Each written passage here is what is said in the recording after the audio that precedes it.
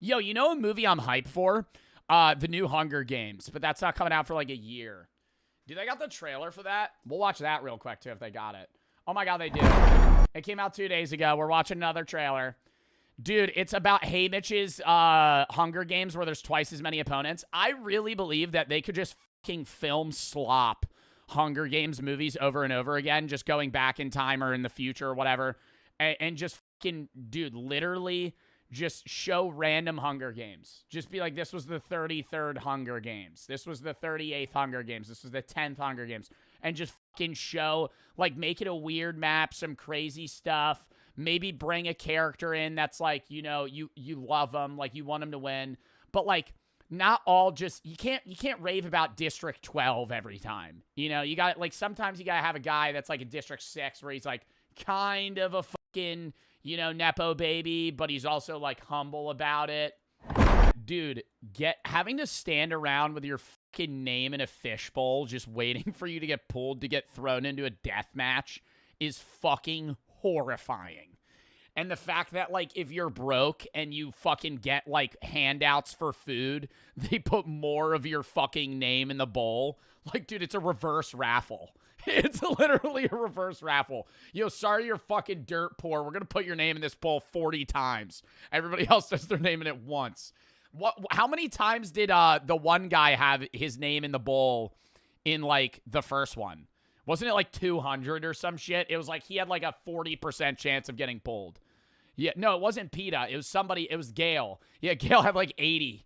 It was like some absurd amount of... Dude, he's like, yeah, no. Hunger Games, bro, you haven't seen it. Mockingbird. Dud. Because I don't care... I know it's like the world building shit. I like the Hunger Games because I was like, damn, this is fucking crazy, right? Like they're all getting thrown into like a death match.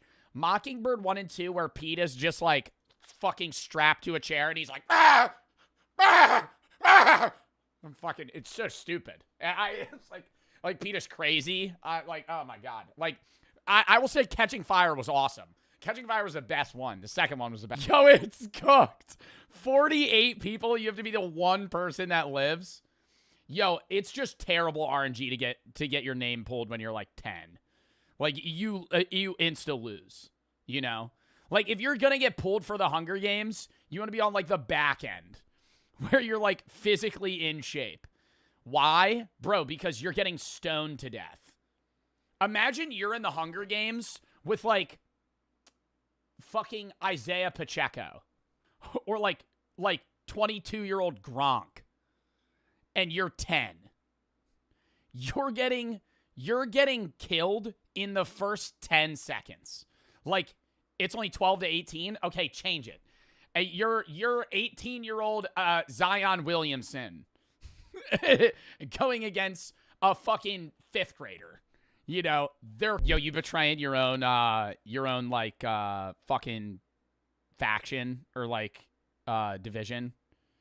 Because they always like team up. It's kind of like an unwritten rule that like you low-key don't kill like the people in your sector until like the very end. It's corny as fuck. She fucking blowing on her fingers for. What are you gonna go bowl a strike? You're about to run to a fucking cornucopia and get an arrow right into the back of the head. 3. Drying your nail polish, pretty bad time to paint your nails now. Probably the worst time you could paint. Yo, unfair cornucopia, bruh. What? Why are they doing this on a hill? Unfair cornucopia, if I fucking come out of the ground and I'm running uphill, I'm gonna be like, nah, time out. Nah, actually, time out though. I would be like, no, put me like here. Because then you could just run straight towards it. Okay, no, actually, chat, you running towards the cornucopia or away? In this one, away. I think it depends on the environment, too.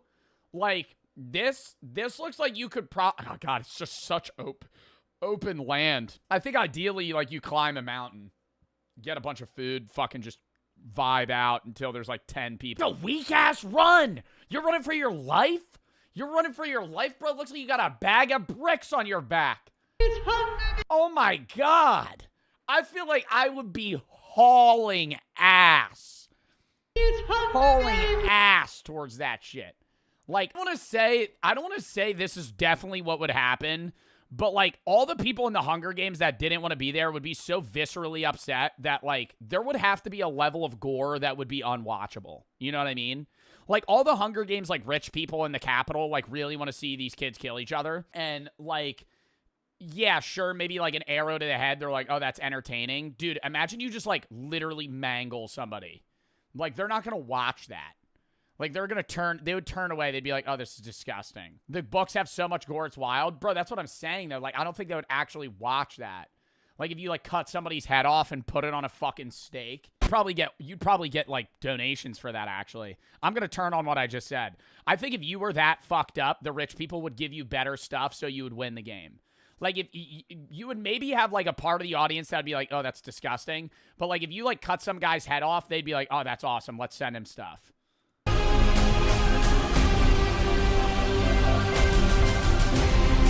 The Hunger Games Sunrise on the Reaping. I don't know if I like that title.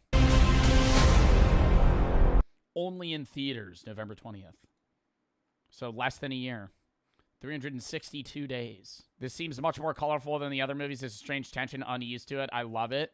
Bro, I want one that's like I don't know. Did you guys like the most recent one? Like the first Hunger Games? I like the lore. Number one, too much singing. Number two, not really like entertaining. Like the one part where in the first game, the big ass guy smashes that girl's head in with a fucking stone and just goes, now we're even. Leave. That shit was like, I remember being like 10 years old watching that in theaters, just being like,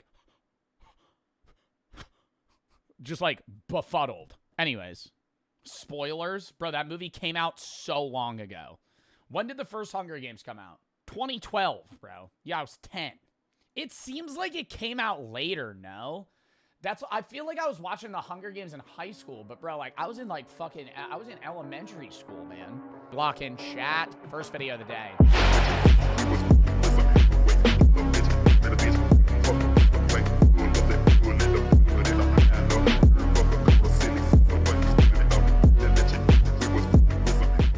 How to speedrun obesity. New year, new me. When I found out 2 in every 5 adults in the United States are obese, I made it my New Year's resolution to improve that figure. But how do you make yourself obese as fast as possible? Fat and sugar, bro. Not even like fast food. If you just start eating like pastries and highly processed foods, you would get morbidly obese so fast. Like you could, if you really wanted to, you could gain like 50 pounds in a month by just eating like. What's hard isn't getting obese. What's hard is getting morbidly obese, right? It's not hard to be 350, you know? It's hard to be 550, 600 pounds. When you see people on like My 600-Pound Life, that's hard. They're eating all day. Every day. They're eating 10,000 calories, right? But for you to gain an absurd amount of weight isn't really that complicated. It's just eating a lot of sugars, empty calories that you're not going to burn off. Saturated fats, trans fats, like that. What is obesity? Well, obesity is when you have excessive body fat, typically diagnosed with a body mass index exceeding 30, meaning if the rate. I think BMI is inaccurate when it comes to determining a healthy adult. But it is accurate in determining obesity. Body mass index, though, is pretty bad for just determining whether or not you're overweight or not. Yeah, especially for kids, growing people, bodybuilders, athletic people that just weigh more than others. Meaning if the ratio between your weight and height squared is above 30, you're probably obese. However, it's important to note that BMI is a flawed system. For example, John Cena is 6'1" and weighs 251 pounds with a BMI of 33.1. But he's morbidly obese. By the BMI scale. Not fat. So why is his BMI so high? Well, because muscle weighs more than fat, BMI can be misleading. But most people aren't built like John Cena. So you probably can't use that as an excuse. On the most basic body fat percentage. The average person with like morbid obesity has a body fat percentage like above 35% or something for men. For women, women are always going to have more body fat just because of where they hold weight. Boobs is a big thing as well. Like, women naturally have a higher body fat percentage. You could have a six-pack as a woman with, like, a 12% body fat percentage. As a man, it's got to be around, like, 8, 10, something like that. Basic level, obesity happens when you consume more calories than you burn. Okay, duh. Do dicks count? Your penis is an organ, and it's not fat. No. Your dick does not add to your body fat percentage. And even if it did, it would be a very debatable. It's not debatable. So instead, I like to focus on small habits that can compound into a massive difference over time. After all, a journey of 1,000 pounds begins with a single bite. So let's go over a scenario on how you should behave to maximize weight gain.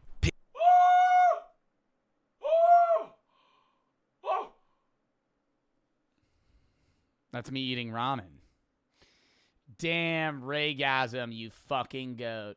I think it's because I did a react to his how to speedrun cancer video, which, let me say, masterpiece. So, very excited for this one. Picture this. John just crafted the perfect custom combo box on the Taco Bell app. Ooh, Taco Bell's a good. What's like the worst fast food place for you? There's probably a definitive off of like the options they have. Taco Bell's probably up there. Wendy's is up there. Wendy's is really not. Wendy's has healthy options, but like I think if you're eating a triple bacon order, wait, what's the place that sells like it's called a 4x4, and it's like 4 patties. It's like this big. Is that Jack? No, it's not Jack. Is that In-N-Out? Five Guys? One of those ones. Those ones have to be horrible for you. But his Taco Bell points are about to expire. If he doesn't use them now, they'll die. John cashes out and adds a beefy 5-layer burrito to his cart. While waiting on his $30 DoorDash order to arrive, he queues up a YouTube video. The stage is set. Obviously, fast food provides vital structural support to the obesity food pyramid. It's calorically dense, highly processed, and can snowball into other weight-gaining habits. Ooh, don't drink water, only drink soda. Soda, juices. Habits. A single meal can easily exceed your recommended daily caloric intake, and oftentimes leaves you feeling empty like when the liquor store is closed. That's because satiation depends more on nutrient content than calories alone. Fast food and junk foods are typically low in fiber, protein, vitamins, and minerals, so they pass straight through you and fail to keep you full. This industry has a feeder fetish. They get consumers addicted to Crunchwrap Supremes. They chew them up and spit them out right back onto the street. It's disgusting. Yo, every time I eat Taco Bell, it tastes worse than the time before, but I still crave it. It's like crack. You still want to eat the Taco Bell, but that 18th Doritos Locos taco is much worse than the first one you ever had. And every time the quality feels worse too. Okay, anyway, let's return to the battlefield. John is now halfway through his Taco Bell order and can't stop watching Oni Plays Funniest Moments compilation. He doesn't realize how quickly he's eating, and at this rate, he's gonna pop. If you're serious about larding up, you gotta watch something while you're eating. It distracts your body from picking up on signals that you've eaten enough, so you can eat more. Good sir, here's your caniac combo. I highly recommend. Damn, how much weight do y'all think you could gain in a month if you were tasked with it? Just raw weight. I would still work out, but I would eat like shit. I think I could gain 30 to 50 pounds in a month. No problem. I think I could gain a pound a day easily. Maybe 2. I think you can gain 2 pounds a day, 60 pounds. The problem is when you weigh more, you need to eat more to maintain that weight.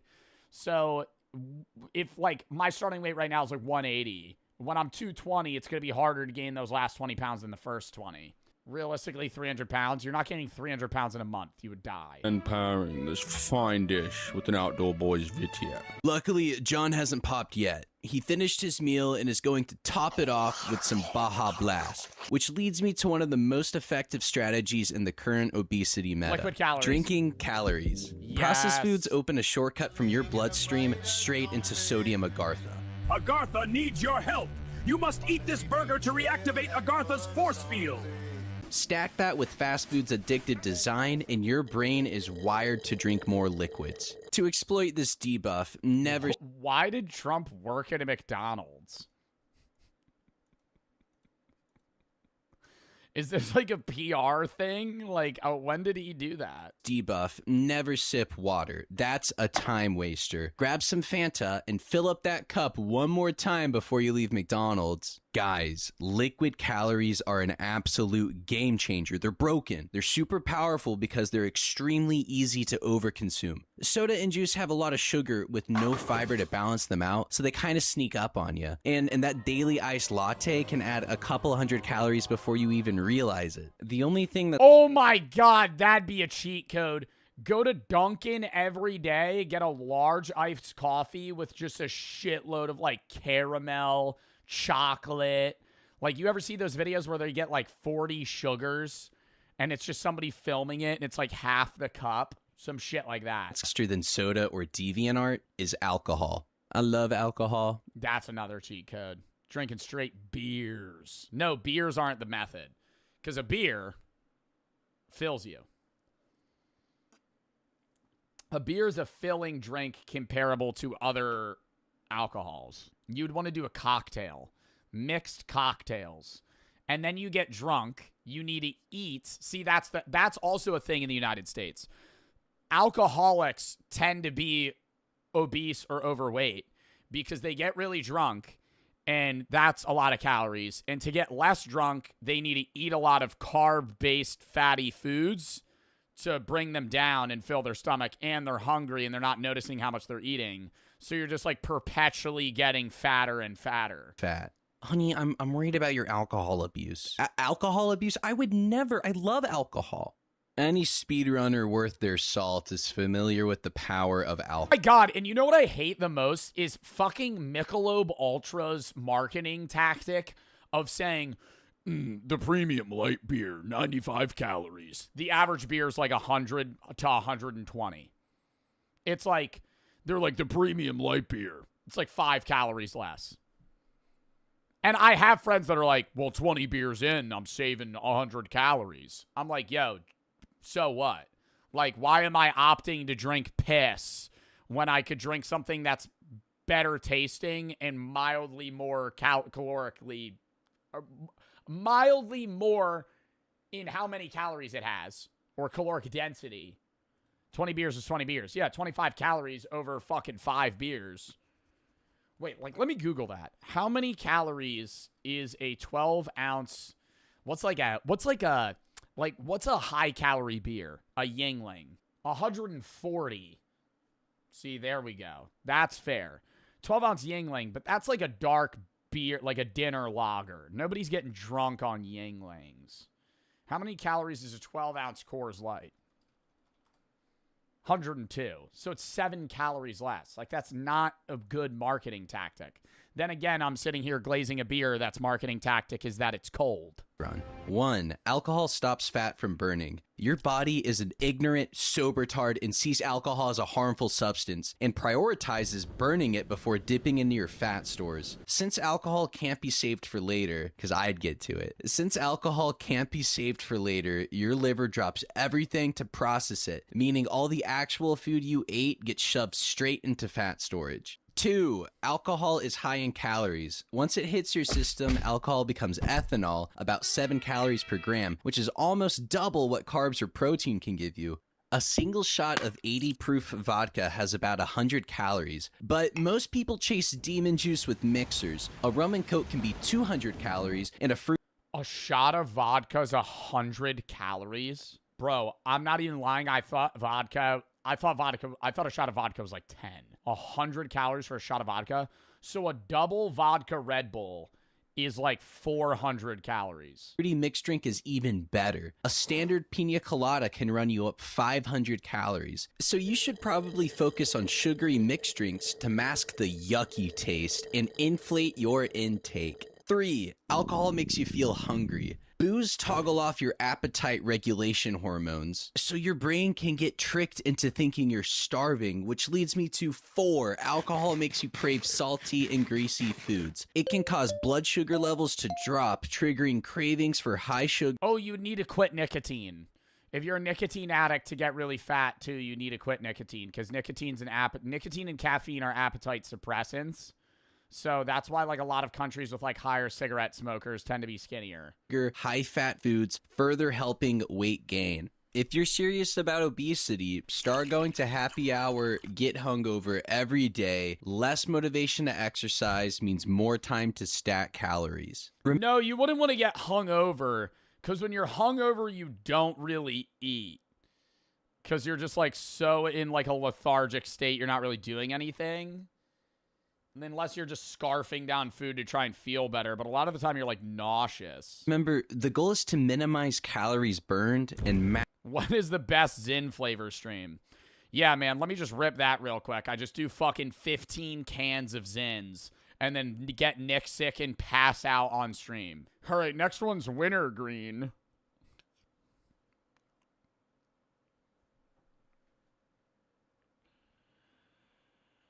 I'm like manually breathing. That'd be terrible. maximize calories gained. So under no circumstances should you be using stairs, walking to the bathroom, or hitting the gym. Grocery stores understand the elite competition behind obesity speedrunning. That's why they offered motorized thrones so you can glide past produce without wasting a single calorie. Don't enter a Walmart with the grocery list. Only make purchases based on impulse. Stack up on chips and dips, and when you get home, eat straight from the bag. You'll underestimate how many Cool Ranch Doritos. All right, I'm eating straight from the bag, bro. I don't even think that's like an obesity tactic. I feel like that's just straight up efficiency. Who the fuck is portioning out Doritos? That's crazy. If I'm opening a family-sized bag of Doritos, I'm eating out of the bag until I go, I've had about 30. Wrap it up. I'm not counting either. I'm just eating them, you know, until I'm like, nah, I don't really want any more. Of talking about the plate method. They say it's healthy. Wrong. The plate method is actually when you finish your plate regardless if you're full or not. And if you can't finish your plate, try smoking a certain substance that demonetizes my channel and nullifies the hormone that regulates appetite stimulation. I saved this portion of the video for last since it's the most controversial in not only the speedrunning community, but also the Olympics. Medication. Not gonna lie, I can't recommend the strategy since it's sort of a cheat code, but certain medications can cause weight gain or change body fat distribution.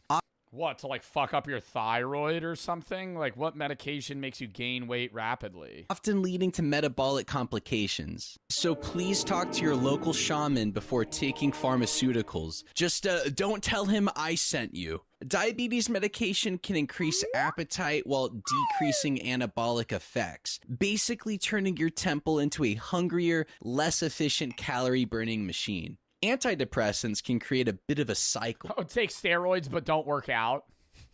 Well, they can improve emotional well-being, which is great, but sometimes they can make people feel more relaxed about eating and can slow down how the body burns calories. So someone might start feeling better emotionally, notice some weight change, and then feel frustrated, which makes them reach for more comfort and rely on more medication. It's the same story with antipsychotics, steroids, and hormonal medication. For the 6% of ladies out there, hi. Birth control is known to increase cravings, water retention, and change fat distribution, and mess with metabolisms. So you could... Yo, I've heard, for the women in my chat, tell me if this is true. I've heard that women on birth control can have a very different attraction to their partner when they're not. So they always say if you want to know if you want to be with somebody, get off birth control. Because when you're not on it, you might be physically repulsed by the person that you are currently into. At the end of the day, just remember to lard up and gout out, and you should be well on your way to speedrunning obesity. I had a lot of fun collaborating on the cancer rap, so I've called in a few more favors, and Ellie Andrews and Sate Aiden have made another rap dedicated to gaining weight. Give it a little listen. Couple tips if you're trying to get big. Gotta pack on pounds like a Brit. Go ham till your fits don't fit. Know you made it when your pants go. Get a double Big Mac, get it supersized. Large Coke on the side plus extra fries. Down it with the milkshake, baked cakes and pies. Go and eat it like a demon, don't exercise it. Word to the wide, buy a comfy chair. Take the elevator up, down, never the stairs. Stay smoking, stay drinking like you just don't care. Celebrate 420 till you see it on the scale. Stuff up your face, get them buttons popping. Gotta finish each plate like your grandma's watching while you scroll YouTube. Cause it's better than walking, laying down for some rest in your XL coffin. So Wow. I loved that. What a video. W Raygasm, bro.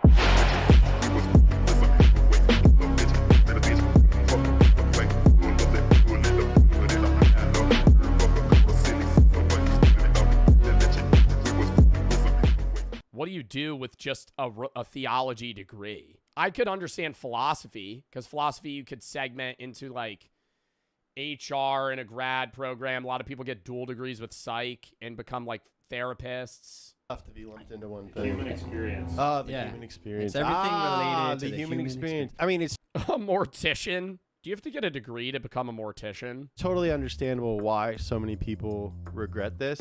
Film school and art degrees, they're a big gamble. Like, Yeah. there's way more people majoring in that. I'd hope so. Really? What's the worst that's gonna? What's the worst that could happen? They're dead. They're dead. If you're a mortician, it's like the body looks weird. Like you're not gonna kill. It's not like you're an anesthesiologist. Worst thing that could happen, you bring them back to life. Oh shit! You forgot your training. I didn't know it. And he's just like a dead body, just walking out of the morgue. Than jobs available. Totally see why a lot of people who majored in a crapshoot got snake eyes and were like, I should have done that. Yeah. You know? I mean, I think the only reason I don't regret it is because I'm doing it. Yeah. Like, if I had given up at some point and wasn't doing anything related to any of it, I would. Well, yeah, I do think a lot of people that get into humanities and arts degrees end up just using that degree to put a foot in the door for the fact that they have a degree and then go into a field that has nothing to do with, you know, cinematography or whatever they ended up getting into. Be like, dude, I should have gone to school for engineering. If I had a friend who's like an accountant and I asked them to meet up after work and they're like, oh, I can't, I go to UCLA every Wednesday for my like screenwriting class, and they're just doing it for the pursuit of it, that's so cool. Yeah, that's super cool. So it sucks that people regret pursuing those things, because I think a lot of humanities and arts comes from a place of interest or passion. The truth is, work without. Ooh, do you think people regret it because it's like their dream gets killed?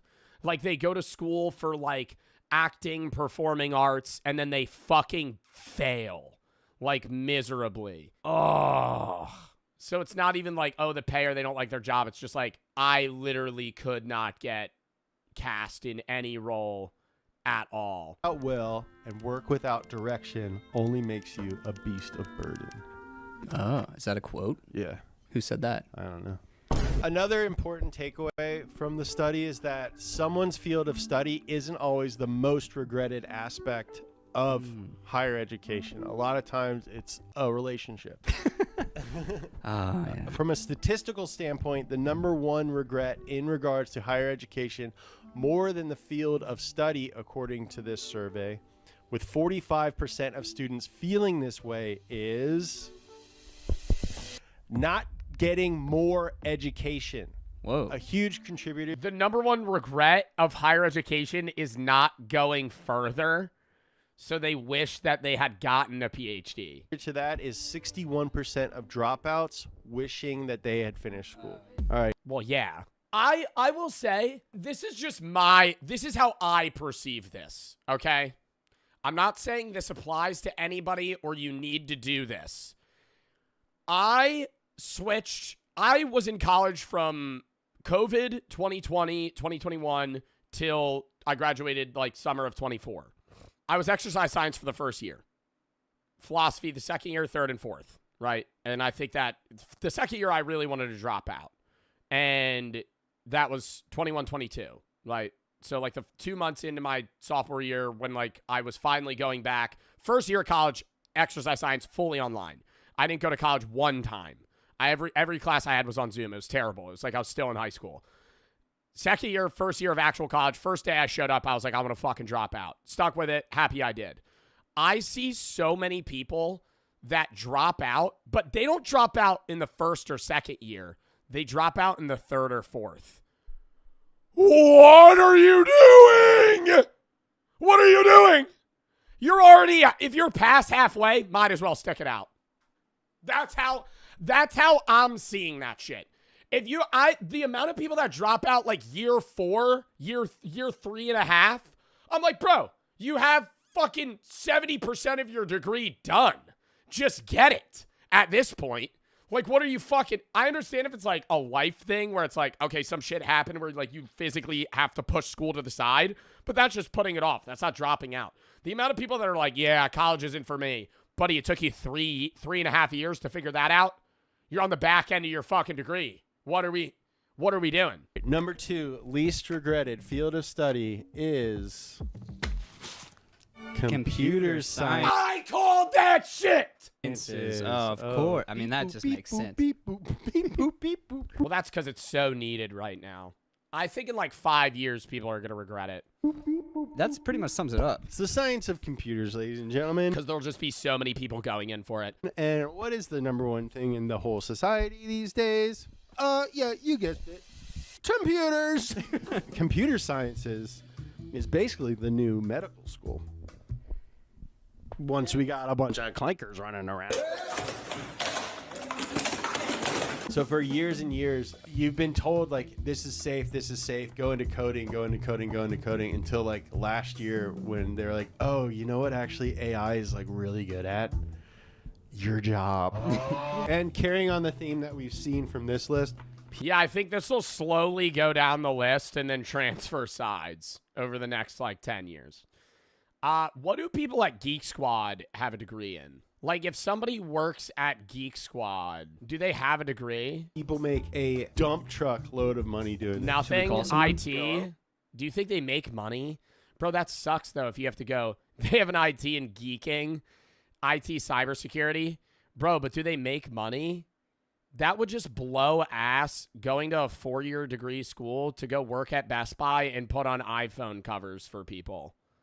And listen to a grandma be like, why doesn't my computer work? She's still on Windows 7. Why doesn't my computer work? She hasn't updated her computer in 8 years. Yo, Ross. You have one of the least regretted college degrees, I think. What was your degree? Computer science. How do you feel about your degree, and then why do you think it's people are so happy with their computer science degrees? Yeah, I mean, I don't regret it. The reason I don't regret it is the freedom of work and the ease of work. Last time I changed jobs, it took me like less than a week to find a new job. The fact that I can work from home, can kind of work like whatever hours I want as long as I get my... Oh, and they job hop like crazy. They job hop like fucking crazy, bro. The people that I know in comp sci, it's like every 3 months they get a new fucking job. They do like minimal work and then they just job hop, get paid more, work for like 6 months, job hop. Work done is really nice. Oh yeah, and I get paid well, so. Yeah, that helps. Now with AI and coding, what level do you think that disruption is going to be at? It's going to hurt newer people more than people like me. Instead of people hiring interns and dealing with that, they're like, well, we can probably just get AI to write code that's good enough and then have someone senior look at it. That's a possible shortfall, or maybe it works, right? And we just like programming dies in the next 10 years. Are you worried about that at all? I mean, not really, because like there's nothing I can do to change it. So if it happens, it happens, and I'll get a new job. Yeah, damn, dude. You're smart. Based. That's smart as hell, bro. Swing a hammer somewhere, I don't know. Yeah. I don't know, swing a hammer somewhere. The way that I perceive it is like if you were smart enough to get a comp sci degree and you're in the field and AI takes your job, you're probably smart enough to take the job of another person. Like the people that shouldn't be, in my mind, the people that should be worried aren't comp sci people, because if you got a degree in computer science and you're in the field for 5 years and AI takes the comp sci guy's job, the comp sci guy is going to go take your job because they're gonna hire him. Like I don't know. That's just how I'm perceiving it. It's like, bro, they're probably gonna be way better at whatever it is. All right, dude. Well, thank you. Because they could still go into the tech area, and even if they're not computer coding, it's like they'll be the Geek Squad guy. Yeah. All right, later. The higher we go up this list, the more people are like, and you know, I get paid pretty well. yeah. They don't want to say it. Before we go any further, I just want to remind you guys that subscriber numbers makes us feel better and not regret our chosen path. The median income Am I subscribed? I am subscribed. Speed. of a subscriber to speed is double that of somebody to speed. And least regretted degree/field of study for people in America. The most regretted college degree in America is If it's not art, dude, I kind of want to throw it. Does business communications count as business management? No. Journalism, I feel like that would go into the literature bunker. I think that would. Drama, that's in the arts, though. I'm just going to spin it. Field of study. Social and behavioral sciences. social/behavioral sciences. All right, so Oh, this man. includes psychology, sociology, anthropology, criminal justice, social work, communication studies. Okay, communication studies is in that list. I'm shocked psychology's up there. Sociology, I get being there. Anthropology, yeah, probably hard to find a job in anthropology. Very fascinating majors, though. I love psychology, sociology, and anthropology. I get communication studies and social work not probably doing well or making a lot of money. Behavioral science and international relations. I'm just imagining a psychologist June said, and I'm cooked. working at a Dude, chat. Also, I see people going, oh my God, no way. If you want to go to college for psychology, don't take this fucking one YouTube video as the telltale sign that you can't do psychology. You can still this isn't a surefire saying of like everybody in this major's unhappy. federal prison. Yeah. And it just being brutal, exhausting, emotionally difficult work. Yeah. And then they don't make a lot of money. It's doom scrolling IRL. It's like, all right, time to have this other sad guy come in and talk to me on Zoom for an hour. And then I get to have lunch. You could call my. Yeah, you do only deal with depressing things. And it's like not a physical depression of like you're seeing people like with wounds, like you're a paramedic or an RN. You're like only dealing with people that are actively on like the brink of suicide or dealing like if you're like a therapist or a psychiatrist. Like you only deal with people that need, and it's like you're doing good, but it's like I can understand the mental deterioration of like, okay, this is like taxing my body. You get to help them. Yeah, you get to help them, but imagine like 8 years into your job, every day they're never being good news. Not never, because you are helping people get better and slowly you get to witness them like kind of grow and flourish, which is awesome. But it's like every day you're also getting new clients that are also like it's an endless loop of like pulling people out of the mud, and then you get them out of the mud and there's another person that falls in. And then you pull them out of the mud, another person falls in. Like you're doing great and you are changing the world, but from your perspective, it feels like you're doing nothing. Therapist, but I think that'd be weird. Yeah, I don't think you're supposed to do that. Yeah. You'd be like, hey, do you regret your degree? Yeah, And you're be the like, number one most regretted.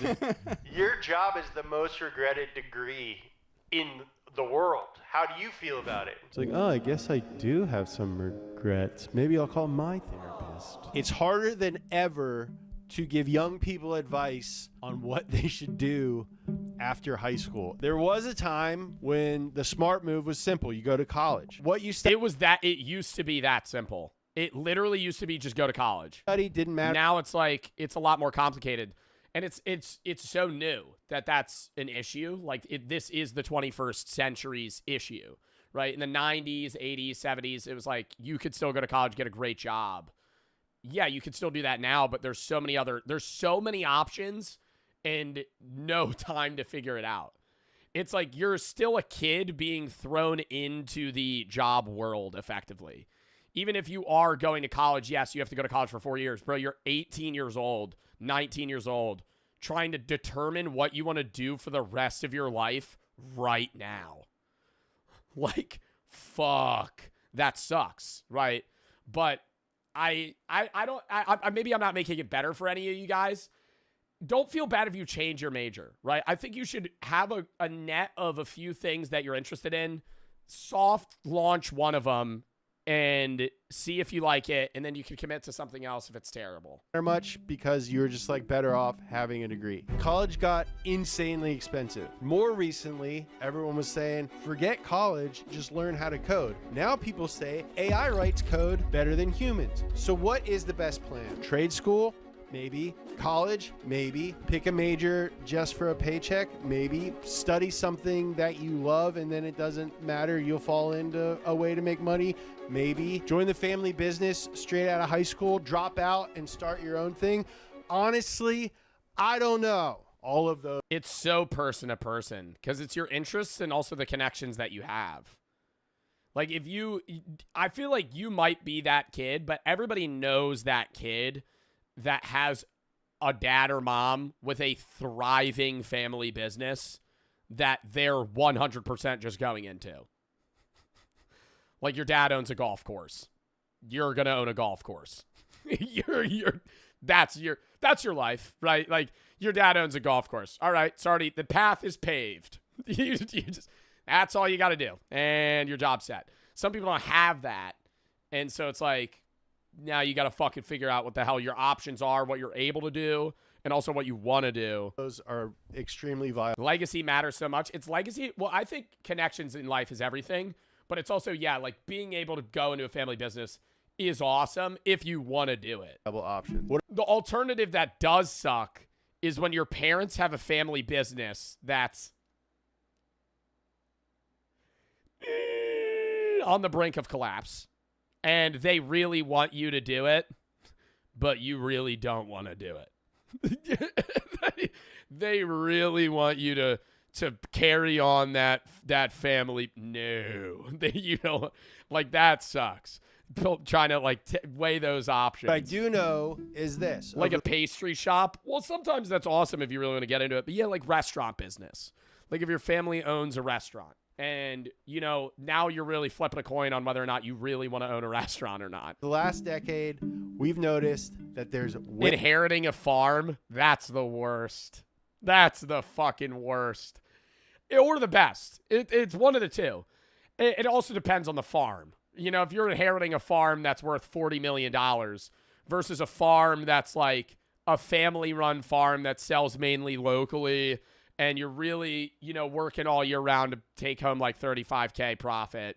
And if you have a bad season, you're down fucking $250,000. Like, it's fit. Dude, farmers can make like $40K off the top, but spend like $1.5 million and make 1.58. Like, it's that, like, they have to put so much money in and then only get like a very small increase of how much they make. A more anti-education and anti-intellectual talk creeping into conversations from every side.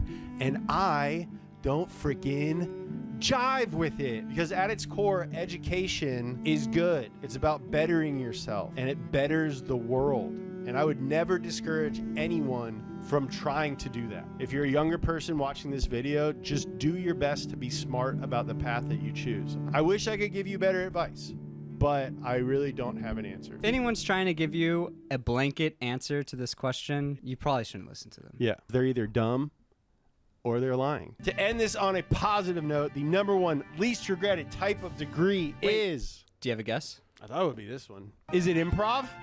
Least regretted. So the most favorited degree by broad people. Health is already on the board. Finance is already on the board. I think chat with engineering is smart. Is it improv school? Architecture, maybe. Engineering. Dude, when I got this far, I thought I was going to say catering. I was like, catering? Oh, that makes sense. Yeah. Everybody has to eat. Yeah, everyone's got to eat. All right, engineering. That makes a lot of sense. Yeah. It's like the more tried and true version of computer science. It's the one that's been around for a century. Yeah, this is beep, boop, and this is And we've had for like way longer. then beep, boop. These guys together sent a man to the moon. Well, this all honestly just makes a ton of sense and was maybe predictable the whole time. Yeah. Thank you guys for watching. Yeah, I think that was actually, you don't even really need to look into that. Engineering's like, you build shit, it breaks, you gotta fix it, knock it down, build something else. It's never not gonna be a job. Engineering is like, bro, if you go into like that type of work, like you're a civil engineer, you're always gonna, maybe there's too many civil engineers, but there always is going to be a need for civil engineers. There's always going to be a need for engineers in general, like electrical engineers and people like that do all that type of stuff. It's just a job that there's always going to be needed work. Even if it's like we build bigger and better things that last longer, there's always going to be upkeep. There's always going to be things that change. There's always going to be more people that want to do different things. So I don't know. That made a lot of sense, though. I think that was the easiest guess out of all of them. I did love that video, though. I'm sorry that took, like, fucking forever to watch.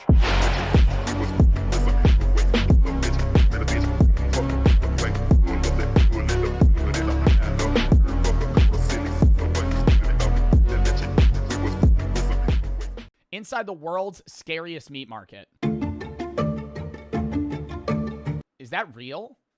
North Why does that look like a doll? Sulawesi's markets are just on this completely other level.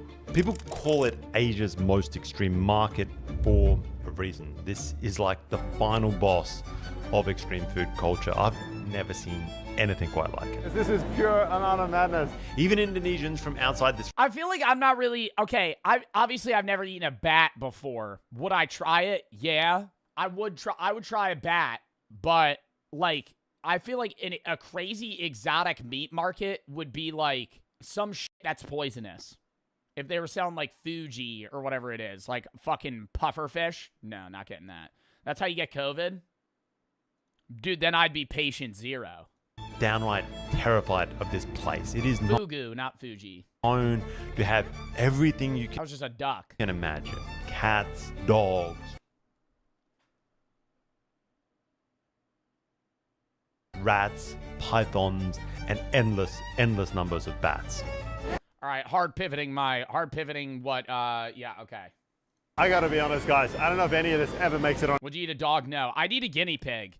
I would never eat a dog. I'd never eat a dog or a cat.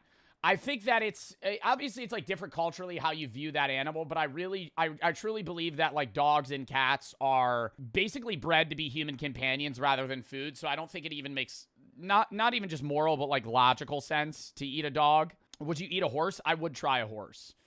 They serve, when I was in Iceland, I can't eat a horse, because I have alpha-gal. Anyways, I would try one, though, if I could.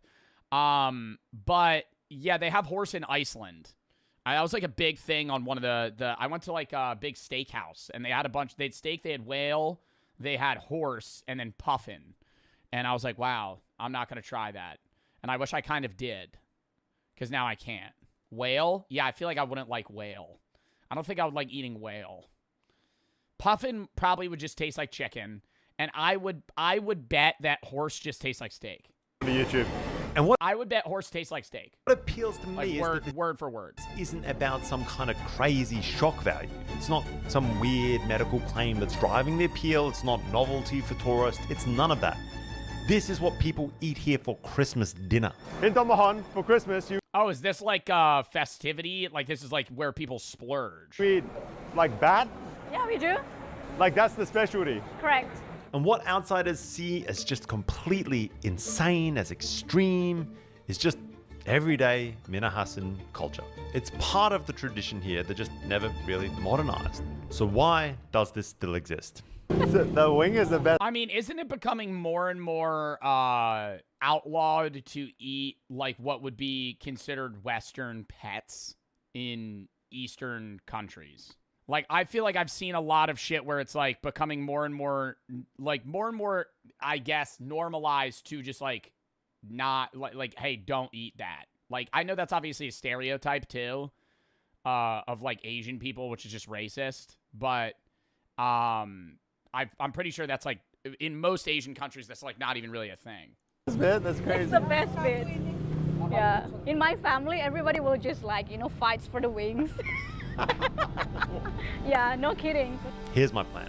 We're going to check out a few of these markets to see if the food is actually mainstream or if these are just... What do you think bat would taste like? Like a bird? I feel like it would taste really bad. Like chicken, but like something's off. Like something's really not right. Like, just like a mixture of like chicken and turkey. Few fringe stalls that are pushing this narrative on the rest of the world. Crocodile, I've eaten crocodile or alligator. And I'm going to I never know which I've eaten. push myself to the limits, of course, by trying this stuff out at a local restaurant. Check it out. I think a dog would be the line for me. I would try like horse, I'd try guinea pig, I'd try rat, bat. I couldn't eat something that like I have as a companion. I would not be able to eat a dog. A cat? No, that's what I'm saying. Like anything that I would say I would classify as like a pet. Obviously guinea pig's a pet, but it's like I don't really have an attachment to like a guinea pig. If I'm the only one there. And finally, we've got to head out to the source. We've got to trek into the jungle, try and find some locals to take us on a true hunt and see if we can see... What is that? Oh my god, just right over the flames. How this stuff... Holy shit, just cooking him with his fucking organs in and goes everything. down Sulawesi style. It is pretty thick Sulawesi jungle, and for just some tiny ass little rats, it is wild. How do you catch a rat in a jungle? I feel like I would starve to death in the wilderness in fucking days, bro. How does somebody catch a rat? I would be running around that thing. Like, you would have to set up a trap.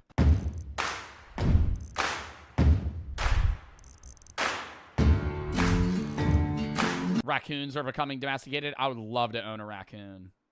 They're little bandits. Wait, where is this? Sulawesi. Have never seen this on GeoGuessr. In Indonesia. I never guessed that island. See the side of the road, a bat vendor. Just like... Oh my god, I could tell you right now, if you fucking spawn me on this goddamn road, I'm going Jakarta. If you spawn me on this road in GeoGuessr, I'm going, that looks like English, but I can't understand any of it. There's no special characters. It just looks like I'm reading gibberish. That's how you know that you're in Indonesia. Because it's like, okay, Babi Utang, Patolo, I don't know what I'm reading. My kind of jam, Just roadside, retailing bats. 4 python, bats, frogs. Well, hello. Ooh, I'd eat frog, no problem. They're skewered on sticks like some kind of popsicle from hell. What an entrance to a market. We didn't even get there yet. We just saw this roadside guy just hanging out here. I have bat blood dripping all over my hands, but if you ask me, that is a good start to the morning. Let's go. All right, good morning. All right, we gonna get a taste test here? I wish we had like a Disney adult go to one of these markets. All right, guys, so the market's gonna close in under an hour. Are we gonna be able to see how many bats we're gonna be able to eat in the next 30 minutes? Like, are we gonna be able to make the rides in the next hour? People, we are in the Tamahon market, which is well known. I'm looking for a few items that I don't know whether or not they're gonna have. First off, fugu. Poisonous fish. Or has the reputation of being Are those eggplants? one of the craziest meat markets in Asia. I gotta admit, so far, it is beautiful. But we're about to step into the meat section, which of course is where you beeline to when you hit an Asian market. I would act like I'm an expert. I'd wander around. I'm staring at a dead bat. I'm just like, hands behind my back. I'm just kind of pacing like, how much? Ooh. Ooh.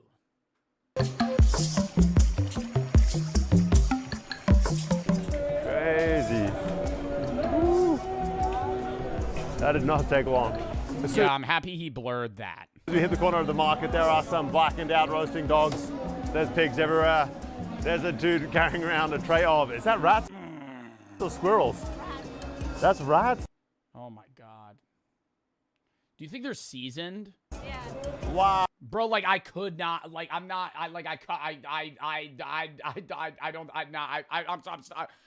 oh my god, I don't think I could eat that. I know I'm stuttering. I'm like, holy fuck. Wow. If you guys know anything about me, you know I'm very much a rat I don't fan. think I could eat that. I would try it, but like, dude, I would want you to just hand me a piece of meat and just be like, tell me if this tastes good. Don't tell me what fucking animal it is. I don't want to see the whole dead rat and be like, all right, I'm going to buy it on a stick. Of the market, there are some blackened out roasting dog squirrels. That's rats? Yeah. Wow. If you guys know anything about me, you know I'm very much a rat fan. I don't know why it's become this kind of like sick addiction. Jungle rat here in Sulawesi is a huge, huge thing. But we're going to venture a little bit deeper into this market, see what else we can find. The second you step in, it is just absolute sensory overload. It's not one or Oh my God, I love that guy. Smoking a cigarette, just fucking cleaving away at this hunk of meat. absolute sensory overload. There's not one or two stalls here. Every Oh, vendor they're all doing it. is just stacked with jungle fare. And one thing mainly jumps out. Bats. They are everywhere. They're stacked on trays, they're hanging on hooks. Vendors are flapping them about to try and attract customers. Oh my God, guys, I don't think I've ever seen a market like this. This is pure and utter madness. It's just like, we are 2 steps in. I thought I'd have to hunt down the exotic meat, but this is like next level. And the sight is wild. But the smell is what really brands it. Just burning hair, charred skin, blowtorches, firing up the Yeah, like, I don't want to say are they overcooked, but the bats are char black. Is that just, are they not cooked and they look like that? Like, I'm going to be real. I don't think I've really ever seen a bat close up in real life. I know they have like fur, but you only see them in the sky. second an order lands. We have huge pythons hanging from this structure. The boar is everywhere. Obviously, not that common in Indonesia. I'm so used to not finding pork in Indonesia at all, but this is a Christian area, not Muslim. So there's plenty of wild boar everywhere, just like hair on, and wow, there's some big That lady had a Gucci shirt on. bats right here. You think that shit was real? It's a little B-roll. She kind of looks disgusted by that. That is wild. Oh, wow. All right, guys. That, I've got to admit, is kind of gnarly. Just the texture, the kind of wetness on my skin. The Oh, God, it's wet? rubbery, the like mini claws that are biting into my hands. The rubbery nature of it. It is just like one ugly looking creature. I guess we do like the Is that its penis? locals do. We buy a couple of these bad boys and we got to cook one up. Do you think the wings kind of taste like chicharrones?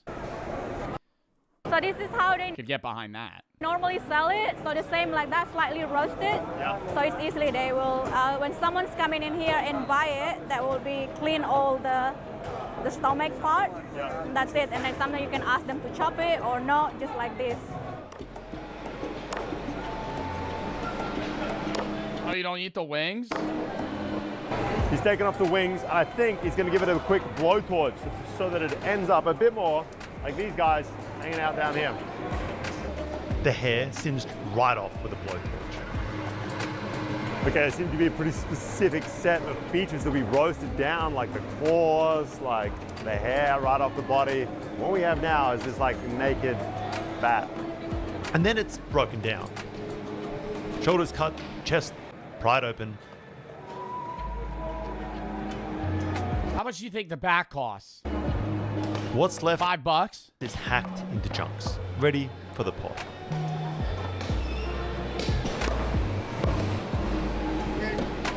We have this kind of Bro, I'm eating right now. I could eat watching this, no problem. I never understand that shit. Oh, dude, I'm eating. Oh, dude, I'm eating. You're not watching somebody throw... Bro, you know what you're eating? You know what you're eating? Probably a dead animal. You know what you're looking at? A dead animal. What the fuck? I mean, the disconnect's unreal right now. You're probably eating chicken wings, watching somebody cut a bat up, and you're like, oh, no, this is ruining my vibe. You're eating a dead animal. lovely assortment of bat parts ready to roll. Okay, thank you. All right, thank you. We got a sub, people. Yes. Oh, thank you, sir. One package bat ready to go. I want to see him eat it. When are you going to eat it? This looks like a nondescript house in the middle of Sulawesi, but in fact, it is a restaurant And inside, they have some of their local specialty dishes. This is like a common local eatery. It's not like you got to go to someone's backyard who cooks up special Chinese medicine infused, whatever, like you might find bat and cobra done in Jakarta. Here, it's... See, cobra's a no-go for me because that thing's fucking poisonous. Like, anything that kills prey by, like, poisoning them to death or, like, inserting some sort of venom is a no-go. Like, I wouldn't want to eat that. You also have alpha gal. I could eat a snake, Zod. Snakes aren't fucking mammals. A staple. So we're going to check out how it's done right now. Let's go. The Minahasan people are devout Christians. How do snakes have sex? I'm not Googling it. And it is absolutely everywhere you look. You walk into a restaurant even, and you can just feel it everywhere. There's crucifix. They don't? No, they do. No, they definitely do. I don't think it's like a salmon thing where, like, one lays an egg and the other fertilizes it. They have coils. Yeah, I'm assuming it's like a hole. Verses on the wall, and just this faith is woven into this space. And in my mind, that's kind of starkly juxtaposed against what is on the menu. It's not that there's anything wrong with it, it's just not what I usually... That's no problem, bro. Rice with chicken, I'm getting that off rip. ...associate with sort of really traditional Christian meals. Either way, the menu is just straight up jungle fare. There's bats, pythons, dogs, you name it, and the place is just packed. Locals are pulling up, lining up at the counter and ordering canteen style like it's just another weekday lunch spot. They're like, I'll take a bit of cat, a bit of dog, some of that python, a bat please. It is kind of wild. And out back, the cook is already in his groove. I hand him the bat, and he is more than happy to show us how this is done from scratch. All right, the fly's going over. It's a problem. The bat first gets cubed, and I'm talking just straight up cubed. Everything is going in this thing. Organs, intestines, the hairy ears, those pea-infused wings and skin, the whole lot. Pea-infused wings? Pea? Bats store pea in the wing? No. People, they eat with pea. Am I mishearing what he's saying? Pea from the wings. the guts. Oh, really? It was like a medicine. Wow. Yeah. With the guts in the bat. Yeah. Obat apa? Oh, asthma. Asthma medicine. For the traditional remedy, they will get the guts out and, I don't know, some like mix with something, and you can do for asthma remedy. And by the okay, I like they're giving a time it hits the pot, I'm already questioning my life decisions. It looks kind of wild to me. I would be like, make that shit extra well done. I want it to be like char. Not gonna lie, I thought the bat wouldn't be that bad, but I think it's kind of like, it is pretty challenging with like all the guts and the organs and everything in there. Yeah, honestly, I don't think the bat's the problem. It's that it's eating, like he's cooking everything. If it was just like, oh, we're gonna take some of the meat. After a good 20 minutes or so of boiling, the bat is then set aside, but the wok water, notably, is saved. The broth, yeah, they will drink it. So that's how they keep strong or maybe healthy, because like traditional medicine, apparently. The wok is then refilled with oil, and the cooking shifts gears. We're gonna add some lemongrass, garlic, huge spoonfuls of chilies, shallots, ground turmeric, and then, of course, the bat. And on top of all of... Hey, they're kind of saving it. They're kind of saving this right now. It kind of looks disgusting still, but like what they're adding, maybe I'd give it a try.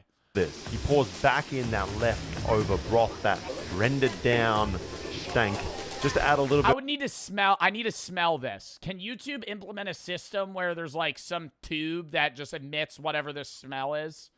That would be if it smelled rancid, I would throw up. But if it smelled like chilies, I'd probably be able to eat it. More funk to this water. I'm not looking forward to this bat anywhere near as much as I was the python. I don't even know if you guys saw the python. Might be a different episode. We're then going to hit this with some pretty intense heat. Just basically stir fry it up. Just like that, we have one bat cooked up Minahasan style, ready to serve. It looks gross. If I'm being like to me, like that's an intestine or something there. I wouldn't want to eat it. But like I'm not judging anybody that would. I just think that I would not enjoy that.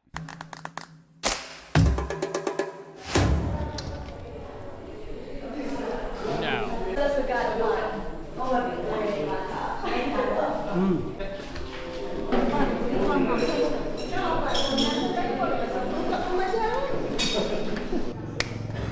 Hi guys, we have here a giant bowl of sliced and diced up bat. Well, it looks more edible now than it did earlier, I've got to admit, but regardless of how much extreme food I have eaten, this is... I think the texture would be a big factor. If I bit into something and I got like a...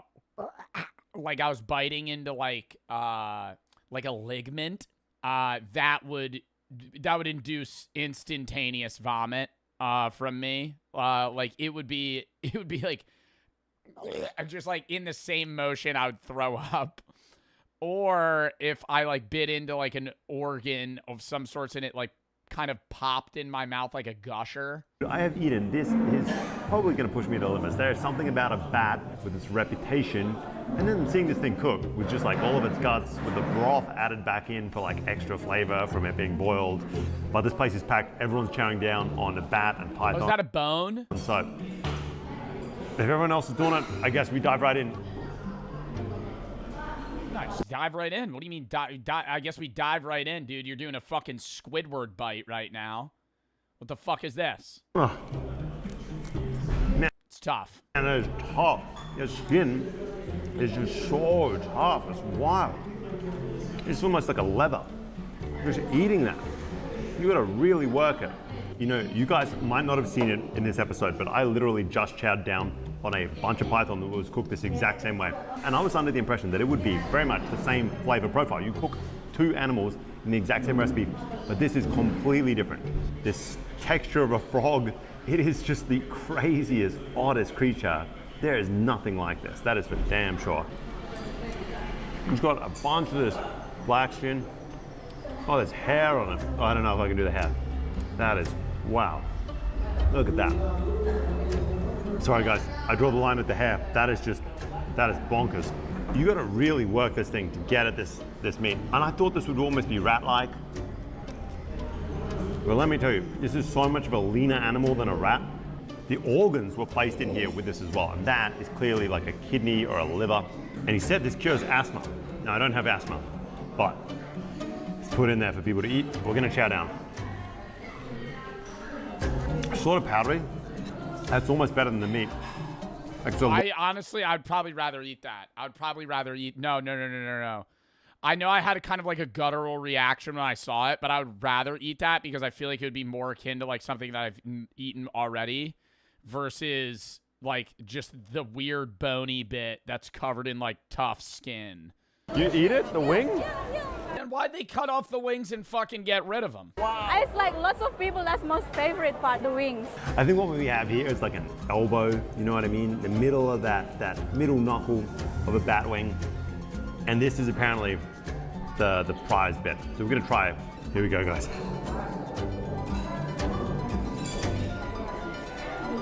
That's all skin that comes off it. It is so thick, so rubbery. You can taste or feel tiny micro hairs that weren't blowtorched off it. It has a real gamey flavor. I think the gaminess.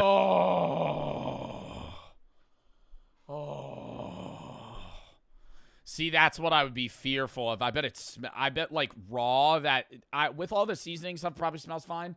See, no, the gaminess is a no-go. From this is what is kind of throwing me off. A really, really difficult flavor to handle. Let me tell you. Whoa. Oh, I don't know if I can do that.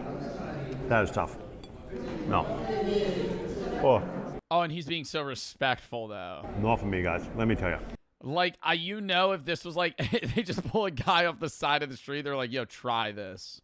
Some dude from, like, London. Yo, try this. He'd be like, oh. I think texture is the bigger thing for me than taste. I think the gaminess I could probably get past.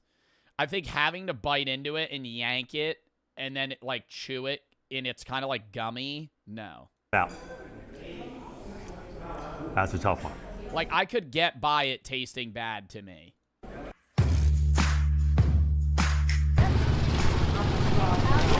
All right, market number 2, people. What's this market, Nita? Langawan Market. Oh, God, there's another market. What are they going to fucking sell at this one? A little bit outside of Tomahawk.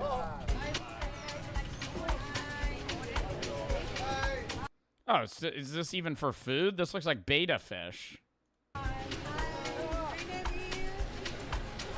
Nah, that shit looks good. That shit looks good, though. What is that? Taking that money and putting it in a college fund. For the money. Oh, you'll eliminate her for money? Yeah. You can pick whoever you want. I was going to say, she's smart. I was going to say, if she didn't pick anybody other than the 7-year-old, she is out. You want to play 7? Okay, 7, come on up. All right. Part of me was thinking she was going to point at the 40-year-old. It's 6 versus 7. 6, 7. There we go. Do you want to kick the ball or do you want to be goalie? Goalie. Goalie? Okay, come on over. You're the kicker. Look how massive the goal looks compared to her. The ball is now in play. So whenever you're ready. Okay. He gets 1 kick.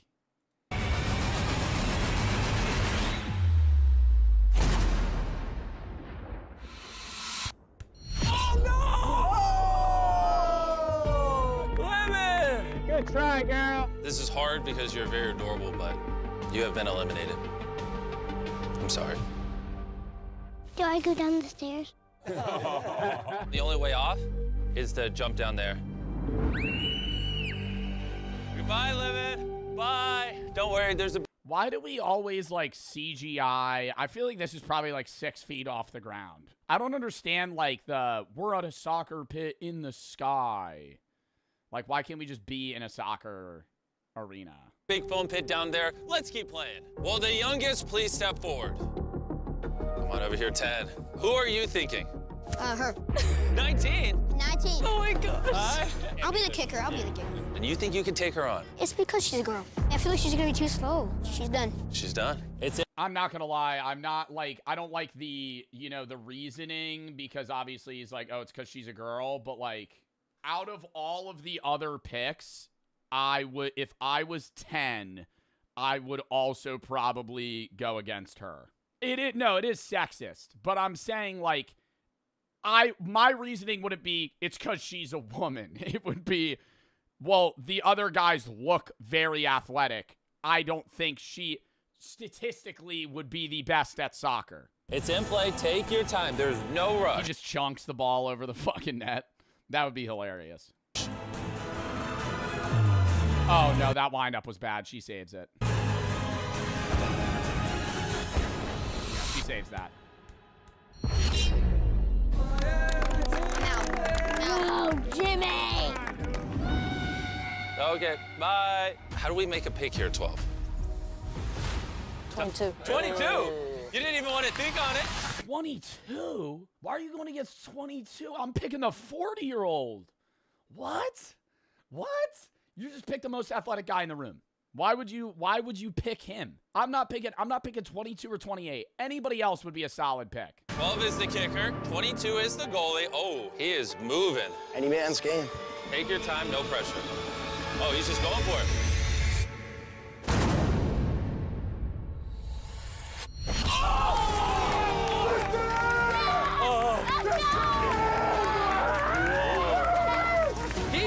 Like I said, any man's game. Oh, it's time for their Granny Slayer to stand up. Playing the clip.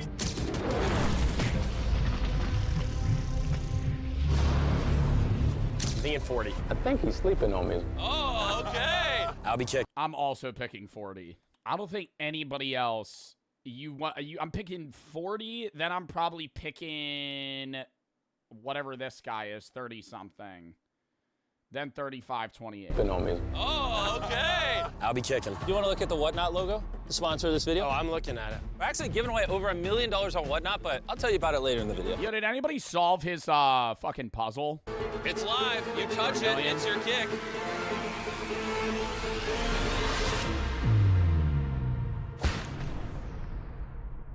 What the fuck are we doing, dude? Oh my god. Over the net. Oh, he missed! You freaked me. Come on over, 17. All right. Go hug him before you lose. 17. On God, I'm begging Mr. Beast for another go. Go say bye. Oh, 7 wants to say goodbye. Oh Why is he crying? my goodness. Are they like brothers? Hey, buddy. You're gonna do all right, okay?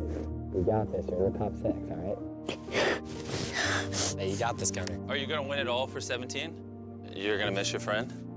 Okay. Hey, you got this, buddy. You got this. Round of applause, everyone. No, everyone wants happy ending. You got this, buddy. That's where I hand him. That's where I hand him my Deadpool switchblade, and I go, when everybody's on a break, cut somebody's Achilles. You're outmatched here. You're outclassed.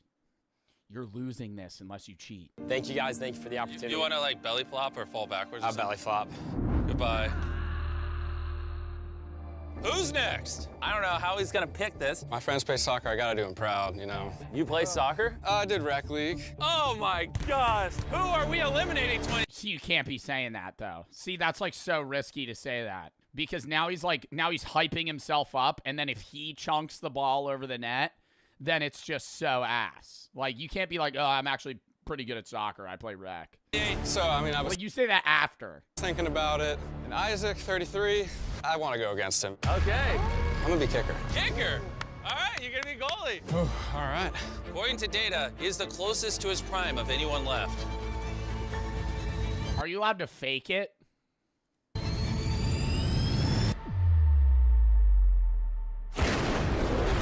Oh my gosh! Whoa, that was a rocket. Thank you. That was a freaking rocket. Hey, nice job, man. Thank you. Oh! Okay! That was crazy. All right, let's play our final soccer game. I'm kicking the ball. You're kicking? I'm kicking. He's kicking, okay. The final round. After this, we will have our top 6. Oh, 35, he's cheating to the side. Is that a mind game?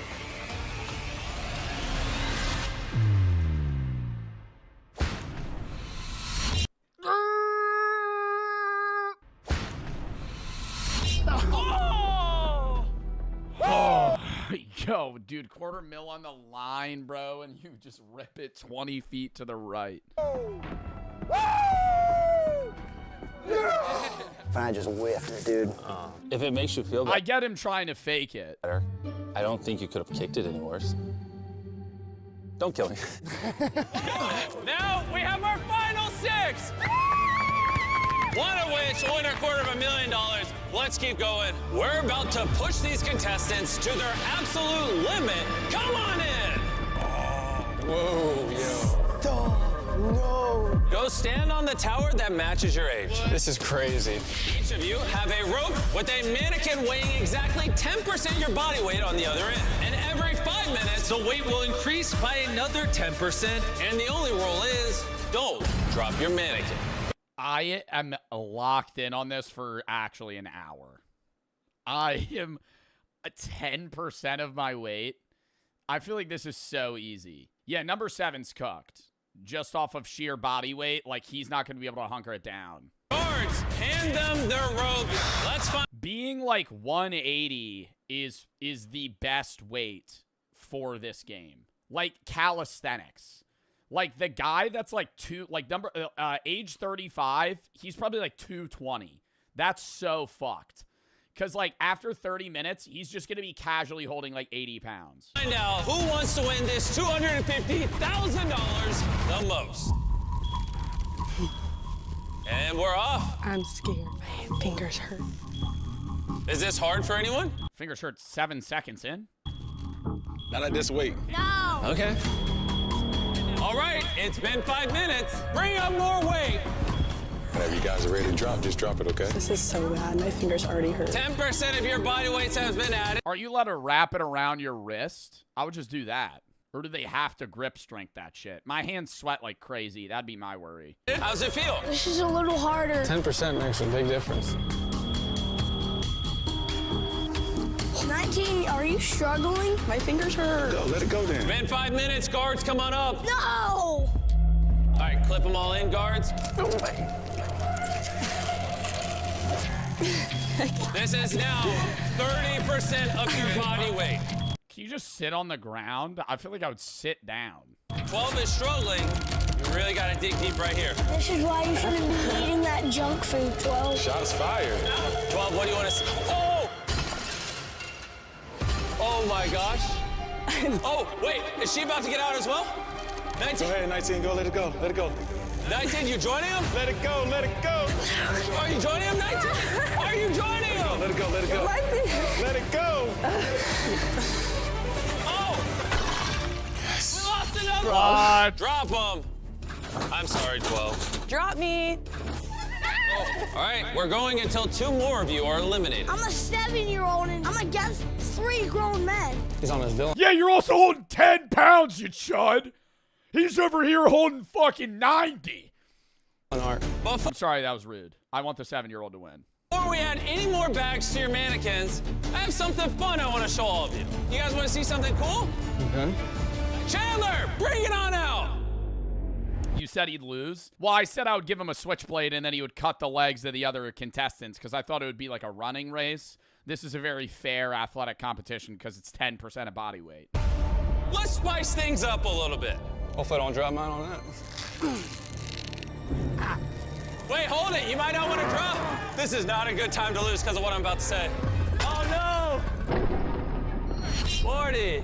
It's unfortunate 40 dropped. As I was about to say, whoever gets out next will go home with this brand new Tesla wrapped with the Whatnot branding. Man,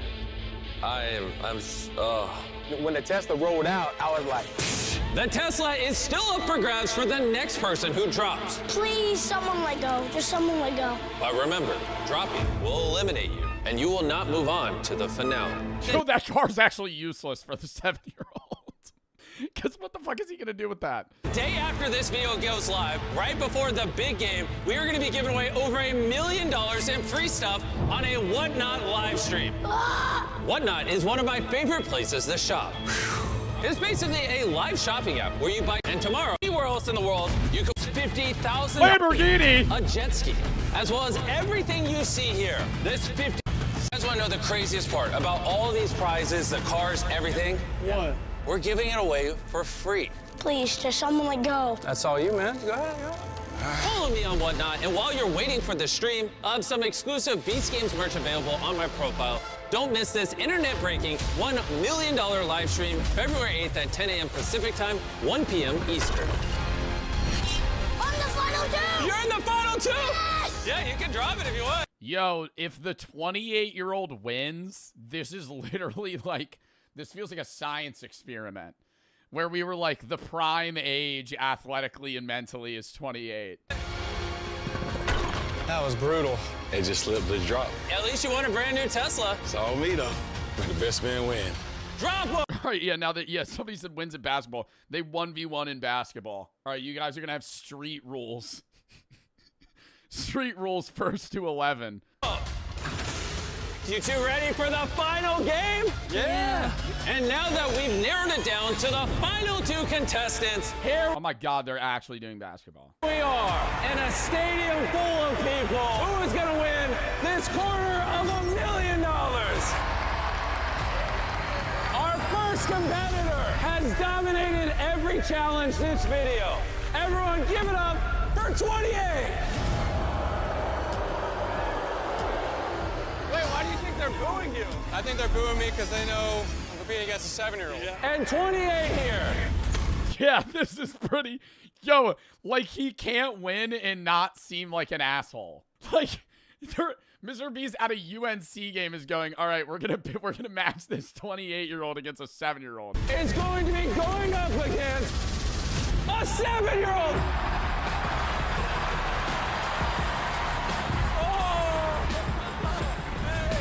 One Did he just suey? of these two is going to win $250,000. And here's how we're going to decide it. They're going to both take shots at this red line because this is the furthest the 7-year-old can actually shoot until one makes the shot and one doesn't. Whoever makes the shot will open one of these 10 briefcases, and if they open the one with a $250,000 check, they win the money. If they open one of the 9 with an X, we do another round where they both shoot until one makes a shot and opens the correct briefcase. You guys want to hear from the competitors? Yo, this is like a death sentence for me. I'm so bad at basketball. Like, I genuinely think I like watching basketball. I hate playing basketball. I'm so bad at basketball. Out of every, like, basketball and baseball, my 2 worst sports. It's not even close. Like, I'm so much more confident in anything. If Mr. Beast hands me a basketball and goes, all right, we're doing free throws, I'm cooked. Like, I would actually be nervous I would lose against the 7-year-old. So I know some of you don't like me. Hey, that's all right. My wife is currently walking across the stage for her PA program. This is all for her. And now, let's hear from the 7-year-old. I'm probably gonna buy some Robux after this. I'm winning this money. Let's get the show underway. Mess. All right. A lot of pressure. Lot of pressure. Dig deep. If 7 misses, 28 gets to open a briefcase. It's now time I'm picking case 3. to pick a briefcase. You have 10 options here. Do you think you got it? I don't think he got the briefcase. We gotta go with lucky number 7. All right, he's going with number 7. Let's see if he won. Let's do another round. 7-year-olds, go first. So let's let 28 shoot. Okay. What number are we feeling? Gotta do it. He has chosen a number. I get it. Obviously, somebody would think Mr. Beast would put $1 million or the $250,000 into 6-7 because of the meme. That's exactly why he didn't. Go! All right, here you go.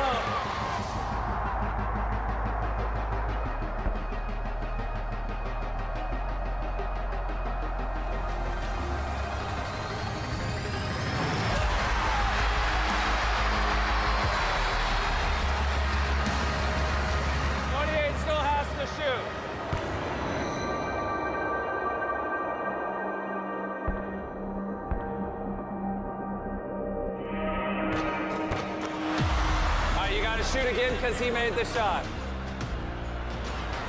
All right, bro, this is your 3rd case. What do we think? Number three. I heard some kids say 3 or going 3. It's official. Did he win? Whenever you're ready. Let's see if he makes it. You're thinking this one? Doing 5. Okay. $250,000 on the line. He won! 100 people across 100 ages faced a series of athletic He's spamming L, bro. challenges. And 28. I know all the UNC people were like cheering for the kid, but if they were in the position, they would be like, I'm winning this. Like, Came out on top as the peak of athleticism. what sucks, and I'm not trying to make this feel even worse, is $250K for a 7-year-old is definitively life-changing money. Like, if that 7-year-old won $250,000 and they put that in like an investment portfolio, even like low interest, like that would be millions of dollars by the time he was in his 30s. What are you going to use the money on? My wife, student loans. This was just insane. So much fun. The adrenaline rush. Now, even though the 7-year-old didn't Yeah, but he didn't win.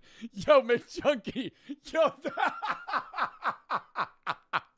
Yeah, but he didn't win though, so. win the competition, he beat out 98 other competitors, people older and even stronger than him, to make it to the final 2. I couldn't believe how well he did. The 7-year-old's Yeah, you got to give him like 50 grand. not gonna go home with nothing. $10,000. Okay, 10K still good. 10K, you put that in a trust, you know, a college fund. That 10K will pay for his college. That's still good. Yo, I want to say, we haven't been watching a lot of Mr. Beast videos. I don't want to say they've been duds, but they just haven't been good reacts, rather, because we're like, I can't really commentate on them. That one was good. Lock in chat, next video.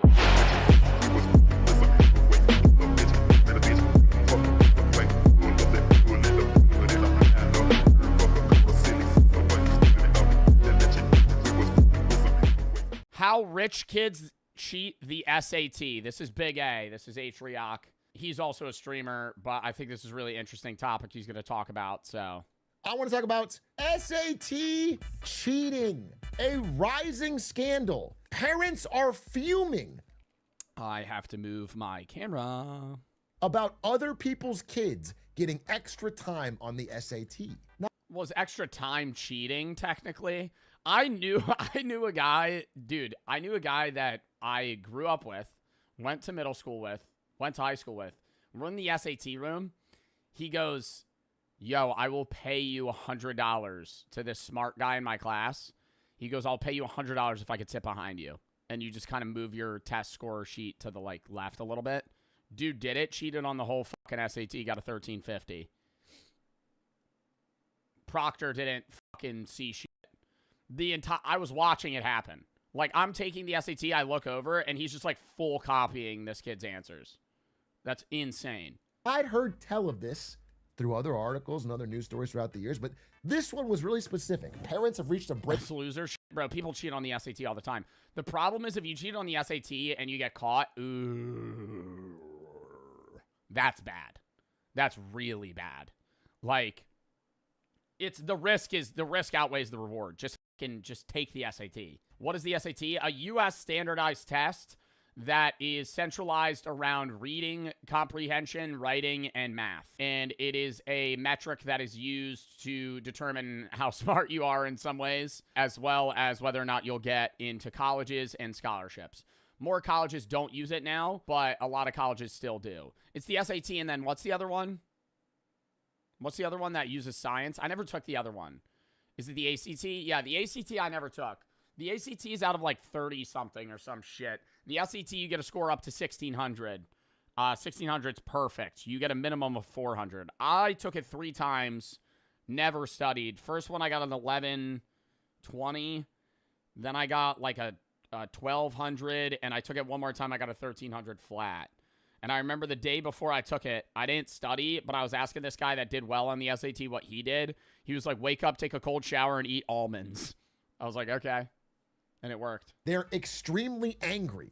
And so I decided to look a little more into it. Now, before I go on, I have to give a warning.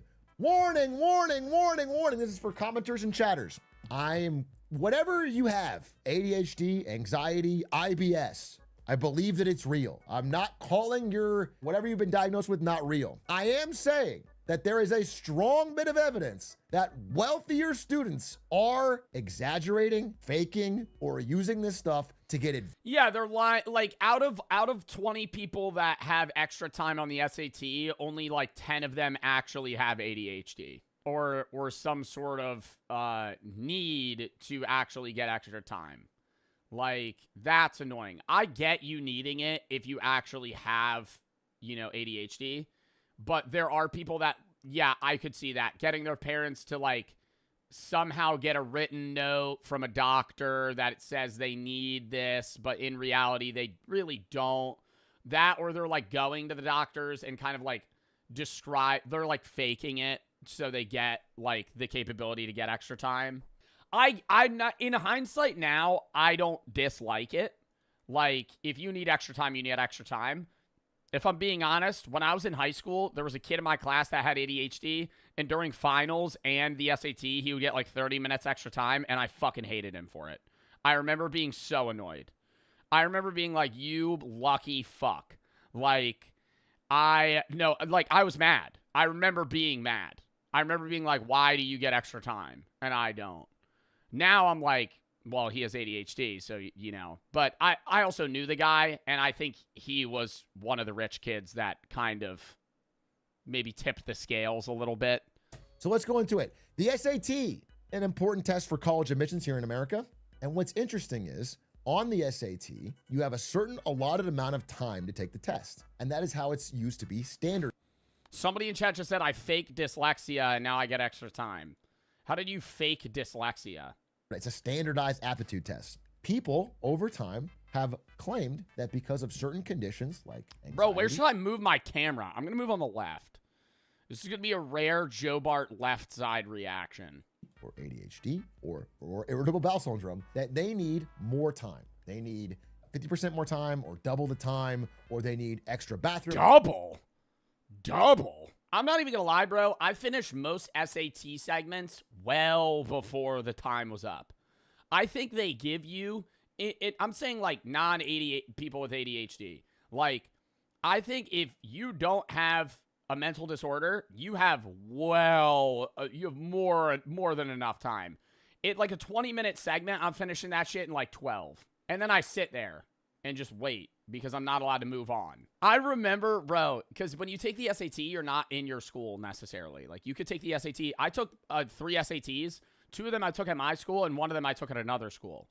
And when you're taking it, it's people from all over your area. It's just like an SAT test zone. So, like, if you take it at your school, yeah, most of the people in your room are going to be from your class, but there's going to be a lot of people that are from other places. And I was this was the second SAT I had. I remember I was a sophomore, and this kid that walks in, bro, he had to be like 11 years old, swear to God. He walks in with with a folder and a calculator, and I'm like, yo, this kid's gonna fucking fail this shit. He was like some young Sheldon ass. Yo, but I don't think he was even like, I don't think he was like a kid prodigy. I think his parents just wanted him to like get the SAT down. So like when he was in high school, he'd be really good. Because you could just like infinitely take it. So like most people take it like once. Like he's probably going to take it every fucking 3 months for years. You've said this before? Yeah, bro. And he sat right in front of me. And I remember I would pay $200 right now to know what that kid got. Because there's no part of me. I know he had to have gotten like an 800. Like, bro, he had to be in like 5th grade. He had to be in like 5th fucking grade. There's no way you're doing well. Just turn your face cam off. We don't want to see your ugly balding ass. All right.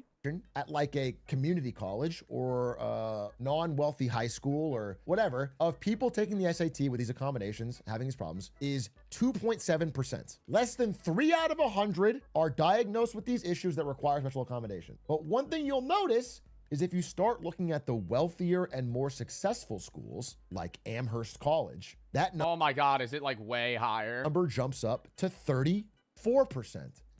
2.7 to 34%. Yeah, motherfuckers are paying to have ADHD. Motherfuckers are fucking lying about that. What?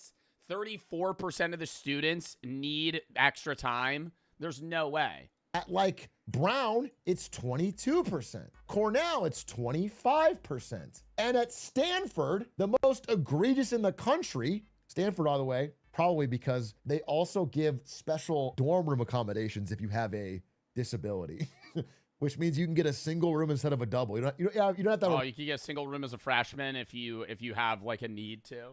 Yeah, whenever you put that in place, there's going to be people that fucking scam the system. Roommate. 38% of students at Stanford right now have a disability. Officially diagnosed disability. Over a third are saying they have a disability that allows them to get extra time on a test, a special room. And what's interesting is all evidence suggests that these disabilities should be more prevalent among people who are financially struggling, because the idea of like stressors, nutrition access, all that stuff should be higher. But it's the inverse. You see them appear way more often among wealthy students. This guy's from Stanford. He's saying half of his class gets to take their test in the accommodations room and get extra time. So the graph is insane, and it's rising so. Yeah, you're a fucking Stanford student. Fast. You're at an Ivy League, and half of your class is fucking getting extra time in recent years. There's just no way.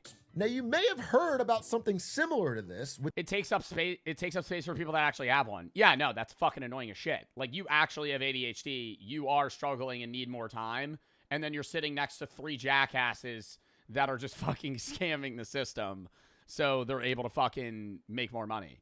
Or not make more money, get more time, and therefore make more money because they want to go to an Ivy League. Scandal back in 2019. This kind of went viral. There was a Netflix movie about it. It was mostly about college admissions, though. This is like the Lori Loughlin, dozens of parents got. Oh my God, the fucking paying for good SAT scores. Yo, your kid got to be a fucking stupid ass idiot. You have a stupid fucking son for you have to pay a shitload of money to an SAT proctor to give your kid a good fucking score or give him the right answers. Your kid's a brick. Right? What are we doing? Like, I'm not trying to be that guy, but like, if you're a rich ass, I make good money. If my kid's a fucking dork and he sucks at taking the SAT, tough shit, right? You suck at taking the SAT. I'm not going to fucking pay somebody $100,000 so you could fucking get into Harvard. All right. You're a bum. You shouldn't go to Harvard. right? That's what the fucking mindset should be, right? You don't have the accolades, the experience, or the intelligence to go to Harvard, so you're not going to Harvard. What is with this weird rich person mentality of being like, I need to pay for my kid to be in the best college and have the best education and have the best. Yeah, you want your kid to do well, but if your kid sucks at the fucking SAT, let him suck, right? Fucking silver spoon ass. You're just handing him everything instantly. What are we fucking doing? They focused mainly on the fake admissions, creating a fake sport your kid played and like hiring whatever, all that stuff. That was the big story. But under the radar was a lot of what we're seeing come to the surface now with regards to test concessions and test accommodations. This is from the depositions. This is from the released depositions of these trials, okay? So this is a recorded taped phone call between this guy selling accommodations and this woman who's a mom. She goes, thanks for taking the time earlier today. I'm particularly interested in working with you guys and figuring out what's best for my daughter. She's an interesting kid. I'm sure you've seen them all. But this notion of going in, flying out to LA, sitting with your proctor and taking the exam is pretty interesting. Now, what they're doing is they're creating a separate testing site with a special proctor who is extremely accommodating, if not helping cheat. And these students can fly out and take the test there in this special quiet room. Yeah, that's so fucking weird. That is so fucking weird. Dude, your SAT proctor should be the equivalent of a substitute teacher. They should be sitting there, walking around, and just hawking over you. That's it. Like, if you go, oh, I have a question, can't help you, I actually don't know. Right, like you should hire SAT proctors that don't know how to take the SAT, because then they can't help you. Then it's like, oh, there's no way they're even able to give you the answers or feed you anything. A home run of home runs, yeah, SAT proctors, as all SAT proctors should have to have taken the SAT when they were in high school and gotten an 800. It works. That way, if you cheat off them, then you're probably going to do worse than if you actually just took it. Every time. Talks about how you have to appeal to get the accommodation. So what we'll do is, I need you to tell your daughter that when she gets tested, to be as stupid. Oh my God. Is this real? They're saying when she goes to get tested for like ADHD or something, literally just like purposefully get everything wrong. To not be as smart as she is. The goal is to be slow, to be not as bright. All that we show discrepancies. They have this plan where people are faking. They are faking some kind of thing in order to get, and they have to pay. This is a leaked combo. This is a leaked combo, yes. You have to pay money. So it's like $4,000-$5,000. And if they don't get it from one psychologist, they just go to the next one. They are just going. I mean, yeah, dude, but people do that all the time with shit. People doctor hop all the time until they hear the answer they want to hear. Like, I get you going to, like, multiple sources to see. Bro, did you see the one fucking video of the woman that said she had, like, phantom, like, fucking bipolar disorder or some shit? And she was like, I've been to 20 doctors and they all tell me I don't have it. And I'm like, that means you don't have it, right? Like, somebody find that video. Maybe it wasn't BPD, but she said she had something. She was like, I have phantom blank. And she was like, I've been to doctors and they all tell me I don't have it. And it's like, oh, probably because you don't have it. Like, what? Like, it was autism? Oh my God, yeah, she said she had autism. She said she had phantom autism. Or no, it wasn't phantom. It was a Schrodinger's autism. She said she had Schrodinger's autism. And she said that she's autistic, but every time that she goes and gets a doctor to look at her, then she's no longer autistic. I go, what? Like, I get you. You could go to a doctor. You could actually have autism, go to a doctor, and then them tell you don't. Go to another one, they tell you do. But if you've been to like 15, 20 doctors and they all say you're not autistic, newsflash, you're not autistic. That's the real thing, right? It's just like, and the whole point of the video is like, somebody replied to her and was like, just because you have like niche interests or you're like, a slightly weirder or quirkier person doesn't immediately equate to you have autism, right? Like, that's just your personality, right? Like, why are we LARPing having autism? That's just so fucking weird. Like, there's so many people on social media now that, like, actually just flat out self-diagnose. And that pisses me off. If I see somebody on social media say they self-diagnose themselves with autism, I want to peel my fucking skin off. Like, go to a doctor. Why are you saying that you have something that you don't have? Like, if you go to a doctor, they tell you don't have it, you don't fucking have it. Down the list until they find somebody who will give their kid the diagnosis they want. And they use that diagnosis. And then it makes people that actually are autistic get more shit. Because it's like, there's idiots like that are just fucking lying and saying they have something that they don't have. To get an advantage on these extremely important tests. Now, who trusts doctors? I get not wanting to trust one doctor, but if you go to 10 doctors and they all go, yeah, you're not autistic, you are a fucking jackass to go, no, I think I am. Simple advantage is more time, which is scientifically proven to give a better result. They've run numerous What's the ACT? Similar thing to the SAT. Scientifically proven to give a better result. They've run numerous double-blind studies, and they find that 18 out of 20 times, even if the person has the same, they take both things, they'll get a higher score with the more time. So standardized starts to feel like the wrong. I don't know. I feel like in my personal experience, if you get me more time on an exam, I'm not doing better. Because I'm never running down. If I don't know it, I don't know it. Like, I'm not going to be doing this fucking room searching ass shit. Like, if I don't know the answer, I don't know the answer. I'm going to overthink it. Yo, actually, I think I might do worse if you gave me more time. Because if I'm sitting there for another 30 minutes, I'm going to go over all my answers and be like, I don't know, actually. Wrong word here. Because running out of time is standard on the exam. The exam is designed so you don't have all the time to do every question. And it gives you a huge advantage. The mom asks, won't schools find out? Won't schools know this is going on? Schools don't know. That's why you have to get the 100% bonus time or 50% multiple days. So what you can also do is you can get accommodation to take the test. Do you need to write essays in the SAT or ACT? ACT, I have no idea. I never took it. The SAT, they have a writing portion that you could opt for. I did that once. It's like a side separate test that like some colleges want. And you take it's like the regular SAT, that's your score, and then there's another test that you do that you have to write over multiple days, which means you could literally memorize a question you don't know the answer to, leave, go home, figure out. I took the SAT, got a 980, and then enlisted into the Marines. Out the answer, then come back another day. And there's a current accommodation people are taking right now. That's let alone if you go to their testing center. The accommodations were meant to level the playing field, but what's happening is they're tilting the playing field towards those with money and access. And it's absolutely true. While these are diagnosed at normal rates at regular schools with middle income people, they are diagnosed extremely high among wealthy students. And they are getting a structural advantage on these standardized tests that allows wealth and privilege to have a so-called higher score that allows them to beat people out for these elite colleges. Many more students, especially the affluent, get extra time to take the SAT. And what's interesting is like, there's nothing scientific about the measurement of how much time you get. Yo, SAT day, bruh. I am so happy I don't have to take that shit anymore, bro. Oh my God. I remember waking up, dude, it was like nervous, bro. You pull up to the SAT, you're in a random ass room with no one you know, and it's just like you gotta lock in, bro.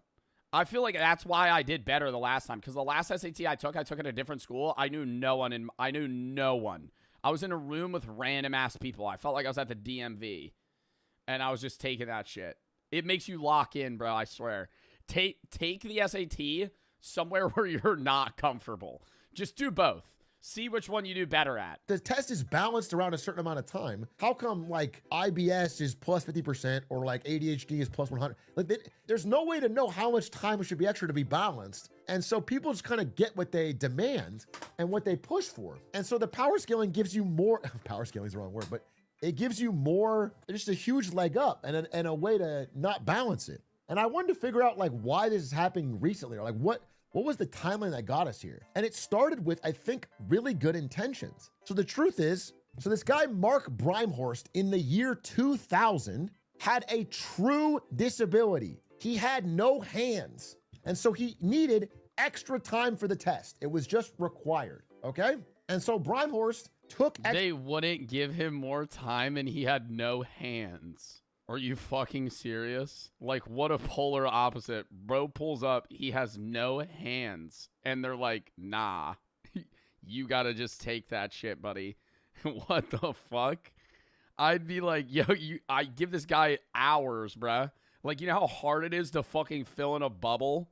No hands. Extra time for the test. He got a good score on the GMAT. And then when it was submitted, they had marked it by saying the score is obtained under special circumstances. This is what they used to do. If you took extra time or you needed an accommodation, extra bathroom breaks, whatever, it would be fine. You get your score, but it would say this. It would just have a mark. Wait, if you have IBS, you get more time on the SAT? And he sued and said, like, that was a scarlet letter that was making him less appealing to colleges or what. What's IBS? Irritable bowel syndrome. Whatever. What about alpha-gal? I pull up. I can't eat mammal meat. I can't eat mammal meat. Made his score seem less than, which I think is a fair point. Maybe people would... They're like, okay. Do I get more time? No. Would assume that there was something wrong with it. So once they got rid of this because of his lawsuit, that also got rid of the last barrier to being like, wait a minute, this is just better. And so rich people started to realize, wait a minute, I think there's a direct quote. The guy they caught on the phone, it was basically saying like, yeah, I mean, wealthy families have realized that it's a bonus for their kids so that they're behind if they don't do it. And so now it's like an arms race where wealthy families don't want their kids to fall behind. So they're finding ever increasing wilder accommodations and reasons to get them and spending money through the nose to make that happen. So again, like, look, some students with severe anxiety can take the ACT over 4 days, and diagnosing severe anxiety over 4 days? How are you taking it over 4 days? Is not like a universally agreed upon test. You know what I'm saying? Different psychologists can say different things, and some psychologists like money. There's just this huge advantage that's like building and building and building. This has been going on for years, but now it's getting so extreme that parents are starting to really freak out because, especially if you're like in that upper middle, you can't even afford to keep up with this race. You can't afford to pay all the different psychologists to try and keep up. Some of them have to spend $10,000 for a diagnosis or finding a gas. Bro, it really is annoying too because then even like your entry letter. Chat, lock in, bro. We're going to watch like a video or two. 6 terrifying cave moments caught on camera. A YouTuber named Alex from the channel Cantrell Caving is known for exploring some of the most dangerous, narrow, and unpredictable cave systems. How do you think they rate the cave? I would understand being like, oh, this is sick, you know, look at the view, look how deep it goes. But I feel like a lot of these expert cavers, they're just like more than half of the caving experience. They're just wedged in between a wall. Or they breathe out and move. And they just do that the whole time. And then they get out of that and they're like, yeah, that was a 10 out of 10 experience. I thought I was going to die the entire time. I enjoyed every moment of it. In the world. But this time, his passion nearly cost him his life. I will say, whenever I think about caving, I immediately think about Nutty Putty Cave, where the guy died upside down. So scary. Like, it gives me anxiety thinking about that. Like, being in that, like, position. Like, where you're just literally stuck with the blood rushing to your head. You can't move and you can barely breathe. November 3rd, 2023, a group of 5 young men, including Alex and his close friend Jacob, set out to explore a cave they had never been in before. The plan was simple: follow the rope, reach the end, and document the journey. But nothing ever goes exactly as planned underground. At first, everything seemed fine. Headlamps. What's also crazy to me is somebody saw this hole. Like, for them to know this went somewhere, human curiosity, somebody walks up to this at some point in time, 40 years, weird pause. Somebody walks up to this cave here, and, they go, hey, I want to see where that goes. Like, I would maybe crouch down, look in, and be like, nah, that's too narrow. No, that motherfucker crawled through to where he couldn't move anymore and just kept going. Headlamps on, boots laced, spirits high. They moved deeper inside, unaware that the conditions had already changed, and fast. Do it!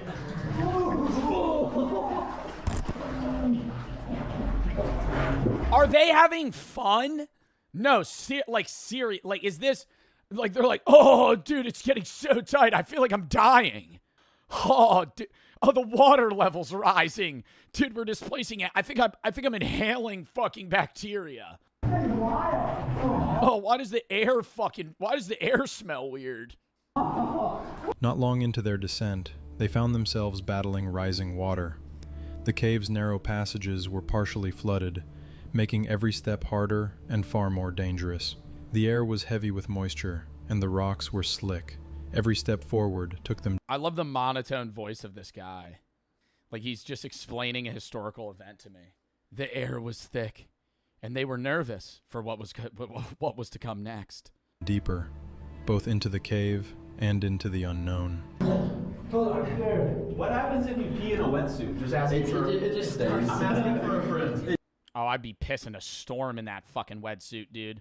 I would be like, I would look like a Superman when I was in a wetsuit for too long, because it would be full of piss and it would make me bigger. So like it would get to the point where like unless it leaks out of your leg, but I feel like it's like airtight. It would be, I'd be blown up like a balloon. It just stays in it. If you had a superpower, you would be Water Boy. All right, not like Water Boy. Last minute emergency. It would be more like Aquaman. Source. They were still laughing, talking about reaching the end of the tunnel, but beneath the surface, tension was starting to build. Jacob, who had scouted part of the route ahead, tried to warn them. Some sections are completely underwater. You'll have to duck your head just to get through. There's no way to breathe. I mean, he can't even look where he's going unless he has like a reflected, like if his camera is showing him what it's recording behind him. Within parts of it. Like, how does he know where he's going? I can't get Edward. Go. Edward, go right. Go right. Okay, gotcha.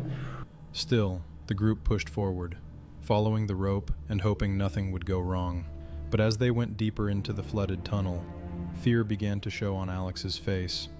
His confidence faded. His movements grew tense and frantic. The water level kept rising until it filled his ears, and the only— I think the second I couldn't have my ears out of the water, I would have to turn back. Where, like, you're trying to talk to your friends that are in front of you, and it's muffled because you're underwater and your forehead is pressed against the top of the cave. The only way to breathe was to tilt his head. Like, I don't think I would panic until here. I think I would be able to, if, like, my chin and my full head was out, I think I would just be like, okay, yeah, whatever. Head straight up toward the ceiling. The deeper he crawled, the more unstable he became, until suddenly, everything went wrong. You going, Jacob? Oh, we just bailed. No. Oh, is his friend panicking?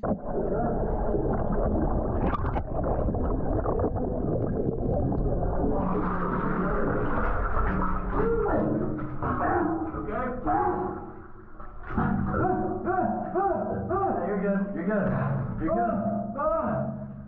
Oh my God!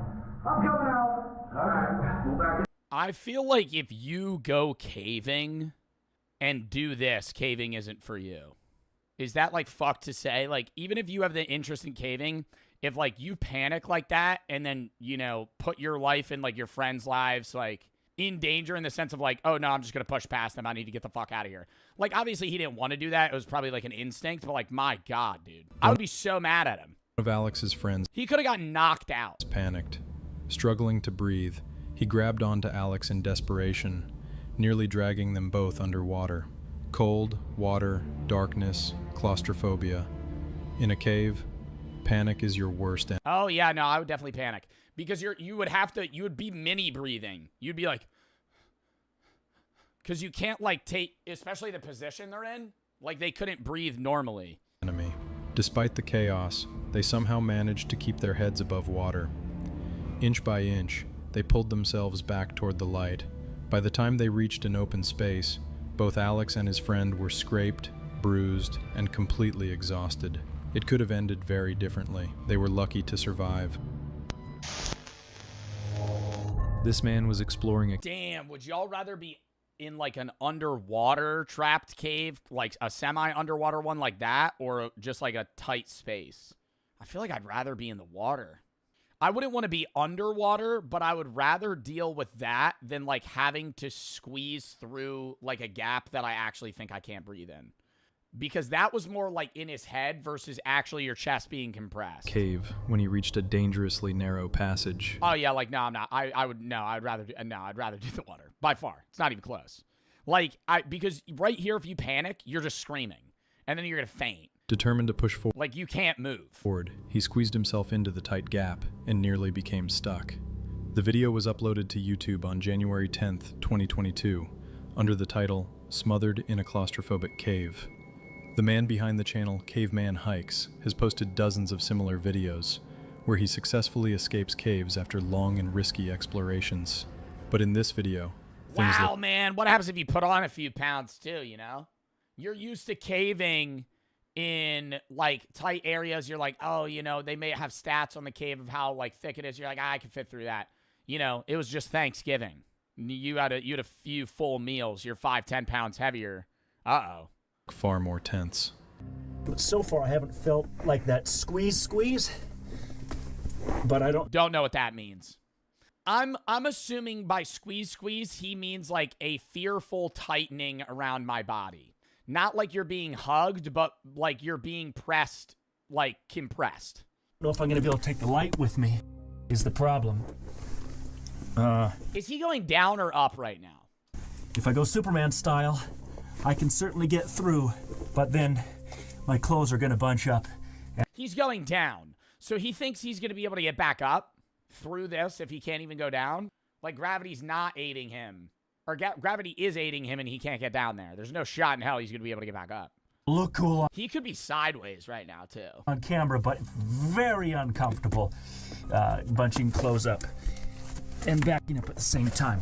So one of the nice things about these is you can use your feet for leverage, and you can't see that, but I take my feet and I pinch it up against the ceiling, and then I use that to leverage myself backwards. So I'm leveraging myself through here. And I fit okay. It didn't look like I was gonna, but I'm pretty much... I just have a hard time leveraging myself to move myself over this knuckle. But it's gonna be...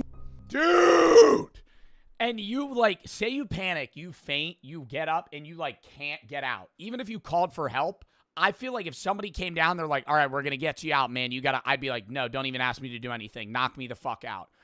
Inject me with horse tranquilizer and just pull my body out. I want to wake up out of this fucking cave. I would not be able to be like, all right, man, all right, exhale, and I'm going to pull you. Fuck that. Drag my limp body out of this. It's going to be a little lossy here. For a while, he keeps trying to push deeper into the cave, but eventually realizes he's almost completely trapped. Trying to give you a decent view. Oh my God! What's going on? Oh my God! Oh my God! Oh my God! Oh my God! Getting out of that! Dude, he literally is like... My little gumdrop's life here. I'll bring you close. He's not going to try and get back up. He's going, I'm going to keep trying to go down. Closer. There we go. So it's all about leverage, and I don't know where my feet are here. But, I'm working my way through here as I can. I can't turn and see. You see, this is the problem with the clothes bunching up. My knee pad's caught. Okay. At that, I do gotta say, these people, I feel like these cavers gotta be like, I'm just assuming, very lax people. Like, there's no way you could do this, deal with the anxiety of this, and then not be, like, basically able to handle any stress, you know? Like, I feel like if you could deal with this, bro, oh my God, you're able to withstand anything. Moment, he decides not to risk it any further and begins carefully backing out the way he came. Fortunately, he manages to escape without any injuries. I'm shocked he was able to back out through that. This story comes from the YouTube channel Action Adventure Twins, run by two brothers, James and Edward. I am so surprised that there are this many caving channels. And I will say I get this. Like this right here. all these things that he's reaching. This is fucking awesome. Rafting 5 miles underground inside the largest cave in the USA. There's like a huge waterfall, or like this with a 280-foot waterfall. Looks like a lake. Like, I would get you squeezing through the gap to get to one of these places. Since early 2020, they've versus like just doing the gap for the love of the game. Been exploring dangerous and extremely tight cave systems, documenting their underground adventures. But in March 2021, one of their expeditions brought them terrifying. Like, who went down that?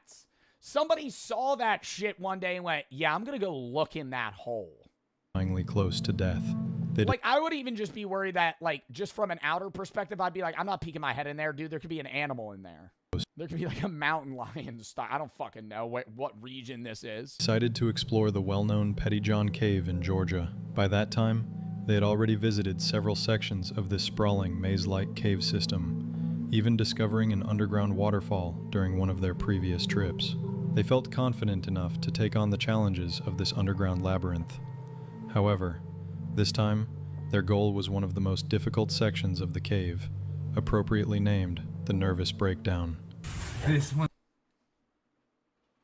Yo, let's go caving, man. We're gonna go down the Nervous Breakdown. It's gonna be fucking awesome. Oh, really? The name of the fucking cave is a Nervous Breakdown. Oh, yeah, let's go down that. That'll be so fun. Somebody said Satan's ass crack. Yeah, dude, they always have, like, weird names like that. Let's go through the pulverizer. It's gonna be sick, man. There's, like, one section where you have to shimmy down a tube like imagine you're a Slim Jim.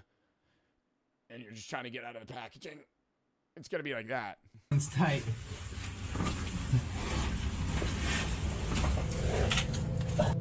A title that perfectly describes the mental state of anyone attempting to pass through it. The beginning of the trip went smoothly. Is it wet? Is it all wet? I feel like that would be better for me if everything was slippery. Do you think they ever like butter themselves up? Spray a little Pam on themselves? The brothers squeezed through a narrow entrance and reached the first open chamber of the cave. But soon, the passages began to narrow again, forcing them to crawl through tighter and tighter spaces. After about 25 minutes of crawling, they faced their first serious obstacle. A muddy chamber with a deep, narrow pit in the middle that had to be carefully skirted along the edge. One wrong move would mean falling into a tight shaft with almost zero chance of climbing back out. Even like, I could do this. I could do this. Could you guys do this? Like, if I get a crouch, I don't care. Even if there's like a little few parts where I would have to like crawl. But the second I gotta like lay down and scooch myself through the opening, nah, it's over. With almost zero chance of climbing back out. The slippery walls and lack of solid footing would make it nearly impossible to pull someone out. After safely passing this dangerous area, they finally reached the entrance to the infamous Nervous Breakdown. To their frustration, they're not even there yet, freaking out about getting there. Part of the surrounding area had collapsed, making it much harder to find a safe route forward. Rocks were scattered everywhere, narrow drops surrounded them, and pitch-black darkness filled the space. After a long search, Edward eventually located an entrance and decided to go down, leaving his brother above as a backup in case something went wrong. He had no idea. That looked like smoked salmon. Hi guys, this market seems wild right away. We've got these huge kind of grilling stations behind the various stalls, similar to what we saw in Tomahon, where once you order something, it just gets one more blowtorch maybe to clean it off before you hike it back home. I see huge chunks of python getting grilled off, the dog in the corner. There is bats absolutely everywhere. And again, it just seems to be like a primary meat in this area. It's not just like some kind of novelty. Cat, python, more cats, dog. Wow, I wonder if you can even show cats. Guys, these pigs, these long-nosed pigs, is just wild, right? I've never seen that animal a day in my life. Never seen that animal a day in my life. That is a pig with a horn. But like a weird curled... Those are boars? Yeah, but was that a part of its body? Just bats everywhere, guys. Bat and hawk. How are they getting this many bats, though? Are they farming them? Or is it like they're finding them in the wilderness? Because I just don't understand how every market has fucking hundreds of bats. It's how much? 3 for 100,000. Correct, yeah. That's how they normally sell it. So it's $2 a rat? Like in like 3 pieces for a like higher price. Yeah, they won't sell it once because like even if like, it's not Is that a good price? enough for one portion. I'd eat that. I'd eat that. That, Even if, like, bro, for a compared to like a lot of like the other shit. For a like higher price. Yeah, they won't sell it once because like even if like, it's not enough for one. Like, that looks pretty good. That, dude, that kind of has like a kielbasa, like a cooked sausage crisp to it. Like, right there. Portion. One portion, not person. Well, unless you're really crazy, love that, you can eat it the whole 3 because they're gonna chop it, like diced it. What's in its butthole? So one duck is Why was its butthole like open? 75,000. 75. This one, right? But one bat, $450 for a duck or a bat? Rather have a duck. one big bat can be the same price. Okay, like it's like very common to find it, yeah, but it's more difficult to like get the bat. The bat. Yeah. Right. Yeah. That makes Like, sense, they're I more guess. expensive. So it's kind of like a delicacy. You get less meat, but you're paying for a bit more premium meat. Correct, yeah. It's considered like what premium, the bat. And even a rat, like 3 rats is 100,000. Yeah. So you could get Yeah, what the fuck?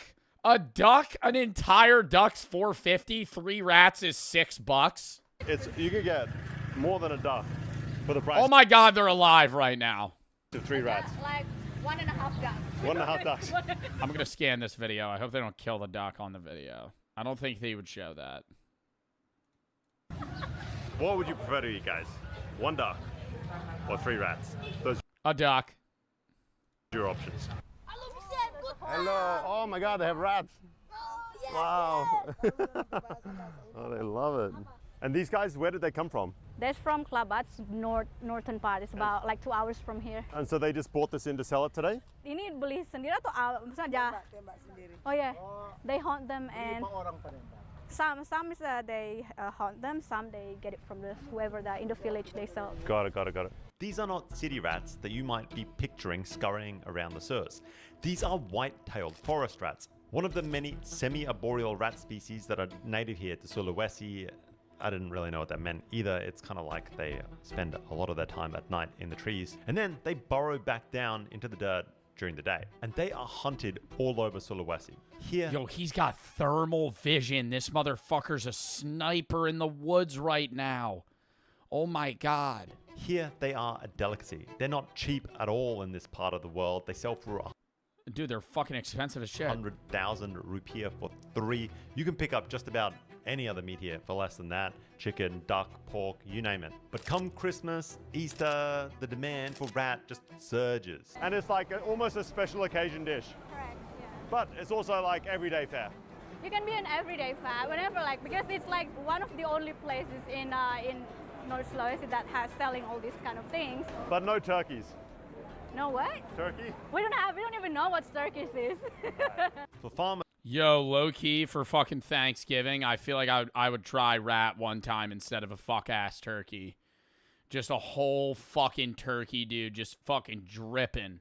Dripping, sitting there. It's fucking dry as shit, even if it's fucking wet. Dude, even if it looks wet, you fucking bite into it and makes that while you're chewing it. It's disgusting. I hate eating turkey. They're also thieves. These things raid the crops. They get into the cacao, the coconuts. Oh, so it's good they're killing them too. So hunting them becomes this kind of strange overlap. It's part pest control, it's protein, and it's a cash source wrapped all in one. And apparently they are hunted in every way you can imagine. Shotguns, air rifles, snares, dogs. It is just all fair game. Shotgun? I feel like you're fucking blowing that thing into red mist if you shoot a fucking rat with a 12 gauge. Are you hitting it with bird shot so it just peppers him? And so, inevitably, I find myself adding this to the list immediately. It's time for another rat hunt. Trying to click. Alright guys, we're about to head deep into the Sulawesi jungles. Tonight's prey, or target prey at least, is rats. Just like the ones we saw at the market, the whitetail, apparently they taste pretty damn good. We've eaten the bats already, we've eaten the pythons already. Rat was the final kind of piece of this like Sulawesi mad market combination. So, rat hunting, Sulawesi style. I feel like out of those three, I'd most want to try snake. Like, I would try a python. I see some air guns. Let's see how this goes down. I don't know if you guys can see anything. I'm gonna have to do this Blair Witch Project style view. We're off. I don't know how quiet we have to be or anything. We're just parking the motorbikes here in the jungle. But we're gonna start trekking. We're already pointing at signs, and we're up in the trees. So maybe we're after some kind of like tree rat. I just don't know. That's the problem. So we start just clocking miles down this main road. It's sort of like a supply trail into thick jungle, but there are sort of plantations of cacao and coffee dotted along the way. And whenever we find a promising spot, basically a tree with some fruit. Dude, I'd just be so I mean, I got bit by a tick in the woods and got a fucking rare meat disease. I feel like if I'm in the jungle in Indonesia, bro, I'm gonna be like, yo, some shit's gonna fucking bite me and I'm gonna swallow up like a fucking melon and die. Something's gonna fucking latch onto my neck and bite me and I'm gonna get some sort of disease that's gonna fucking kill me. Like, that would worry me. That I wouldn't even be worried about. Like, being with these guys, I'd be like, yeah, okay, I'm not gonna die to like a fucking animal, but I'd be like, dude, some bug's gonna fucking bite me and that's gonna be hell. Mosquitoes? Well, I know when you go to certain countries with like diseases that they have elsewhere that are transmitted by bugs, you have to get vaccinated before you go. We start just trying to call in the rat.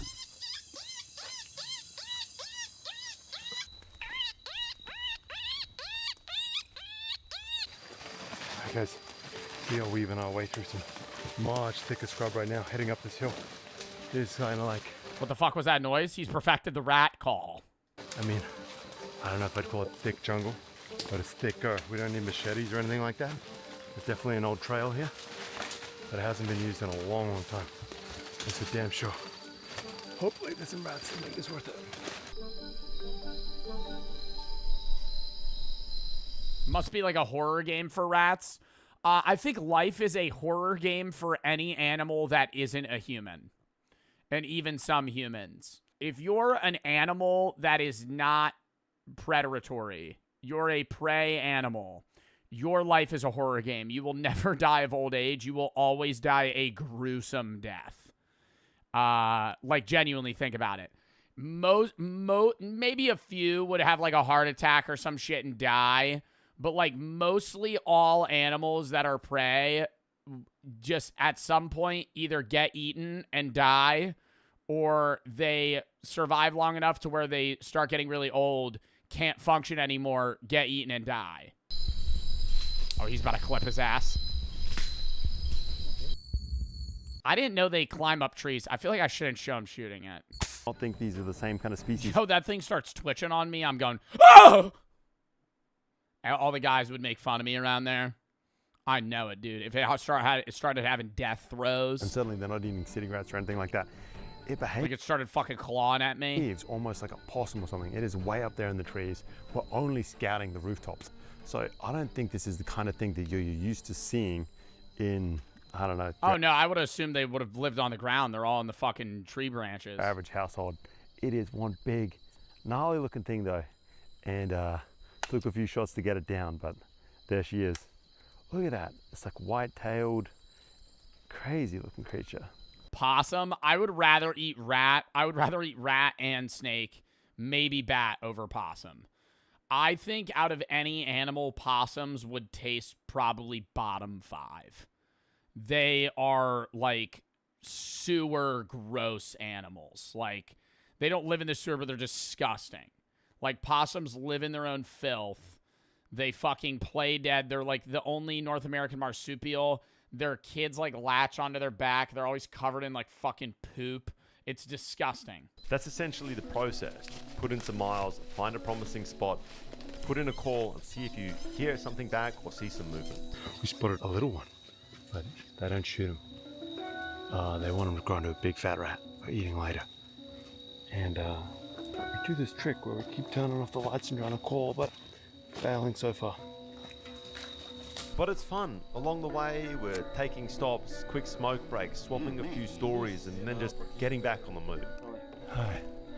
Hi guys, it's break time. We have one rat down, and I'm telling you, There's a lot of work for one rat. Like, this is some thick ass jungle at points. We've been through, I don't know, thick, almost like scrubby stuff. We've been through large elephant grass. We've been Why don't they breed them? I feel like rats fuck like crazy now. Same thing with like rabbits. Like, why don't you like just capture like fucking 10 of them and then breed them? The cacao trees here are everywhere, but nearly every pod that we passed has been ripped open, destroyed by the rats. It's pretty clear that these things aren't just food, they're also a problem. So the local farmers love it when these hunters are out and about trying to get so it is. Yeah, I forgot. It's like a pest control thing. rid of them.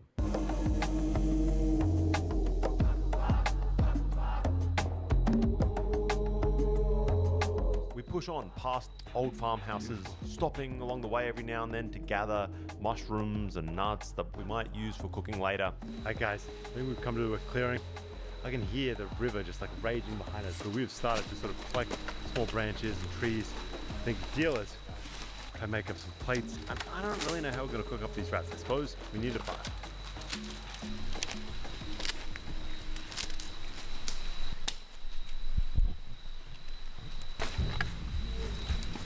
To begin the cooking process, the rats. I would be so nervous to start a fucking controlled fire in the middle of a jungle. Like, I know I would burn that shit to the ground. We have two rats just kind of roasting on sticks over this fire right now, deep in the Sulawesi jungle. And they roast away until every last hair has kind of been singed off.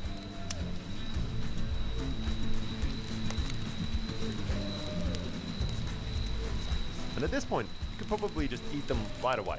But we've got a fair bit more prep to go because these guys take even their jungle meals pretty seriously. These guys are blackened to a crisp and they are cooking away. Now that the rat is cooked, they get large sections of bamboo, just really wide chunks of it, and start beating it into strips with a machete. They leave just enough fiber in between the different strips to hold it together, and it can be sort of unrolled. Oh my god, are they gonna like... Wait. Are they gonna like oven bake the fucking rats? Like over the flame? Maybe not. Tree branches are then lashed together with vines, the bamboo mat. Or like rotisserie, they're gonna fucking... They're making like a makeshift fucking rotisserie thing? Is laid on top. Oh, no. Some banana leaves are added, and I'm guessing terribly. You've got this kind of really cool setup, this jungle table of sorts. Meanwhile, 4 short sections of branch are hammered into the ground beside the fire to form a stand that's going to hold a pot for cooking rice. Another section of bamboo is used to sort of split open, creating these large water containers and a makeshift chopping board along the way.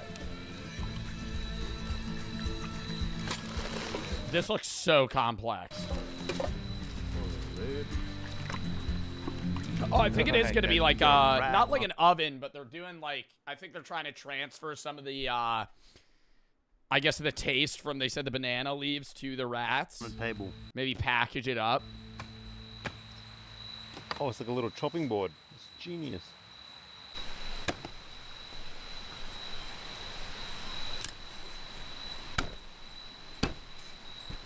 The rats are chopped into pieces. They're given a good rinse to just wash off that ash.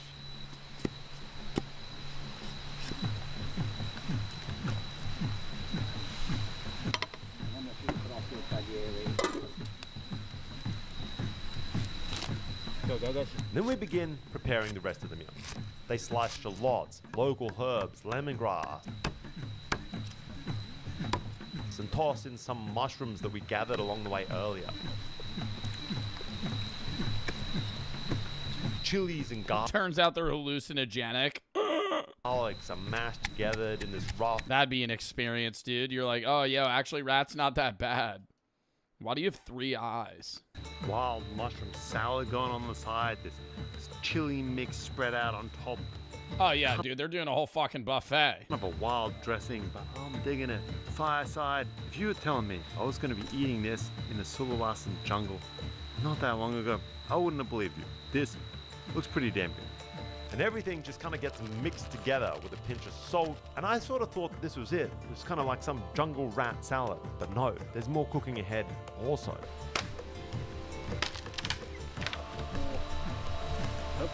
Yo, I gotta say, I can get behind the rat eating, chat. I could get behind it. I think the bat was a no-go for me. The skin looked disgusting, but the rat doesn't look that bad. I think because they already took out all the organs, and they're just, like, roasting the meat. So it's just meat, and they're doing, like, crazy-ass... Dude, they're, like, doing all their own handmade rice. They're doing fucking all these herbs and spices they're throwing in. They foraged mushrooms. Every long day till you're fucking starving. Is then pushed into these long, thin bamboo tubes. Those are set against a rack that's made next to the fire. 2 a.m. They lost me. Lossy jungle. Tired as hell. Just want to eat some rat meat. Go to sleep. And after about another 15-20 minutes, this elaborate meal is finally ready to eat. I don't know. That makes me not like it anymore. The like aggressively like pushing it out of the tube and it just making that like plop noise. I know, in fact, that this is standard Indonesian jungle fare. We have this crazy rat salad cooked in bamboo. As long as they didn't do the bamboo thing, I would eat it. I would try it either way. Oh, you're going the whole fucking day. You're rat hunting, bro. I would have to taste it. I don't know. Maybe it's like a rat curry. We're gonna see how it's done. Oh, this looks good with these guys going in for it. All right, these guys are loving it. Usually I ditch the hands thing, but we are hardcore going primal in Indonesian like, jungle. what is that? Is that like its torso? Kind of like stomach section of rat here. It has intestines inside it. There's a I thought they took them out. Down. Like moving cold wet. Damn, do people eat squirrels a lot too? I know people eat squirrels. I've never seen somebody eat a squirrel though either. This half the stable's already really, really good. It's a ton of effort. I'm not sure it's worth the 3 hours trekking, having to hunt these. Yeah, I don't know about 3 hours to get fucking 3 rats worth of food. Things out of the trees, cooking them yourselves. I definitely just go to Tomahawk. Could have just gone to the market, bought them for $6. Market, buy 300,000. Best deal out there. Check it out if you're ever in town, guys. I'm telling you. Yeah, if I'm ever in town, I'll definitely go to the meat market and grab the 3 rat pack. Jungle rats, pretty good. Oh, these guys love it. All right, now swing. That was such a fun video to watch. Like that took some turns I did not think it would take. When it was just the meat market, I was like, oh, they're probably gonna sell like poisonous animal. No, it's just bats. Bats and rats. Chat, I gotta piss real quick, then we're hopping to the next.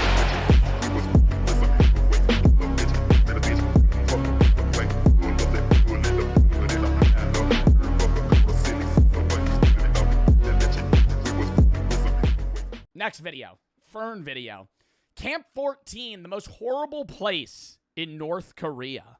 We've done a lot of North Korea reacts, but they're all very interesting because it's so, like, crowded. There's so much mystery around North Korea and what they do, how they function, what they do to their people, how bad the lives are. I've never heard about Camp 14, so this is going to be interesting.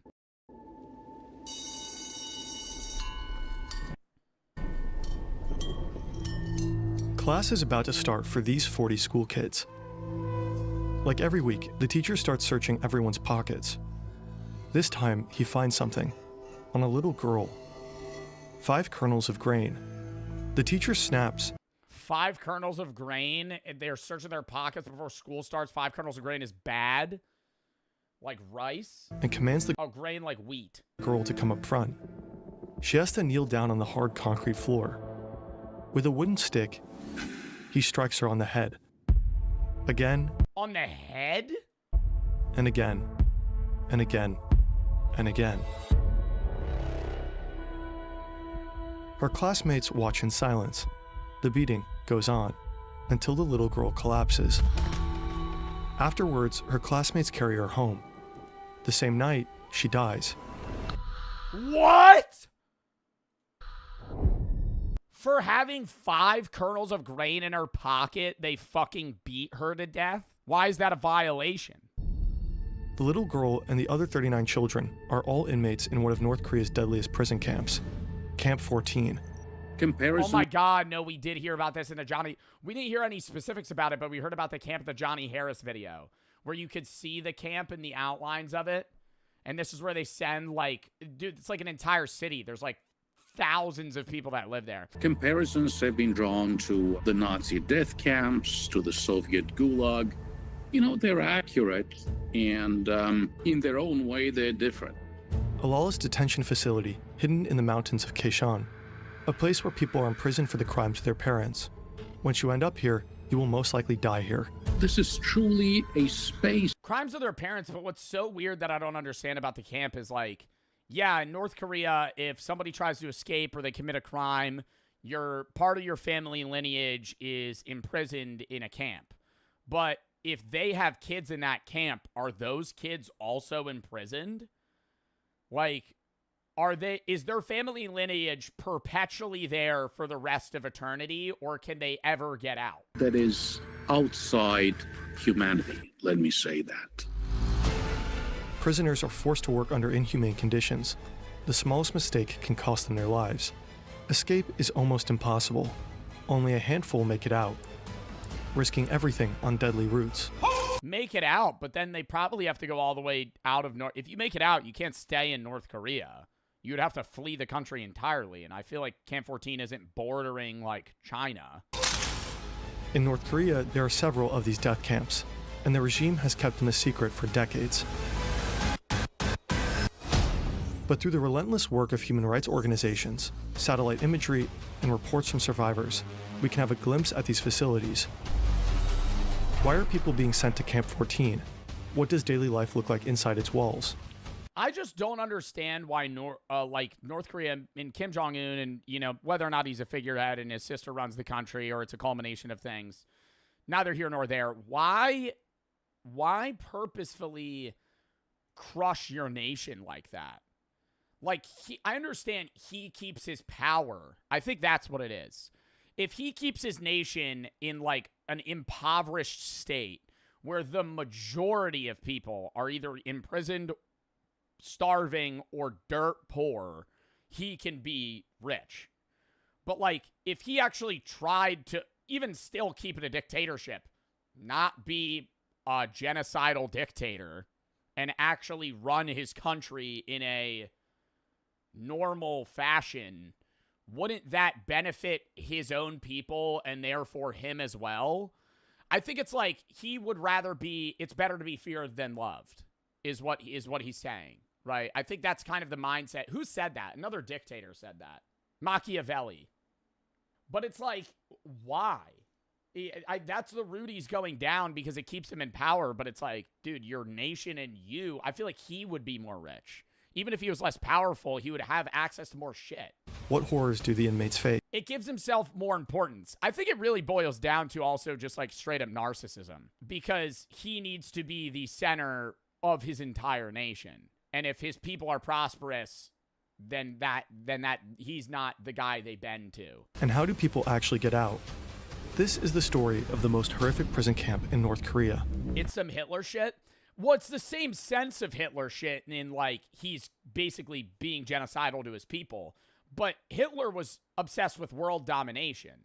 Kim Jong-un's not obsessed with world domination. Kim Jong-un cyclically develops nuclear powers and fucking scares other countries till they defuse the situation. He steps back a little bit and he gets aid, right? And he kind of just does that over and over again to farm wealth for himself and his higher-ups, but still keep his people even like well below the poverty line, like dying poverty line.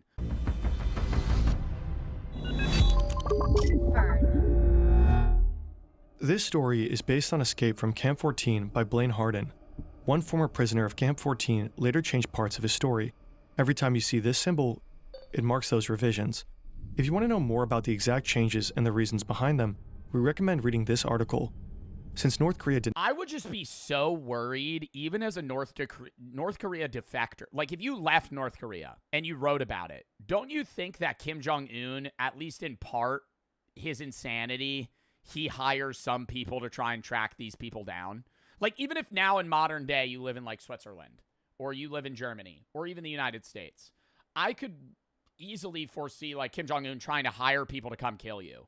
Like, because he doesn't want you to talk shit about him. Like, that's how tight-knit this is he, like, they hate satellite. I wouldn't be surprised if they've shit underground now. Or that's what he's planning to do, because then that keeps shit under wraps. Because he could say all the time, no, we don't have death camps. But, like, you could see them on Google Earth. But now if he puts it underground, you can't tell. Denies the existence of these camps, independent verification is not possible. Shin Dong-hyuk is just a young boy when he witnesses the little girl being punished for having food in her pocket. Shin has no doubt she deserved it. After all, she stole food. And at Camp 14, stealing means... Stole food, bro. 5 fucking grains of wheat? What is that, 2 calories? Or is that just supposed to be indicative that, like, she stole more? He doesn't question it. He knows nothing else. The camp rules are... It is brainwashed. It is. He's grown up in a camp where, in his mind, it makes logical sense that she should die. Because that's all he's known. It's like... I don't want to tune it to, like, being told Santa's real, but it's like, when you're a kid, you tell anybody anything, they're going to believe it. And if you grow up in a genocidal camp, and they teach you, hey, like, stealing is so wrong that you should die for it, he's probably not even going, wow, that's terrible. He's going, oh, yeah, you know. Reality. He's real, though? Yeah. Shin was... Oh, you mean Santa? No. Was born in Camp 14, but his parents didn't fall in love. They were assigned to each other by prison guards. Intimacy... I'm sorry, bro. And I feel like there's an argument to be made where, you know... Hey, Joe, you might have younger viewers that still believe in that. Bro, you like still believe in that shit? We're talking about genocidal dictators in North Korea, and in the back of your head, you're like, oh, I hope Santa's going to get me presents this year. I'm sorry, man. Like, you just shouldn't be watching me if you believe in that shit. Like, I'm not going to do this facade anymore of like, oh, you know, fucking, bro, come on. Like... See, between men and women is strictly forbidden. If a woman becomes pregnant without... We're watching a video about a fucking genocidal camp, and people are like, but Santa's real, right? Permission. Intimacy between men and women is strictly forbidden. If a woman becomes pregnant without permission, both she and the baby are shot. What? Wait. Is strictly forbidden. They were assigned to each other by prison guards. Intimacy between men and women is strictly forbidden.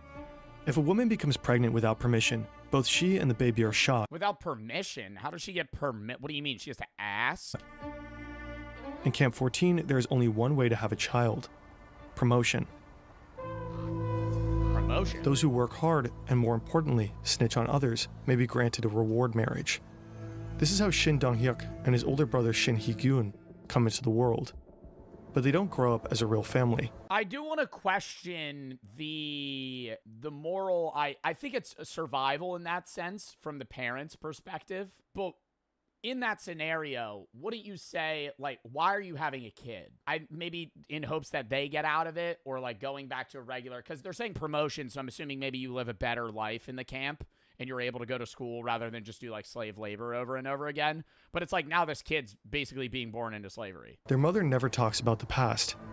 And they probably don't even have the option. It's like you're allowed to have a kid, but I feel like it's also just like, no, you're going to have a kid. Hey, you've been good. We're going to reward you. I don't want it. No, you need to take it.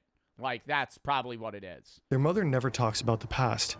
Shin has no clue why his parents were imprisoned, and it probably wouldn't matter anyway. Oh, but he does know that they're in a prison camp.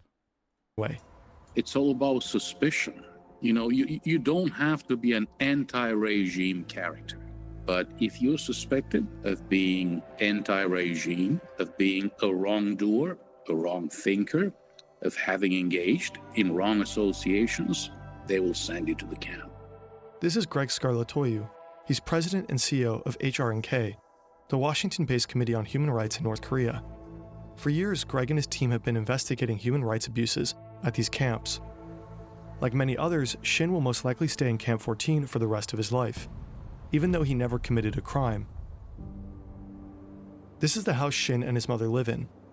Along with his mother's promotion came slightly better housing. Okay, so that's answering my question. Because I kept saying, why would she have a kid if it's not, it's helping her. She gets a better house, better room, maybe she doesn't have to share. Like, they're able to live not a normal life by any means, but like, they get their own space. They share it with 3 other families and never mind. Sleep on the floor. Holy fuck, they don't even get a bed? So they just sleep in a bare bones house, no furniture, nothing. So it's just a roof, no AC, no heat. It's just to keep them out of, like, the rain. They share it with 3 other families and sleep on the floor. Oh my God. There is a single light bulb in the kitchen.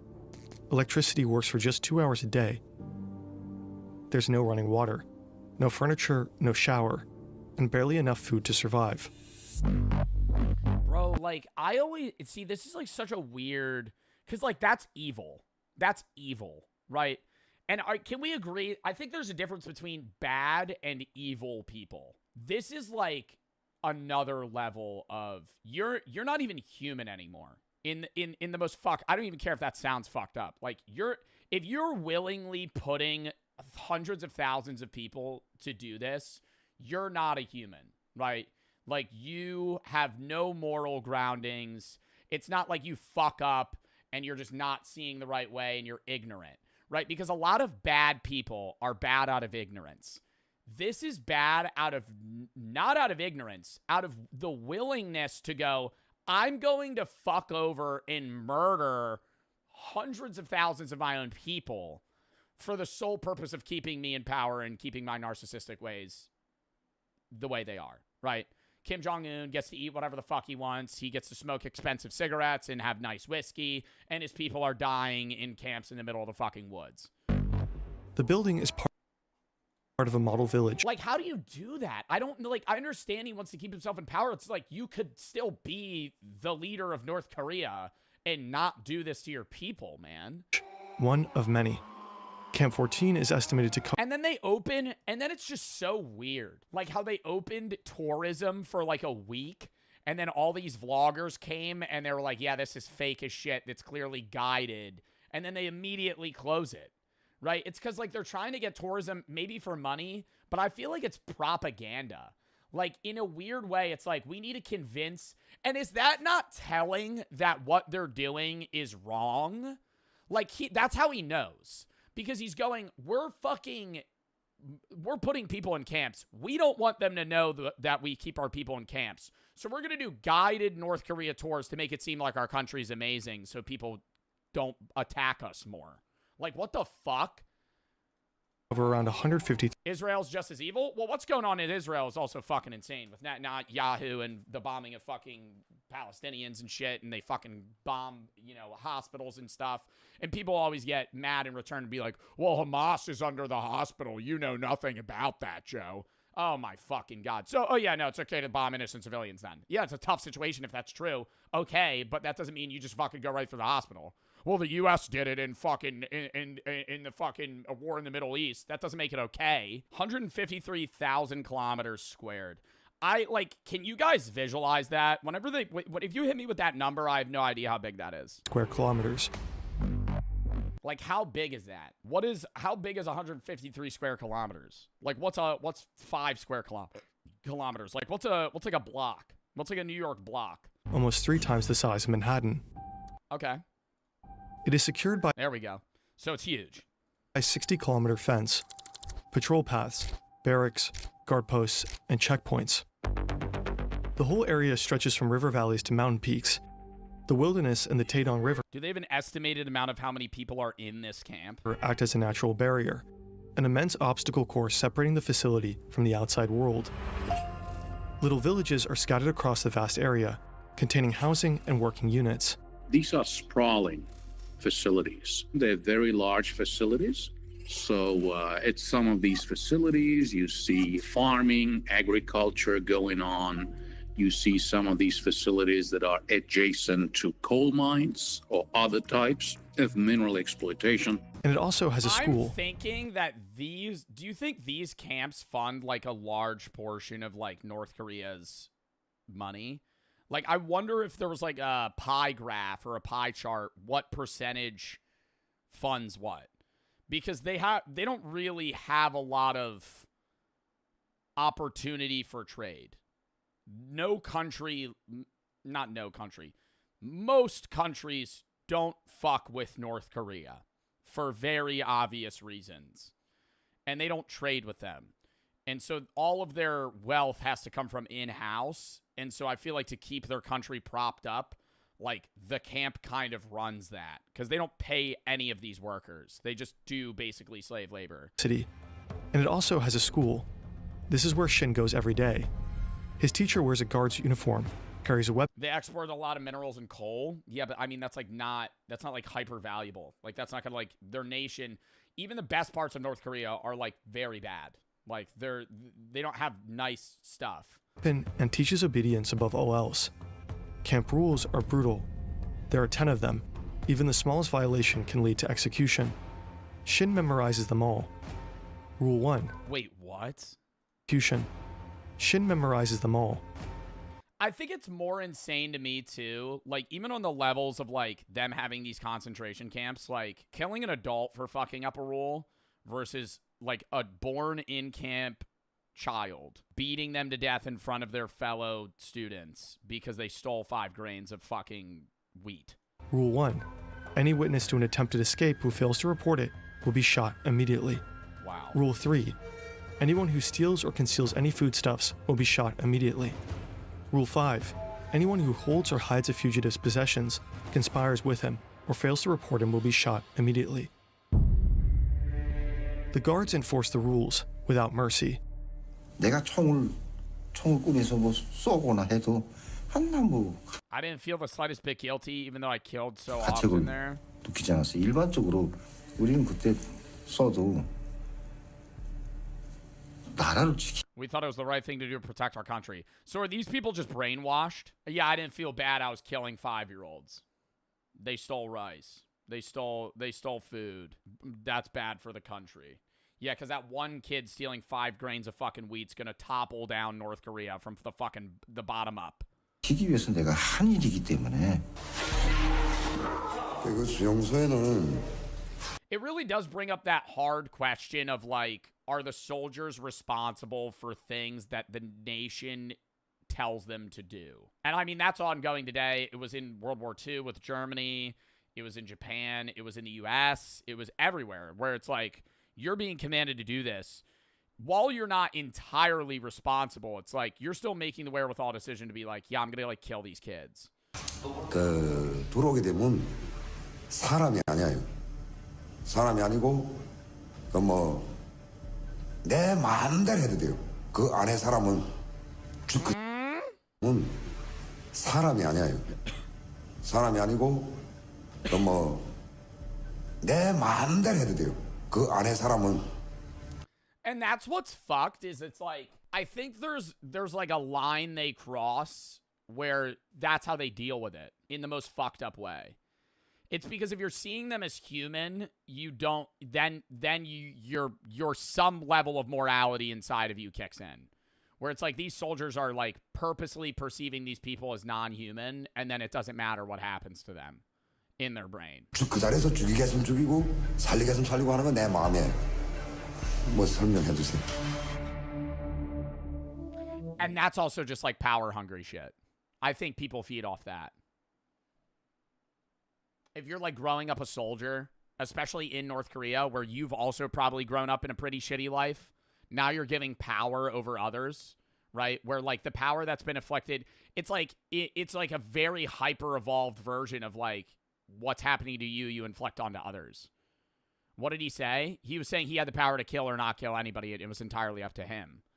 Across North Korea, there are different Like, he probably liked that. types of detention facilities. The worst of them are called Kwanliso. Camp 14 is one of them. It's also called a total control zone. People never get out of those. You know, they just waste away. They get killed by this vicious cycle of malnutrition and forced labor. Shin's mother has to work the rice fields, 10 to 15 hours of hard labor every day. If she meets her quota, 15 hours straight? She receives food, just enough to survive the night and make it through the next day. North Korea is all about production targets. If you don't meet them, and probably you will not meet them, you'll get less food, more work, less food, more work, and that's how you waste away and die. That's, you know, the truly tragic story at these camps. From the moment Shin starts school, his life is split between the classroom and hard labor in the coal mine. Long work days are made worse by a constant gnawing hunger. Before school, Shin often eats his mother's portion while she's still out in the fields. She beats him for it, but he does it anyway. To him, she's not a source of love or care.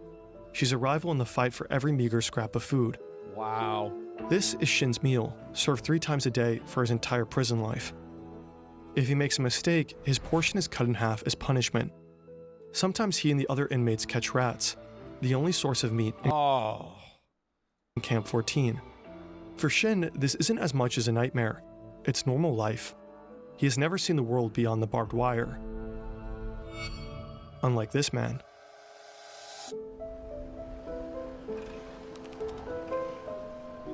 Kim Young is in his mid-40s when he's brought to Camp 14.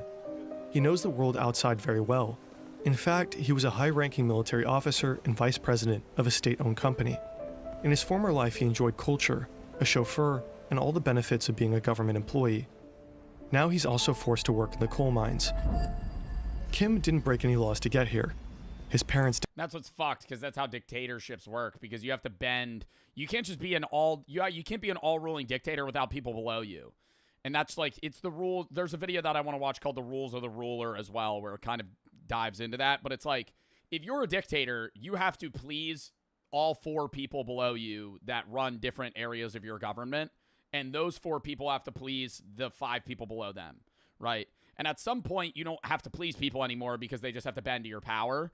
But you have to keep people in power happy, otherwise they will turn on you. So that's why Kim Jong-un never gets turned on, because he keeps the people right below him happy, because they lived a shitty life. He brought them out of it and said, hey, if you just follow my rules and do what I do, you'll have power. You'll have a chauffeur. You'll have a mansion. You'll have a nice wife. You'll have this and this and this and this and food and cigarettes and weed and fucking whatever the fuck they want, right? And they'll go, okay. And so they'll just do whatever he says. Kim didn't break any laws to get here. His parents did. In North Korea, this form of collective punishment is called yunjoje. Wow. Guilt by association. Up to 3 generations can be punished for crimes of family members. When Kim was a child, his father and brother were accused of spying for the United States, enough to execute them. After that, Kim was brought to an orphanage under a new name. It took more than 40 years until someone found out about his true heritage. Even Kim himself wasn't aware of the supposed crimes his family allegedly committed. And that's insane! He didn't even know! He didn't even know. Oh, sorry, no, now you're gonna fucking get stripped of everything. There's absolutely no judicial process. This is extrajudicial punishment. They'll just, take you away in the middle of the night, together with your family members. You just disappear. That's how it goes. 대낮에 잡아가는 건 없어요. 다 밤에 그냥 원래 그냥 어느 순간에 와서 싹 다 쓸어 가고. Without the neighbors noticing. So one day you're just living your life like in whatever, if you're in the city in North Korea or wherever, and then the next day your neighbor just disappears. Wow, and then you just don't talk about it. And it's just like, but it's just unspoken. It's like, oh, he disappeared. We know where he is. 정치범 수용소에 가서도 그 가족들은 우리가 뭘 잘못해서 왔는지 그걸 모른다는 거죠. Fear is the most powerful tool for prison guards to keep inmates in line. During Kim's time in Camp 14, a total of 25 inmates are executed. One day, he witnesses a fellow prisoner being killed for collecting chestnuts that had fallen from a tree. Kim's chestnuts that had fallen from a tree. Were they even being used? Spends most of his days underground. Hours and hours of endless work with no sunlight and no mercy. Kim struggles. He's never faced labor like this before. Mistakes are inevitable, and every one of them is met with the punishment of a guard who never leaves his side. Do you think he had like an internal wow moment? Because he was a high-ranking military official, and then now he's being sent to where he probably had to send other people. One day, a guard strikes Kim with the butt of his gun till he falls unconscious. For the next 2 days, he only receives half his meals. After more than 2 months of living like this in Camp 14, Kim decides to end it. Following a long day of work, he steps into the elevator of a mining shaft. The metal cage ascends until it reaches a height of around 2,000 feet. He pulls the safety pin, and the elevator falls. But Kim survives, and the vicious cycle goes on. When Shin is about 6 or 7, the camp's borders shift. His village is merged into the neighboring Camp 18, just across the river. It's said to be slightly less brutal than Camp 14, but for Shin, life hardly changes at all. Oh, he got moved to a different camp over? Shin is 15 and has moved out from his mother's home. He now lives with his father. One day, a teacher allows Shin to spend the night at his mother's house, a reward for good behavior. When he arrives, another guest awaits. It's his brother. Wait, he got awarded for good behavior, but he tried to take his own life in an elevator. Did they just think it was an accident or something? One day, a teacher allows Shin to spend the night at his mother's house, a reward for good behavior. When he arrives, another guest awaits. Oh, it's the previous kid. It's when he grew up.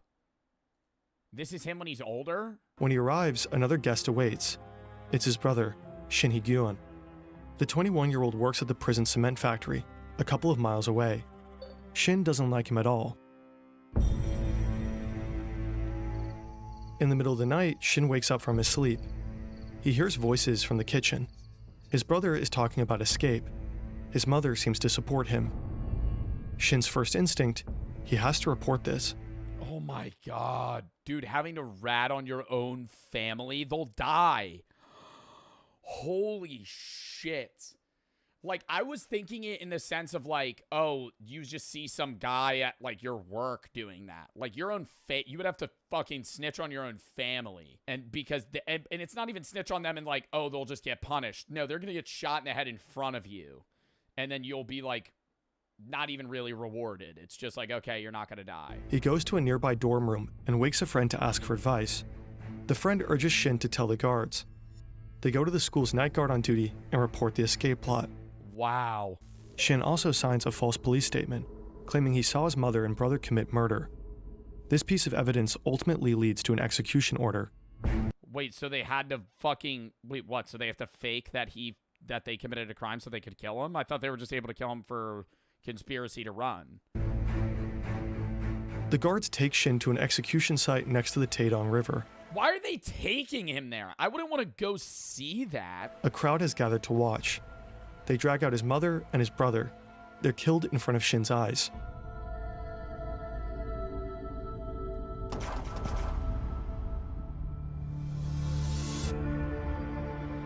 In 1996, Kim Young is transferred to Camp 18. To him, this place feels like heaven. The labor conditions are slightly better, and to his surprise, he reunites with his 70-year-old mother, who is also a prisoner here. But the violence and abuse 70-year-old mother, I thought his mom just died. Don't stop.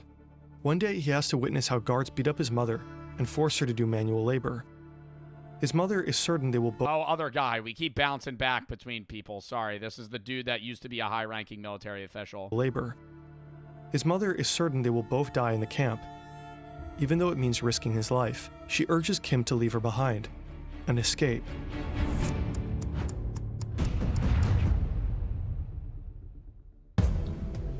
Escaping from a North Korean death camp is almost impossible.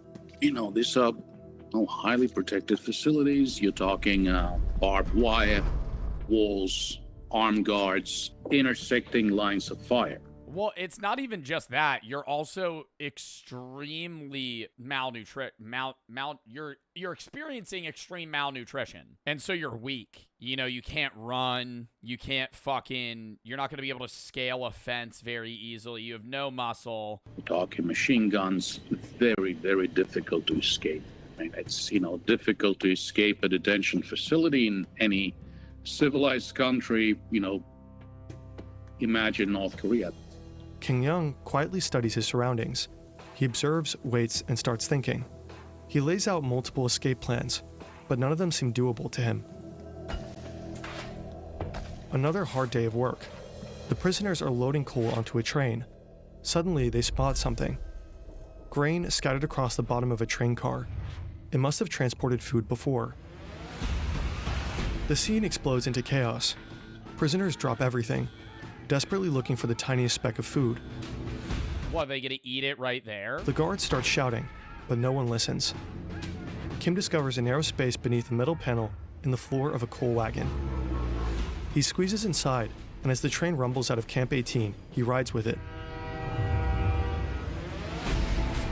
No way. Hours later, he got out because people were staring at grain.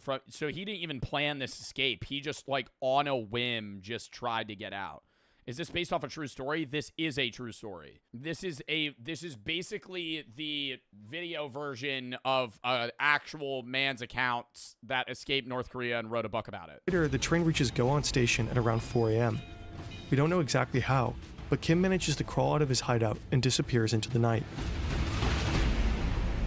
But, like, then what the fuck do you do? You know what I mean? Like, I wouldn't know if I got out and now you're in, say you're in China. What do you do? Like, do you just go, you gotta go, you get a job? You have no ID. You're not a citizen, right? It's not even just like it's not even like, oh, you're an illegal immigrant. It's like, you're not even on a record. No one knows who you are. Like, I would have to find, you know what I would do? I would go to another, like, say I was in this scenario, I feel like I would try to go to a country I knew was enemies with North Korea, and I would go to I would try my hardest to find what is it called, where they have, like, their own setup in different countries? What is it called? You know what I'm talking about. Embassy. I would go to, like, the U.S. Embassy, and I would be like, I'm a North Korea escapee. Like, I would go to some embassy because he was a soldier too, so he knows the countries that are enemies. I would go to the enemy of North Korea and be like, I escaped. Like, please, you don't speak English? I think they're going to put 2 and 2 together. If you are at a U.S. embassy in China and some dude runs in speaking Korean, clearly malnourished, beat to shit, you're probably going to be like, okay, calm down. I'm going to get a translator. Right? Even if you don't speak, say you don't speak the language. You know, I feel like there's something that you'd be able to do. Kim successfully escaped I'm not even Camp just saying 18. U.S. embassy, just any embassy that's not in association or partnered with North Korea. But his path to freedom is still very long. After finding a worker's uniform, he changes clothes. You want to know what an embassy is? That's true. But you can't just walk up to a random guy in China and be like, I'm from North Korea, help me. You're not going to be able to speak to them, and it's like, what the fuck? Like, they're just going to rat on you. And starts a treacherous journey that will take him many months through China and oh my god, he had to go all the way to Mongolia to South Korea, where he'll eventually... What? He had to make his way all the way to Mongolia so he could catch a flight to South Korea? Seek asylum. Escaping a prison is one thing. Escaping the country is another. We made a whole video on how to escape North Korea. Link is in the description. Yeah, we watched that video. Shin also manages to escape from Camp 18 twice, both times by crawling under a fence. Both times he's recaptured. After his I'm wondering why he wasn't killed if he was recaptured. second attempt, Shin is sent back to Camp 14 and is thrown into a special detention center, a place with only one purpose: torture. I still have the scars of my torture and the burns. Look at my arms. My arms aren't normal. They are bent and deformed. Before His arm is like they snapped it. I was tortured, my arms were straight. When I was tortured, my arms were tied up with a rope and pulled backwards. That made them more and more bent. I'm filled with anger when I stand in front of the mirror and look at my body after a shower.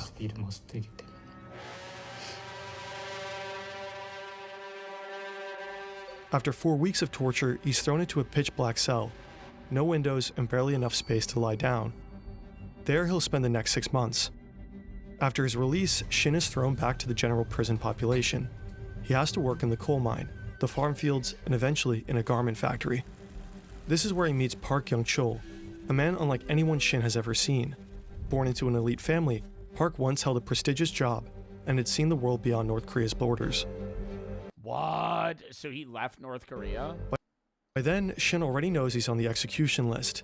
With Park at his side, he begins planning what will be Shin's third and final escape. Shin and Park are assigned to do some woodwork up in the mountains, along with some prisoners. They're chopping wood near the outer fence. The camp's fence is around 10 feet high How many guards do you think they got for, like, a group of people? Because part of me's thinking, like, you could just rush those motherfuckers, you know? lined with high-voltage barbed wire. But I feel like, bro, if you got a group of 10 people, they probably got, like, 3 guards. And they're all holding machine guns or rifles. The next guard tower is a quarter of a mile away. Shin watches. Some people would die. Yeah, well, realistically, they probably have enough guards to where all of them would die, so they can't revolt. But I'm thinking, like, if you had 2 guards and 10 people, you could realistically try, like, knowing 8 of you are going to die, but, like, 2 of you are going to be able to overpower them and live, and then you just steal their shit. The patrols. There are long gaps between them where no guard is close enough to spot the 2. The plan is simple. Wait until dusk so that their footprints can't easily be traced in the snow. They slip through the high-voltage wires without touching them. Risky maneuver. As the sun sets, Shin and Park move closer to the fence. They hack branches, pretending to stack wood. Nobody notices them. Park hesitates. Shin's heart races. He grabs Park's hand and they run. Shin slips. Park reaches the fence before him. He tries to squeeze his head between the 2 lowest wires and hits one of them. Park's body is not moving. The bottom wire bends under his weight, creating a narrow gap. Oh my god, and you just leave him. Oh my god, you just leave him. Shin crawls over Park's You have to. body. He's almost past the fence when his legs slip, hitting one of the wires. The voltage tears through him. His pants char. His skin burns from ankle to knee.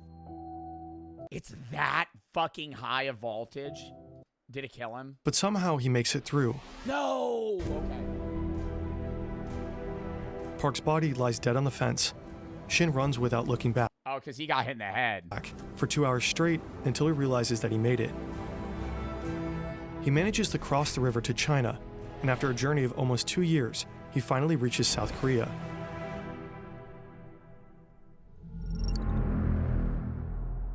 These are all the prison camps that are most likely active in North Korea today. According to Greg Scarlatoiu, Like right now. Like right now. I know time difference, like it's 7 p. Time difference, what time is it in North Korea? It's 8 a.m. There's people in North Korea right now in camps that are like doing slave labor. Right now. Like right now, there's probably thousands of people that are actively fucking doing crops, cutting wood, being beaten to death. Fuck, man. the camps are changing, and not for the better. Camps near the border have reportedly been moved further inland, likely to make escape even harder. And some new internal perimeters have appeared, possibly to isolate high-value prisoners. A third development in terms of infrastructure, evolution and development has been the creation of watchtowers and what appears to be intersecting lines of fire around the camps. They would be meant to basically exterminate those who attempt to leave those camps. For some camps, evidence is even scarcer. There's one camp that we know very little about, and that's Camp 16, 1-6. That's very close to the Punggye-ri nuclear testing facility.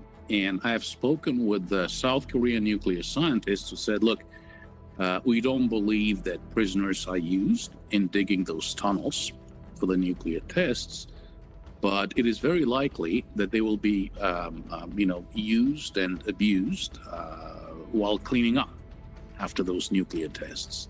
The HR Oh my God, what? And then thare gonna like die of radiation. NK estimates that up to 120,000 people in these camps. people are currently held in North Korean prison camps. In fact, as a viewer of this video, you might know more about them than most North Koreans ever will. We have to remember that these people are being tortured and maimed today. They were tortured and maimed yesterday, and the same will happen tomorrow. So, I think it's a matter of moral, ethical, religious, and political obligation to continue to maintain our interest in these issues. This is Shin today. He gradually adjusted to a life in society and became a public speaker and advocate for human rights in North Korea. In 2015, Shin Dong-hyuk retracted parts of his story and admitted to changing certain key details in Escape from Camp 14. The book's author published a detailed statement outlining every change Shin had made. According to Shin, some memories were simply too painful, and others too shameful to share truthfully at the time. This is wow. So it's not even like he made it seem worse. He made it seem better than it was. Like one of the edits it showed was that he hated his brother, and so it was easier for him to rat on him. a common reaction for victims of torture, who often cope by suppressing or distorting their accounts of what really happened. Greg Scarlatoiu and others believe Shin's changes don't alter the fundamental truth of his reports. Was Shin Dong-hyuk a political prisoner? Yes, 100%. Okay, he spent some time both at Camp 14 and Camp 18, right across the river. Did he witness the execution of his mother and brother? Yes, he did. So the fundamental elements of Shin Dong-hyuk's story did not change. Shin bears the Yeah, it's like small little additions to each part of the story. scars, physical and psychological. I just don't know how you could physically live a regular life after that. You know what I mean? Like they're very like advocative and they do public speaking work, but it's like always in the back of your mind, you're going to be like, people I knew are in that camp right now. Like you escaped and now you could live in South Korea. But it's like, there's over 100,000 people that are there still, and they're just never going to get out. Wow. That's a sad video, but I'm glad we watched it. All right, count me down 30 seconds, Sean. I got to piss, then we're going to hop.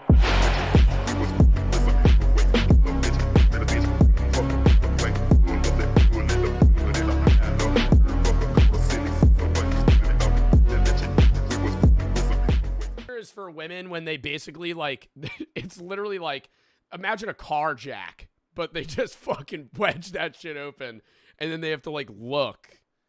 Ugh! If you're a guy and you go into becoming a gynecologist, that's a bit crazy. Can we agree on that? I'm not like full judging it, but if you're a guy and you go and you're like, I want to be a gynecologist. Out of every career path. Yeah. Did you order the code red? You're goddamn right I did. Giving speeches and stuff. When the shit hits. Damn, do you think that's going to be on the most regrettable? Most regretted gynecologist. Prostate exam guy. I don't think that's a thing. I feel like a GP just does the prostate exam. Not really much needed in terms of expertise there. Movies are there about like a massive... You can't handle the truth. Yeah. Did you order the code red? You're goddamn right I did. Giving speeches and stuff. When the shit hits the fan, some guys run and some guys stay. When the reality is your job is to read things and not miss anything. Why did I hire you? Dude, it's not even read things and not miss anything.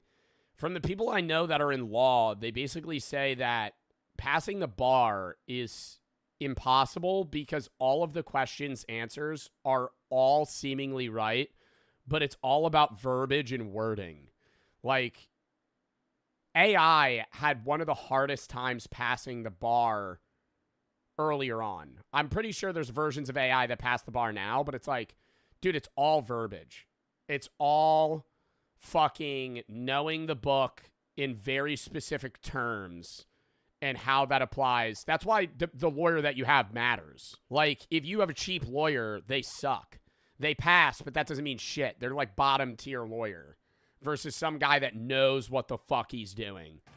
Yeah, a Saul Goodman of the business. Police report summarized. Traffic signal analysis, medallion bids, attendees, and results. That's why you hired me. Let me see if Graham will pick up. Yes, sir. Yo, Graham, I wanted to hit you up to see... Do they know people with every degree? If you know why you think people who pursue law end up regretting that pursuit.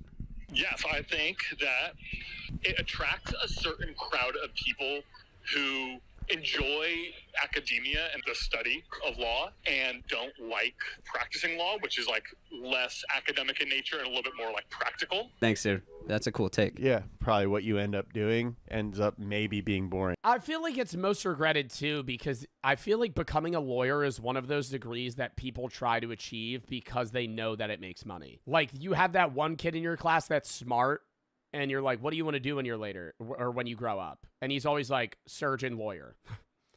But it's like they don't actually love the idea of being a lawyer. They love the potentiality that it can give them in financial gain. But this one might not be. This is the fourth most least regretted. Most least regretted, so the happiest degree. Number 4. I feel like I'm going to go comp sci on 4. College degree. Field of study. Vocational / technical. Does that count? This is electricians. Does that count? Isn't that its own? That's not college. Vocational school isn't college. What's vocational? Electricians, plumbers, fucking, carpentry. Plumbers, automotive technology, cosmetology, it's a trade school. Culinary school. We're talking about the trades. I think we've seen like the expectation versus reality. I would have put that at number 1. Brought up for both of these, right? Like expected one thing, didn't expect the red tape. Expected all the academia, didn't expect the workload or whatever. Oh, you know what you're getting into in vocational school. You just go because it's a steady job. Like you're setting yourself up for the future being an electrician, but it's like you got to be an electrician for the next 35 years. This must be like the most opposite with expectation because you're like, I assume I'm going to be job security, and you're going to do the same thing every day for the next 3 decades. Plumbing. If I go to this plumbing school. Yeah, dude, I became a plumber. Did you know I got to deal with water? Dude, I became a plumber. You know I actually have to go in sewers and shit? Oh, my God. It's fucking terrible. I actually heard I do have a plumber. This is another I have a friend. I have a friend who's a plumber. He said that shit is not the worst smelling thing. It's like when he has to clean out like clogged grease. He said sewers don't smell that bad because it's poop. He said like rotting food and like grease is by far worse. Yeah. So it's worth noting that there are other factors beyond the field of study that affect whether someone considers their education worth it, like level of education. So people with master's or doctorate degrees felt their education was more worth it than people with associate degrees. Age played a factor too. People who were older more often felt that the costs were worth it. Well, I also think it's the time that we're in where like getting a college degree 40 years ago was like a fucking cheat code. If you had a college degree in the 80s, bro, that was awesome. Now everybody has a degree. So if you're getting an associate's degree, that's like wiping your ass with a fucking dollar bill, dude. It's like you're just spending money. You're not really getting much out of it in return. Because that's a 2-year diploma. Which makes total freaking sense. The survey said what you're probably thinking. There's high schoolers. Some of you guys are probably going to graduate with a fucking associate's degree. Like, getting an associate's degree, it's like, if you're going post high school, a lot of people are like, why am I wasting my time on this? Education may also be driven by the rising costs of higher education and the increased use of student loans, which makes costs remain more salient into adulthood. All the old people in the survey, you like see the bars on these charts and they're all like, I don't regret it at all. Yeah, I had a blast. I had so much fun. It cost me $36 and then I bought a house for $15,000. Then I just sold it for $4 million. Another big factor is whether or not people have student loans. That makes sense. It's just obvious. I mean, it makes sense. And a final big factor is the type of institution. Public institutions are like UC schools, state schools, Ohio State University or Florida. It's definitely the most common type of college. Then you have private, non-profit schools, which is like USC or small liberal arts schools. All the Ivy League schools are actually in this category. And then private, for-profit institutions are like DeVry. What about Education Connection? What was that online college they used to do ads for all the time? Not Education Connection. Oh my God. Dude, I remember I would see that shit. This was like 2012. What was that school they always did online shit for? Get Connected? Well, it wasn't Education Connection. Education Connection wasn't a school, was it? Was that a school? I thought it hooked you up to a school. Or for free, Purdue. University of Phoenix. They've kind of... ABC Mouse. You guys are not helpful at all. You're just typing Hustlers University. No, not Hustlers University. Not the fucking Andrew Tate fucking Discord group. Come under a lot of scrutiny. They have pretty bad graduation rates. I don't want to disparage people who graduate from DeVry, but... My interpretation is it's like the bank, which is not a perfect institution, versus the payday loan place. Yeah. Which is a less perfect institution. Up next, the third most regretted type of degree, life Sciences. Interesting. Life sciences. Oh, science that deals with life. We're talking biology, Biochemistry. molecular. Really? I would have guessed that those were at the top. Do you think it's because it's hard to find a job with like a bio degree? Biology. Ecology. Botany. Zoology. Genetics. Oh, but a zoology degree is so badass if you actually get to work at a good zoo. I've always said I think that's one of the coolest jobs. If you're able to like work at a zoo that helps endangered and injured animals, and it's not like a for-profit, like, dude, that's awesome. You gotta just take care of fucking weird animals that like you never interact with any, like nobody would ever see, like a fucking polar bear for the rest of their lives. Like you're never gonna actually see a polar bear in the wild. All sorts of stuff like that. I'm actually very like working at the San Diego Zoo. Dude, that would be awesome. Working at the San Diego Zoo. Working at fucking like any weird aquarium. Surprised that so many people Oh, would that be a marine biology degree or a zoology degree? regret going into this field. This seems like one of the fields that like you know what you're doing. I'm gonna go study plants. I'm gonna go study dolphins. I'm gonna go study the human systems. Let me see if Mooney picks up because, I haven't talked to this guy in forever. It's just kind of fun. I'm getting called old friends. He's calling a guy he hasn't seen in 15 years. Hello? Who is this? Hey, it's Johnny. Just wondering if you regret your biology degree. Yo, Zach. Mooney, I'm making a video about college degrees. I have a horticulture degree. I don't even know what that means. Chat, guess what the fuck is horticulture? I feel like that has to do with something with like seeds or like not farming. Horticulture is like the Dude, I don't know if you could get this anymore. You used to be able to get a degree in animal husbandry.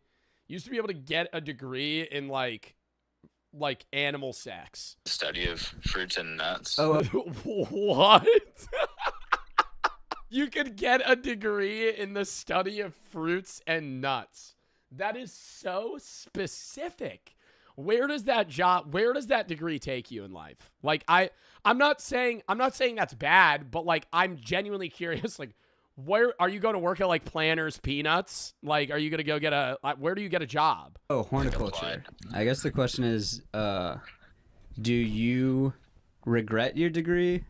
Maybe I'll just speak for like agriculture. Like if you work on a farm your whole life, like you don't really need a degree unless you're doing research. You're probably doing some like grunt work that you don't need a college degree for, and like the pay isn't great. And then I would say like if you're doing like life sciences, you're either teaching or you're working in a rural area. Yeah. Can't like live in the city, like. But you're happy with your degree? Yeah, I'm pretty happy with my degree. A lot of people don't go into research. Mm-hmm. But in my case, I did, so that's why it was useful for me. You got a PhD, didn't you? Yeah, I'm still doing my PhD. And you're like breeding apricots? A PhD in horticulture? Yeah, what are you getting? Hey, I'm actually a doctor. In what? Fruits and nuts. I could actually just eyeball that mixed nuts bag you have there, and I could tell you that that's 73% peanuts.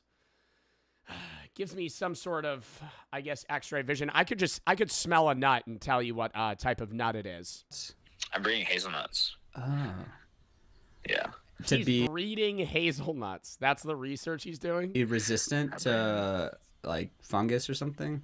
Yeah, exactly. Oh, that's kind of badass, though. No, that's actually kind of sick. Wait, what? He's, like, making his own type of hazelnut that can't die to fungus? No, that's actually awesome. But you have to get like an actual doctorate to do that. Can't believe I nailed that. Dude.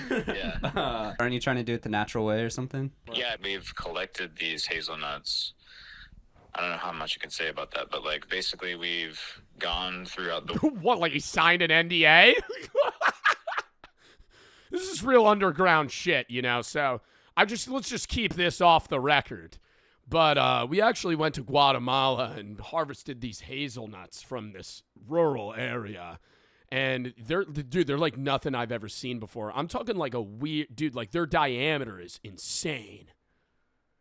Like, he's just so hyped about this. World before any of these, like, you know, wars started happening in Russia, and like geopolitical stuff has been happening in Turkey, but We redacted.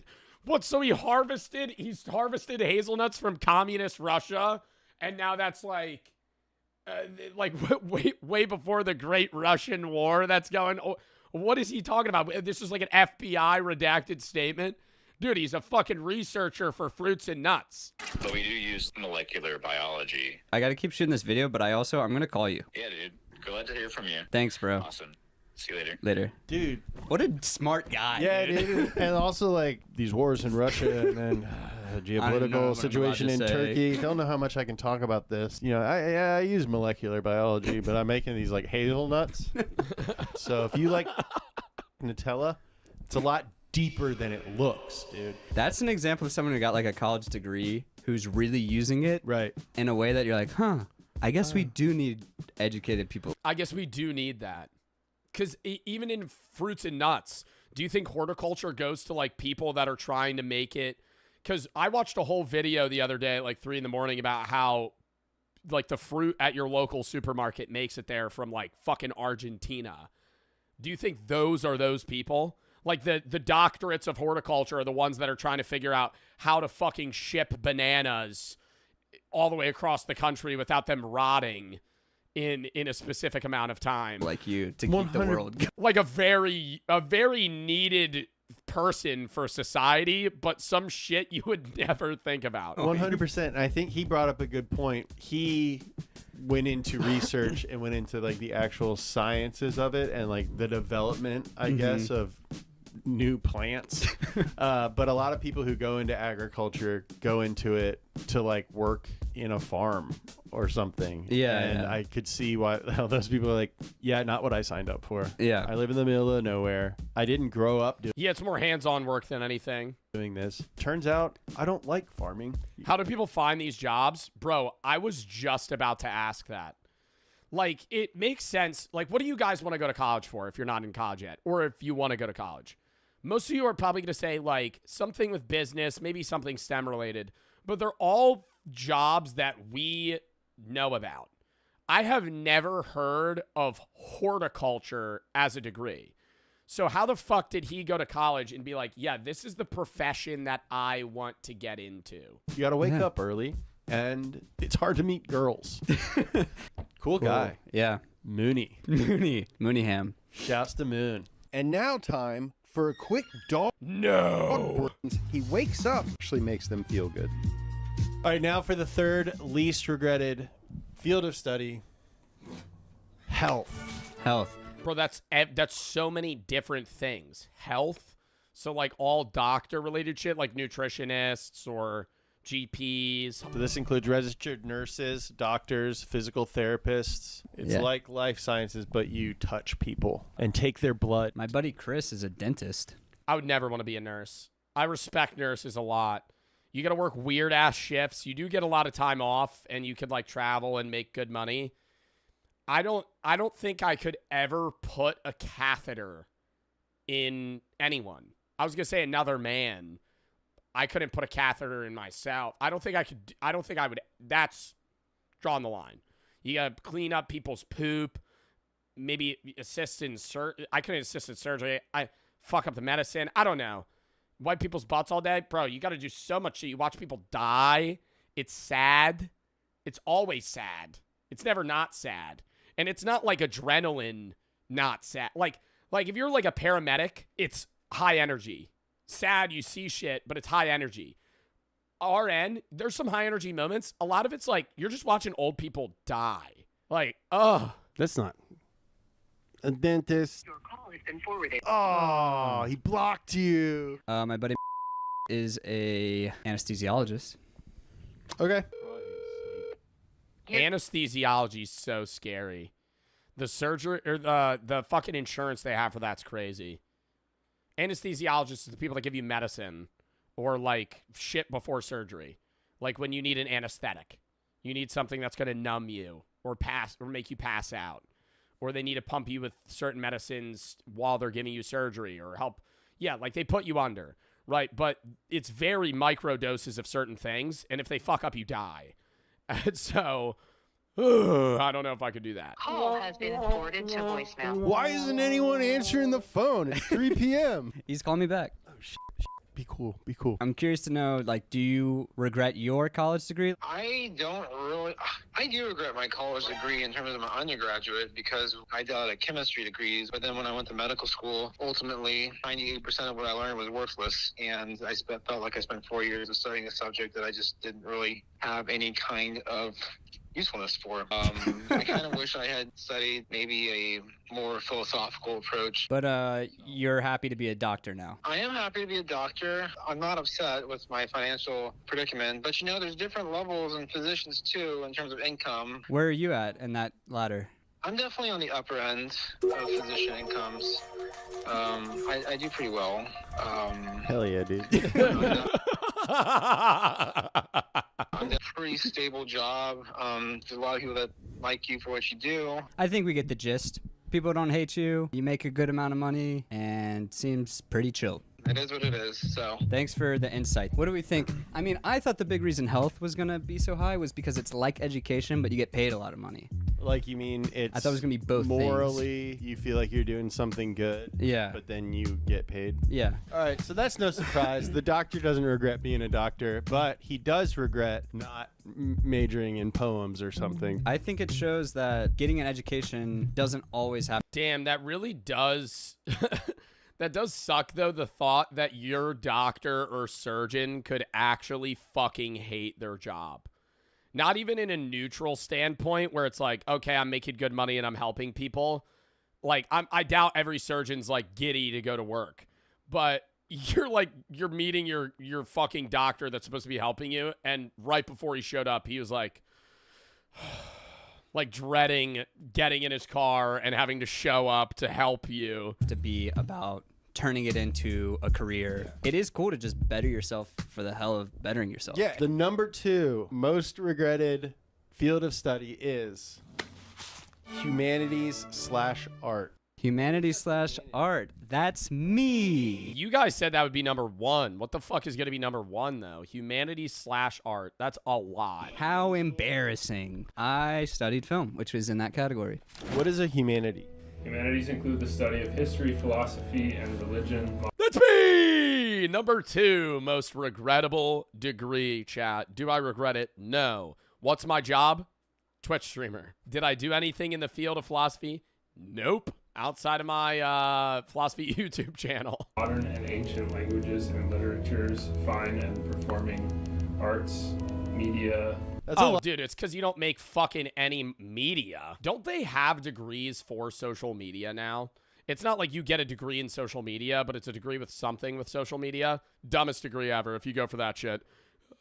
Just fucking do it. Just fucking do it. What is this? Kai Cenat Streamer University? You're going to go to college so you learn how to fucking make an Instagram post? Like, just do it, right? I feel like that's bad news if you're like, I need to get a 4-year degree in fucking social media. Anyways, fine arts and performing arts, they get a like if you get a good job there, you get to travel the world and perform, which is really cool, but you don't make good money unless you're really, really at the top. And even then, your lifespan on being able to do it is so short. Like if you're a ballet dancer or you perform in plays, really depends what, but like a lot of the time you might only be able to perform for like 10 years. Modern, ancient language and literature. I feel like literature ends up going into education a lot. Religion. Media. That's a lot of stuff.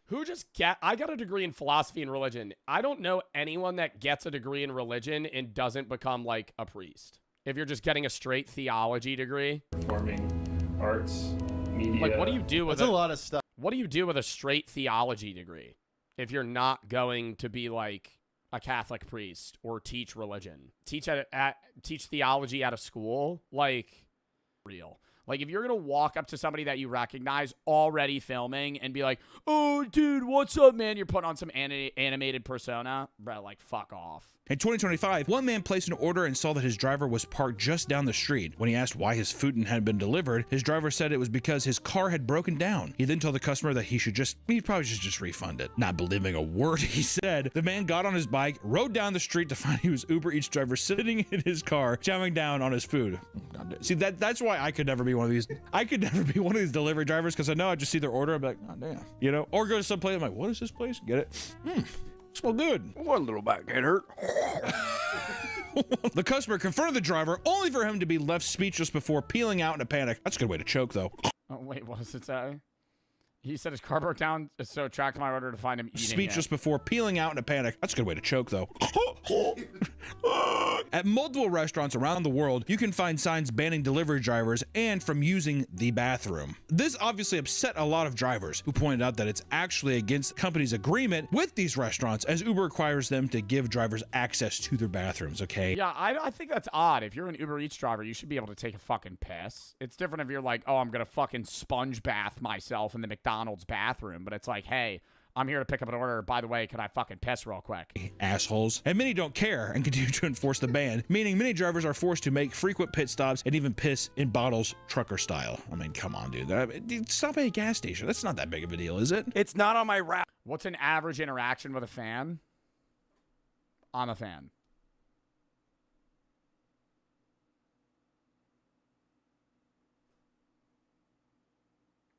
And now I'm me. Yeah. Really? Yeah. Dude, I watch you all the time. And I go, oh, really? That's awesome. He goes, bro, I love your YouTube videos. I was watching you 2 days ago. Can I get a picture? Yeah. Take a picture, tap him up, have a good day. That's it. Regular interaction. But see, you have 100 interactions, you're bound to have like 3 or 4 that are just weird.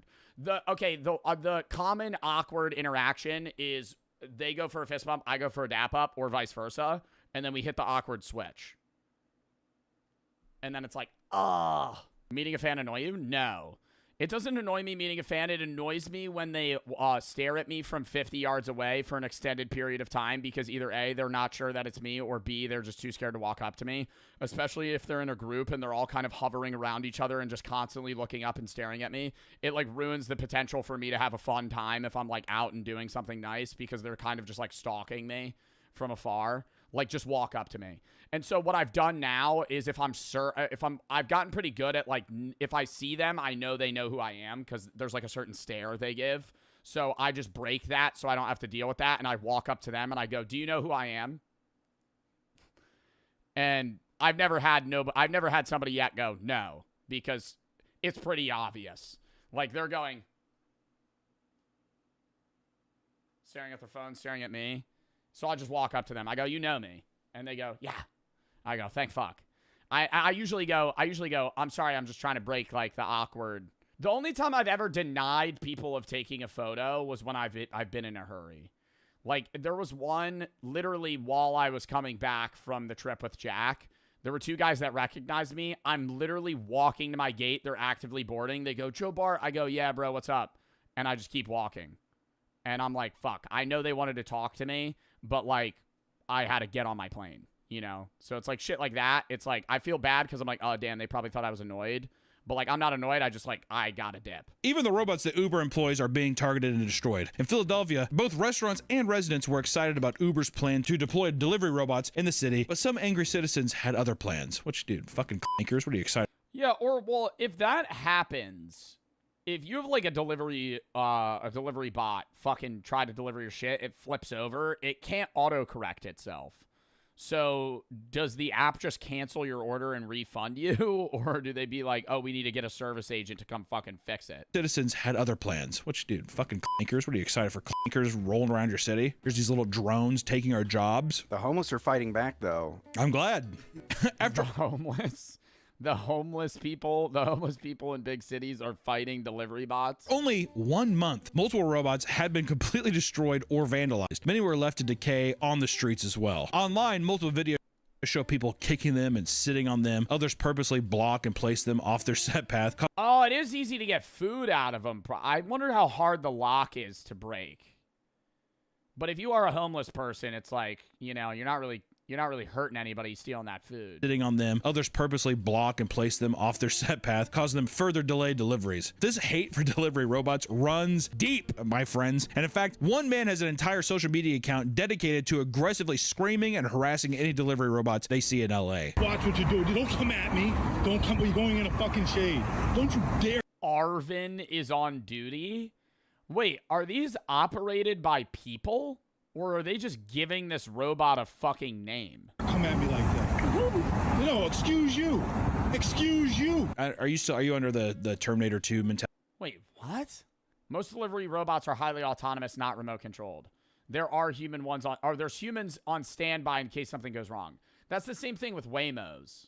Like, Waymos are AI self-driven, but there's, like, people in case something goes wrong. I hate how they just give them names, dude. Why are we giving a name to a fucking robot? It's the delivery robot, bro. Arvin.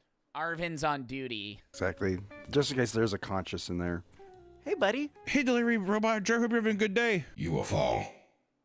After all this, Uber still plans to keep the robots in the city, claiming they were designed to be tampered with and send alerts when they break down. There you go. They should have them explode if people mess with them. Yeah, exactly.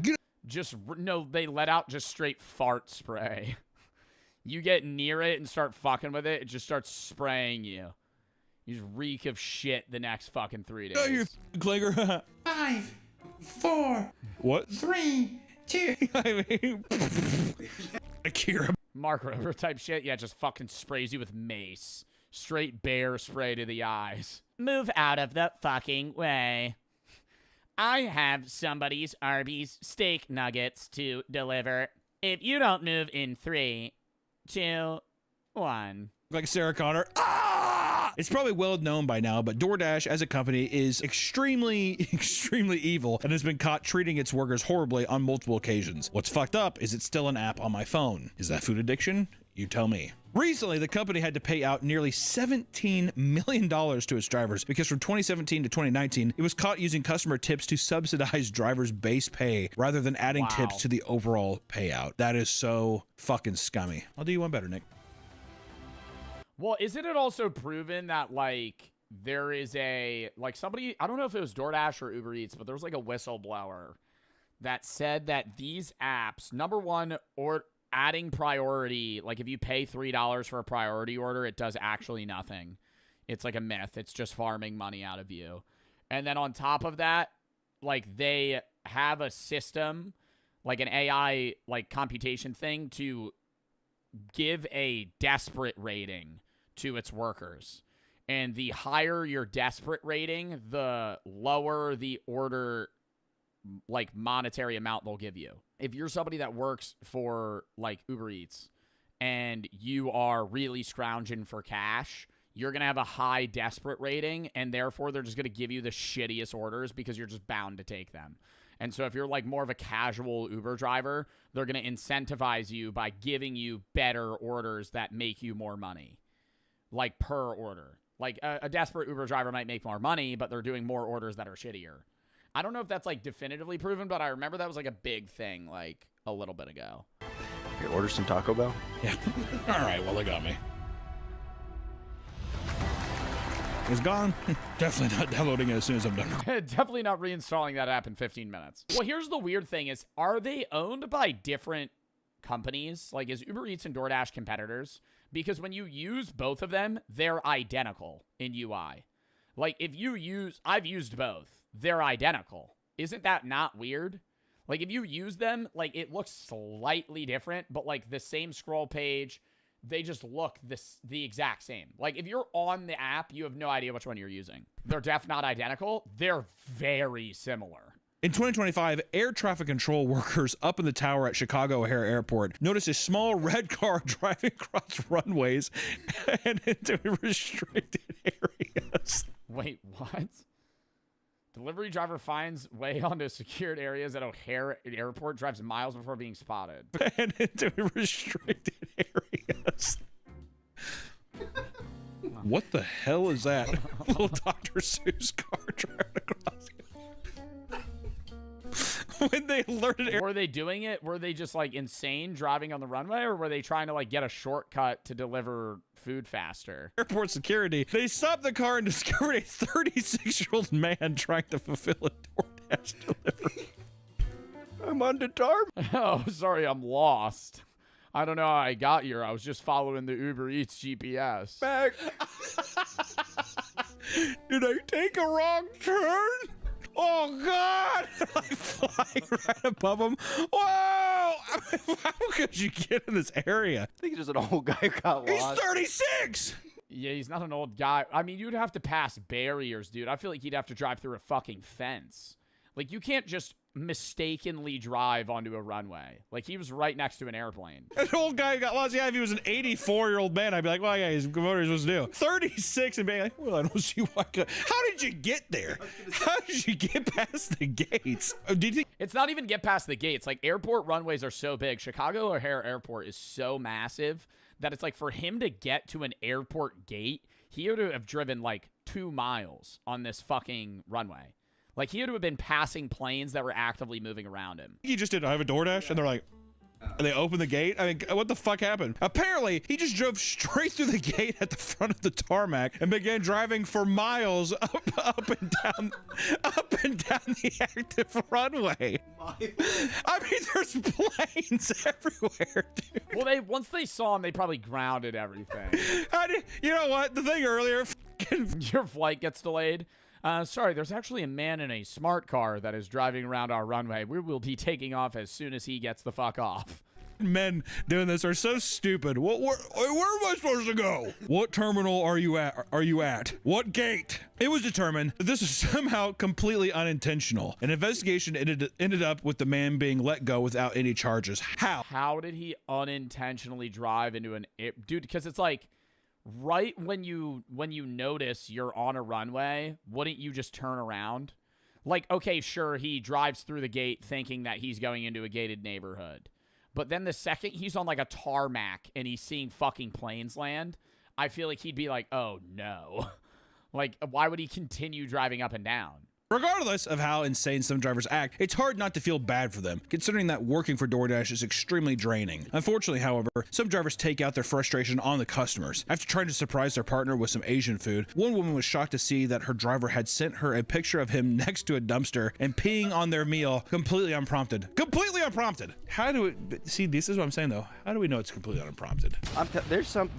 We're only getting one half of the story. I think so. Don't get me wrong. I think these things do happen. Some just people freak out. But I think when people make these stories, you're leaving out a little bit of information, aren't you? What did you do? Hey, man, how you doing today? I think it's some stuff that's just being like, hey, just let you know I'm in line, whatever. I'm in line because you get a message like that from DoorDash sometimes. I'm in line. Picking up your order! Exclamation point. I bet some person would be like, make it quick. Just a little. Just some. Yeah. Piss him off. Where are you? Where are you? Why are you driving so slow? Okay, buddy, fuck you. I just wouldn't deliver it though. I wouldn't pee on the order. No, you know what you would actually need to do? You don't pee on the order. You still deliver it. You just shake the bag up. You go, "Oh, there's liquid." Fucking put it down. Still good food, but it's like, oh, now it's all over the place. I'm sure piss all over it. Fries all over the bag. By this, the woman asked what was going on. You bitch, I piss on you. And all he said was, and I quote, "You bitch, I piss on you," before ending the conversation. I don't know. Where is I have? DoorDasher's name is Negman. Where is I have? Front porch. All he said was, and I quote, "You bitch, I piss on you," before ending the conversation. The woman called the police and allegedly got his car impounded. However, when she posted the DMs to r/DoorDash expecting sympathy, many of the customers found the situation funny, which enraged her even more. It is funny. In fact, oh, it is funny. No, it actually is funny. I would also like try and get him fired, but in the moment I'd be like, that's kind of hilarious. I'd be annoyed. I'd be annoyed for like 5 minutes because I'd be like, fucking hell, man. Now I need to order more food. And then you get him fired, and then you fucking, fucking get order again. Over it. It's one meal. You guys think this is funny? Yeah, see that she definitely fucking did something. I think she did. Yeah, why are you posting it on Reddit assuming that people are going to be sympathetic towards you? That's our first problem. Some guy peed on my DoorDash order. Oh, I'm so sorry. That's so upsetting. Oh, I would be so upset. if I were you. Oh my God. My heart goes out to you. Another driver was arrested after she got caught pepper spraying a customer's order. Courtney Stevenson had just finished delivering an Arby's order. Bro, I heard about this one. Was this one recent? I feel like I saw this on TikTok. Yeah, 2025. He got caught pepper spraying a customer's order. Courtney Stevenson had just finished delivering an Arby's order to a home in Evansville, Indiana, when she pulled out a small bottle of mace from her keychain and sprayed it inside around the bag. When the customers brought it inside and began eating, the wife began to choke and vomit, claiming her throat was burning.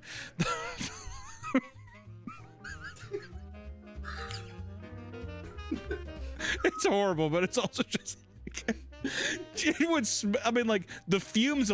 Yeah, I don't know. I feel like unless you ordered something that was like really spicy, wouldn't you be like, wait, this is like foul? Alone would be someone saying that once again it's a Midwest couple being like, oh goddamn, chicken of China, the Chinese chicken, this shit is popping. Opens it up.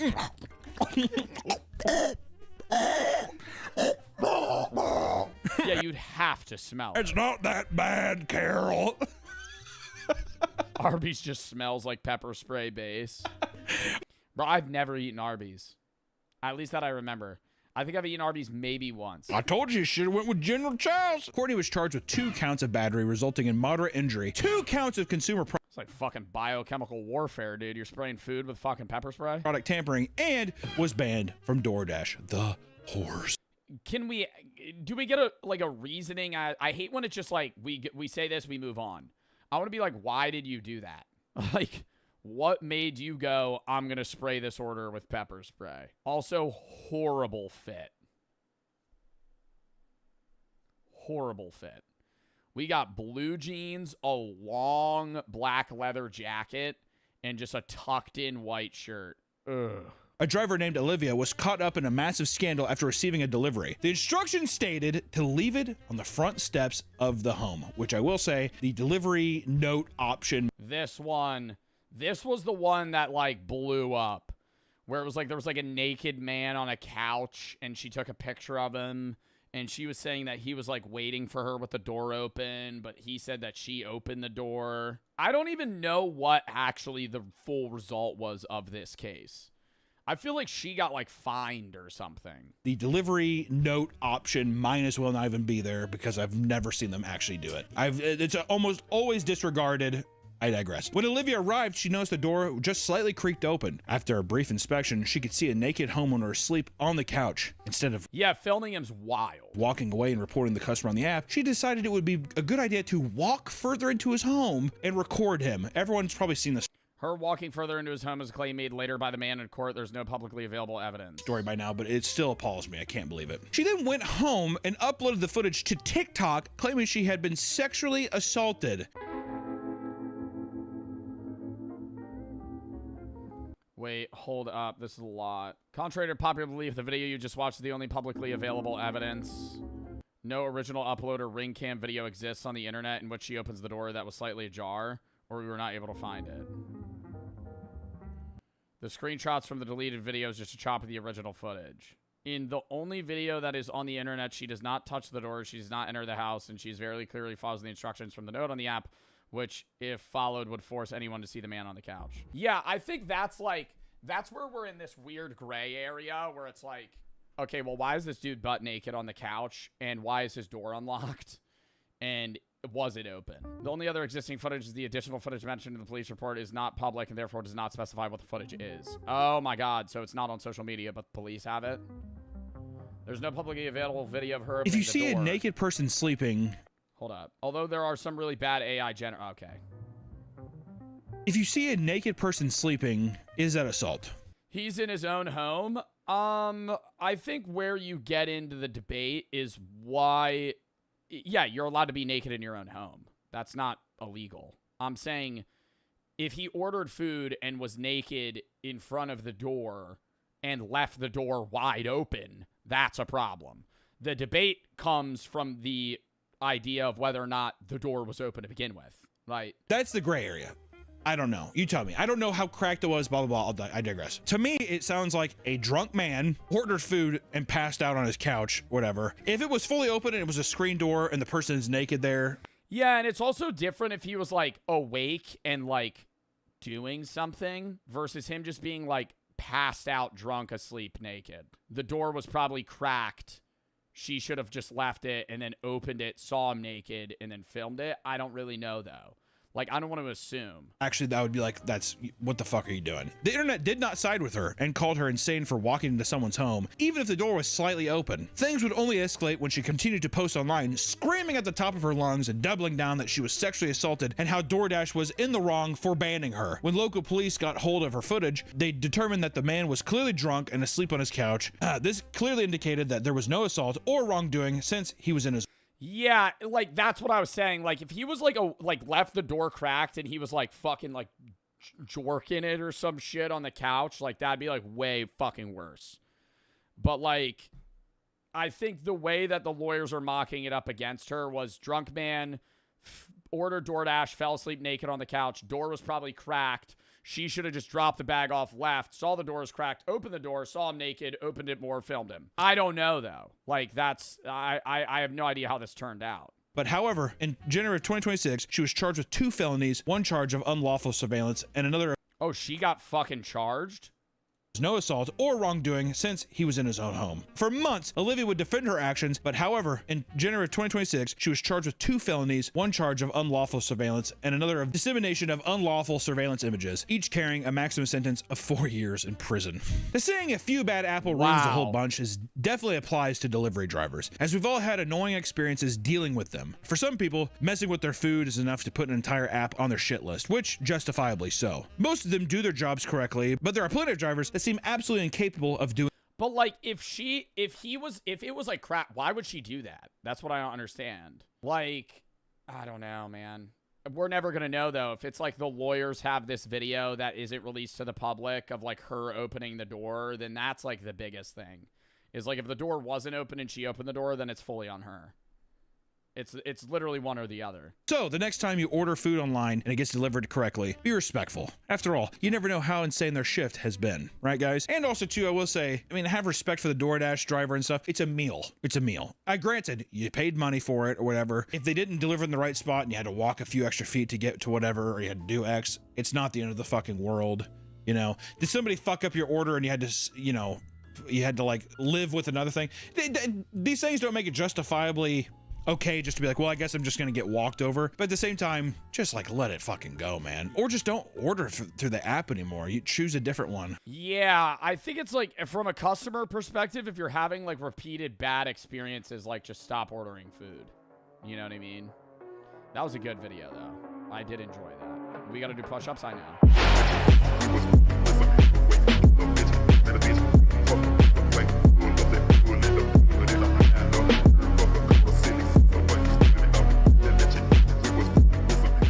The power that's been inflicted, it's like a very hyper evolved version of like what's happening to you inflict onto others. What did he say? He was saying he had the power to kill or not kill anybody. It was entirely up to him. Across North Korea, there are different Like, he probably liked that. types of detention facilities. The worst of them are called Kwanliso. Camp 14 is one of them. It's also called a total control zone. People never get out of those. You know, they just waste away. They get killed by this vicious cycle of malnutrition and forced labor. Shin's mother has to work the rice fields, 10 to 15 hours of hard labor every day. If she meets her quota, 15 hours straight? She receives food, just enough to survive the night and make it through the next day. North Korea is all about production targets. If you don't meet them, and probably you will not meet them, you'll get less food, more work, less food, more work, and that's how you waste away and die. That's, you know, the truly tragic story at these camps. From the moment Shin starts school, his life is split between the classroom and hard labor in the coal mine. Long work days are made worse by a constant gnawing hunger. Before school, Shin often eats his mother's portion while she's still out in the fields. She beats him for it, but he does it anyway. To him, she's not a source of love or care. She's a rival in the fight for every meager scrap of food. Wow. This is Shin's meal, served 3 times a day for his entire prison life. If he makes a mistake, his portion is cut in half as punishment. Sometimes he and the other inmates catch rats, the only source of meat. Camp 14. For Shin, this isn't as much as a nightmare. It's normal life. He has never seen the world beyond the barbed wire.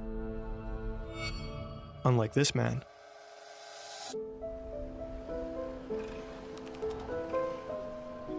Kim Young is in his mid-40s when he's brought to Camp 14.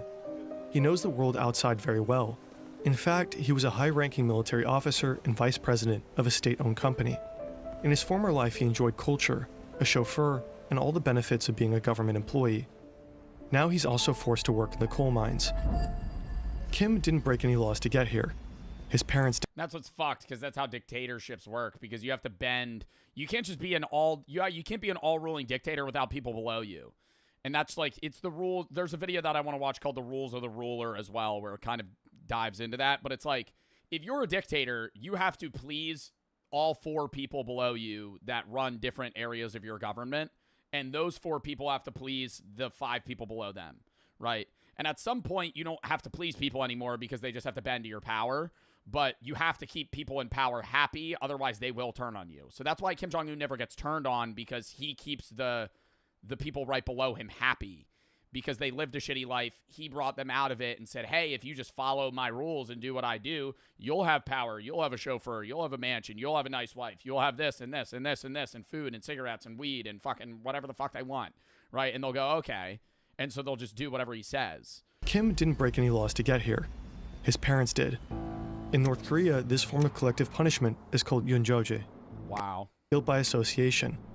Up to 3 generations can be punished for crimes of family members.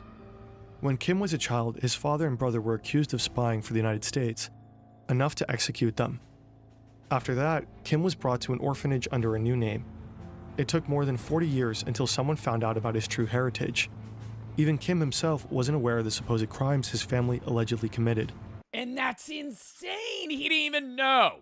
He didn't even know. Oh, sorry, no, now you're gonna fucking get stripped of everything. There's absolutely no judicial process. This is extrajudicial punishment. They'll just, take you away in the middle of the night, together with your family members. You just disappear. That's how it goes. 개낮에 잡아가는 건 없어요. 다 밤에 그냥 원래 그냥 어느 순간에 와서 싹 다 쓸어가고. Without the neighbors noticing. So one day you're just living your life like in whatever, if you're in the city in North Korea or wherever, and then the next day your neighbor just disappears. Wow, and then you just don't talk about it. And it's just like, but it's just unspoken. It's like, oh, he disappeared. We know where he is. 정치범 수용소에 가서도 그 가족들은 우리가 뭘 잘못해서 왔는지 그걸 모른다는 거죠. Fear is the most powerful tool for prison guards to keep inmates in line. During Kim's time in Camp 14, a total of 25 inmates are executed. One day, he witnesses a fellow prisoner being killed for collecting chestnuts that had fallen from a tree. Kim's chestnuts that had fallen from a tree. Were they even being used? Spends most of his days underground. Hours and hours of endless work with no sunlight and no mercy. Kim struggles. He's never faced labor like this before. Mistakes are inevitable, and every one of them is met with the punishment of a guard who never leaves his side. Do you think he had like an internal wow moment? Because he was a high-ranking military official, and then now he's being sent to where he probably had to send other people. One day, a guard strikes Kim with the butt of his gun till he falls unconscious. For the next 2 days, he only receives half his meals. After more than 2 months of living like this in Camp 14, Kim decides to end it. Following a long day of work, he steps into the elevator of a mining shaft. The metal cage ascends until it reaches a height of around 2,000 feet.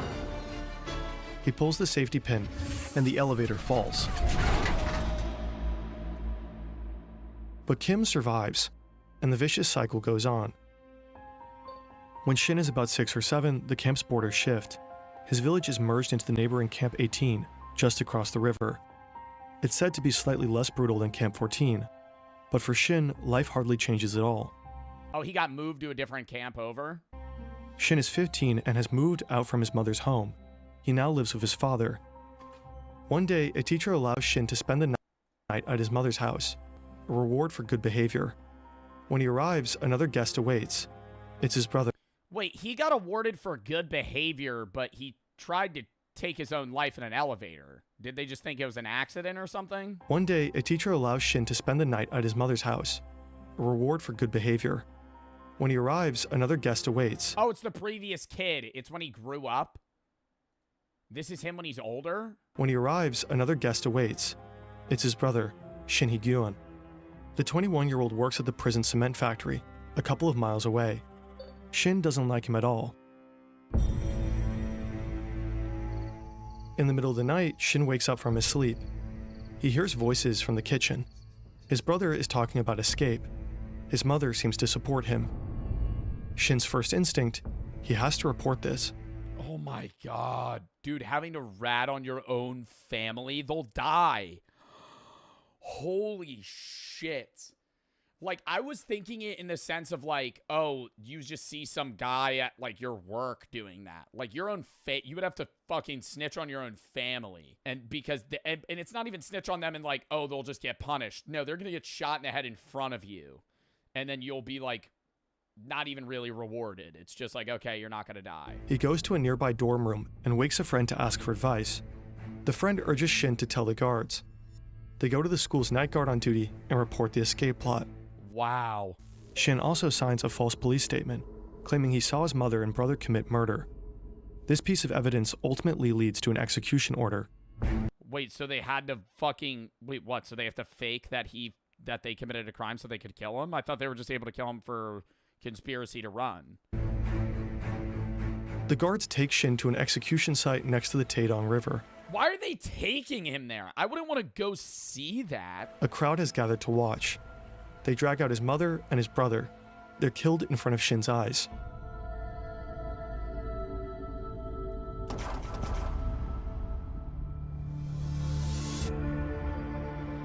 In 1996, Kim Young is transferred to Camp 18.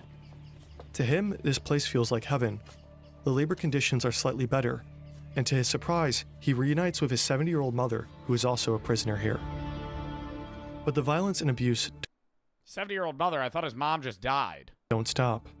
One day, he has to witness how guards beat up his mother and force her to do manual labor. His mother is certain they will both... Oh, other guy. We keep bouncing back between people. Sorry, this is the dude that used to be a high-ranking military official. Labor. His mother is certain they will both die in the camp. Even though it means risking his life, she urges Kim to leave her behind and escape.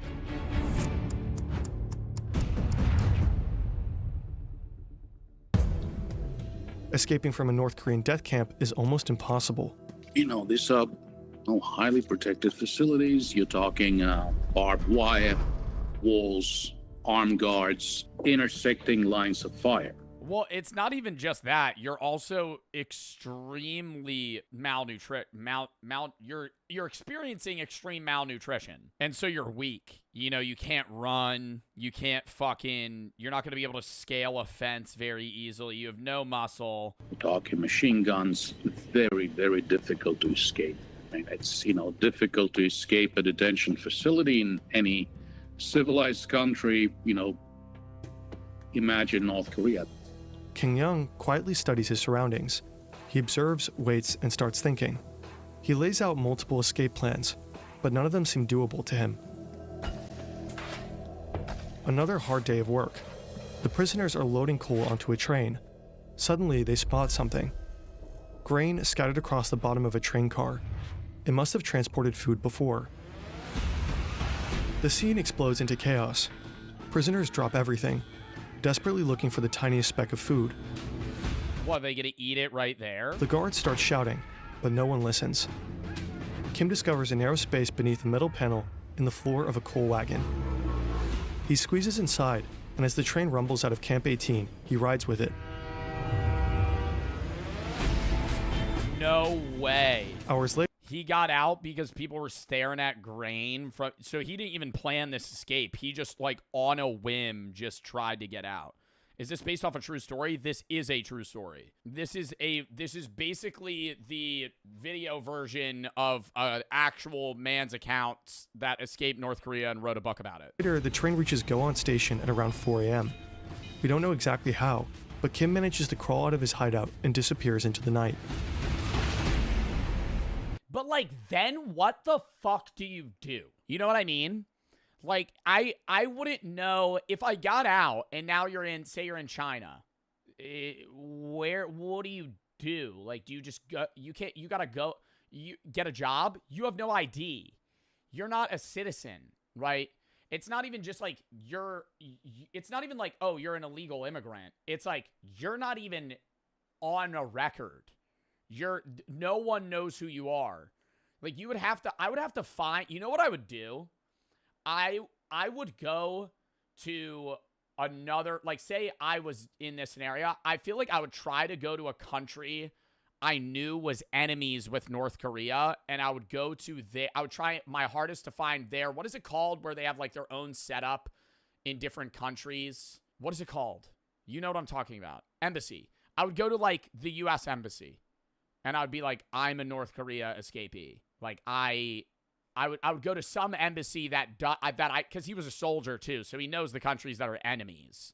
I would go to the enemy of North Korea and be like, I escaped. Like, please, you don't speak English? I think they're going to put 2 and 2 together. If you are at a U.S. embassy in China and some dude runs in speaking Korean, clearly malnourished, beat to shit, you're probably going to be like, okay, calm down. I'm going to get a translator, right? Even if you don't speak, say you don't speak the language. You know, I feel like there's something that you'd be able to do. Kim successfully escaped I'm not even Camp just saying 18. U.S. embassy, just any embassy that's not in association or partnered with North Korea. But his path to freedom is still very long. After finding a worker's uniform, he changes clothes. You want to know what an embassy is? Ooh, that's true. But you can't just walk up to a random guy in China and be like, I'm from North Korea, help me. You're not going to be able to speak to them, and it's like, what the fuck? Like, they're just going to rat on you. And starts a treacherous journey that will take him many months through China and Oh my god, he had to go all the way to Mongolia to South Korea, where he'll eventually What? He had to make his way all the way to Mongolia so he could catch a flight to South Korea? seek asylum. Escaping a prison is one thing. Escaping the country is another. We made a whole video on how to escape North Korea. Link is in the description. Yeah, we watched that video. Shin also manages to escape from Camp 18 twice, both times by crawling under a fence. Both times he's recaptured. After his I'm wondering why he wasn't killed if he was recaptured. second attempt, Shin is sent back to Camp 14 and is thrown into a special detention center, a place with only one purpose: torture. I still have the scars of my torture and the burns. Look at my arms. My arms aren't normal. They are bent and deformed. Before His arm is like they snapped it. I was tortured, my arms were straight. When I was tortured, my arms were tied up with a rope and pulled backwards. That made them more and more bent. I'm filled with anger when I stand in front of the mirror and look at my body after a shower.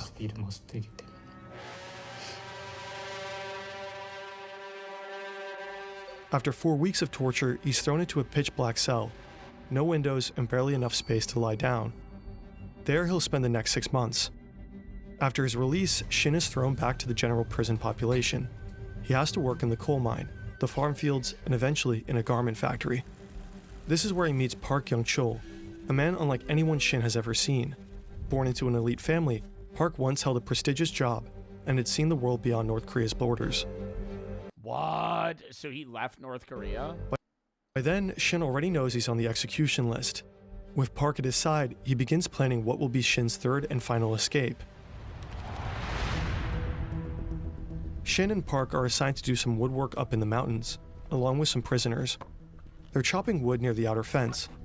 The camp's fence is around 10 feet high. And How many guards do you think they got for, like, a group of people? Because part of me's thinking, like, you could just rush those motherfuckers, you know? lined with high-voltage barbed wire. I feel like, bro, if you got a group of 10 people, they probably got, like, 3 guards. And they're all holding machine guns or rifles. The next guard tower is a quarter of a mile away. Shin watches. Some people would die. Yeah, well, realistically, they probably have enough guards to where all of them would die, so they can't revolt. But I'm thinking, like, if you had 2 guards and 10 people, you could realistically try, like, knowing 8 of you are going to die, but, like, 2 of you are going to be able to overpower them and live, and then you just steal their shit. The patrols. There are long gaps between them where no guard is close enough to spot the 2. The plan is simple. Wait until dusk so that their footprints can't easily be traced in the snow. They slip through the high-voltage wires without touching them. Risky maneuver. As the sun sets, Shin and Park move closer to the fence. They hack branches, pretending to stack wood. Nobody notices them. Park hesitates. Shin's heart races. He grabs Park's hand and they run. Shin slips. Park reaches the fence before him. He tries to squeeze his head between the 2 lowest wires and hits one of them. Park's body is not moving. The bottom wire bends under his weight, creating a narrow gap. Oh my god, and you just leave him. Oh my god, you just leave him. Shin crawls over Park's You have to. body. He's almost past the fence when his legs slip, hitting one of the wires. The voltage tears through him. His pants char. His skin burns from ankle to knee. It's that fucking high of voltage. Did it kill him? But somehow he makes it through. No! Okay. Park's body lies dead on the fence. Shin runs without looking back. Oh, because he got hit in the head. For 2 hours straight until he realizes that he made it. He manages to cross the river to China, and after a journey of almost 2 years, he finally reaches South Korea.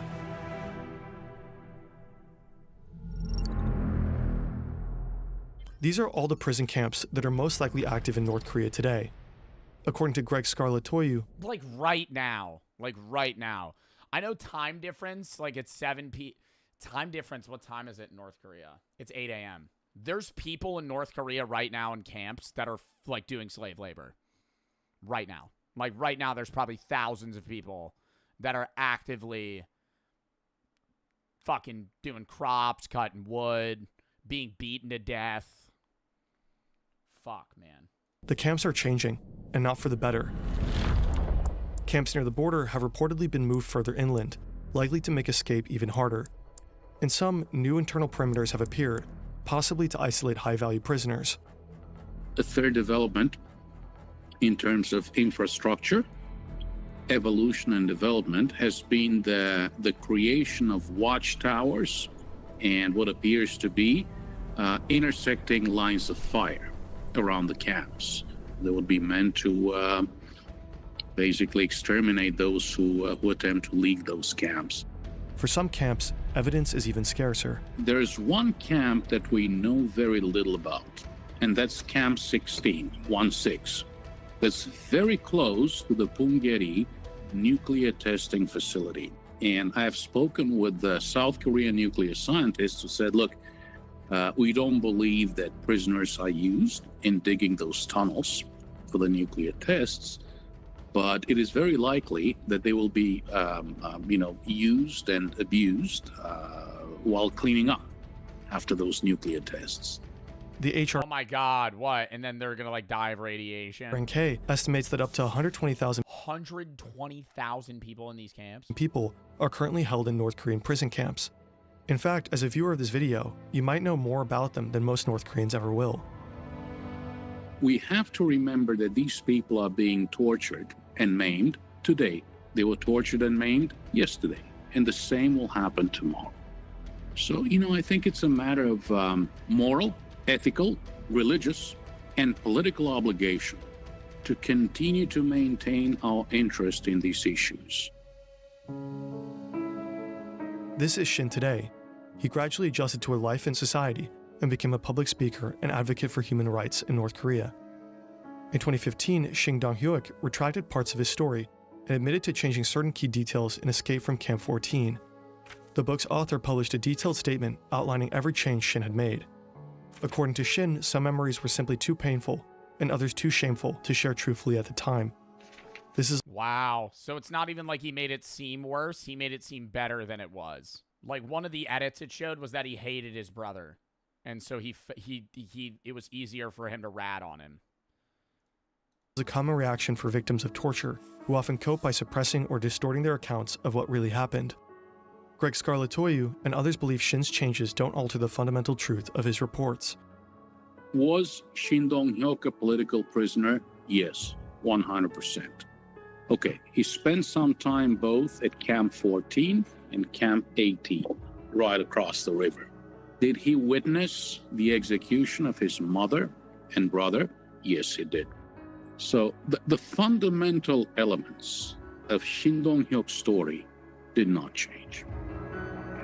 Shin bears the Yeah, it's like small little additions to each part of the story. scars, physical and psychological. I just don't know how you could physically live a regular life after that. You know what I mean? Like they're very like advocative and they do public speaking work, but it's like always in the back of your mind, you're going to be like, people I knew are in that camp right now. Like, you escaped and now you could live in South Korea, but it's like, you know, there's over 100,000 people that are there still, and they're just never going to get out. Wow. That's a sad video, but I'm glad we watched it. All right, count me down 30 seconds. Sean, I got to piss, then we're going to hop in.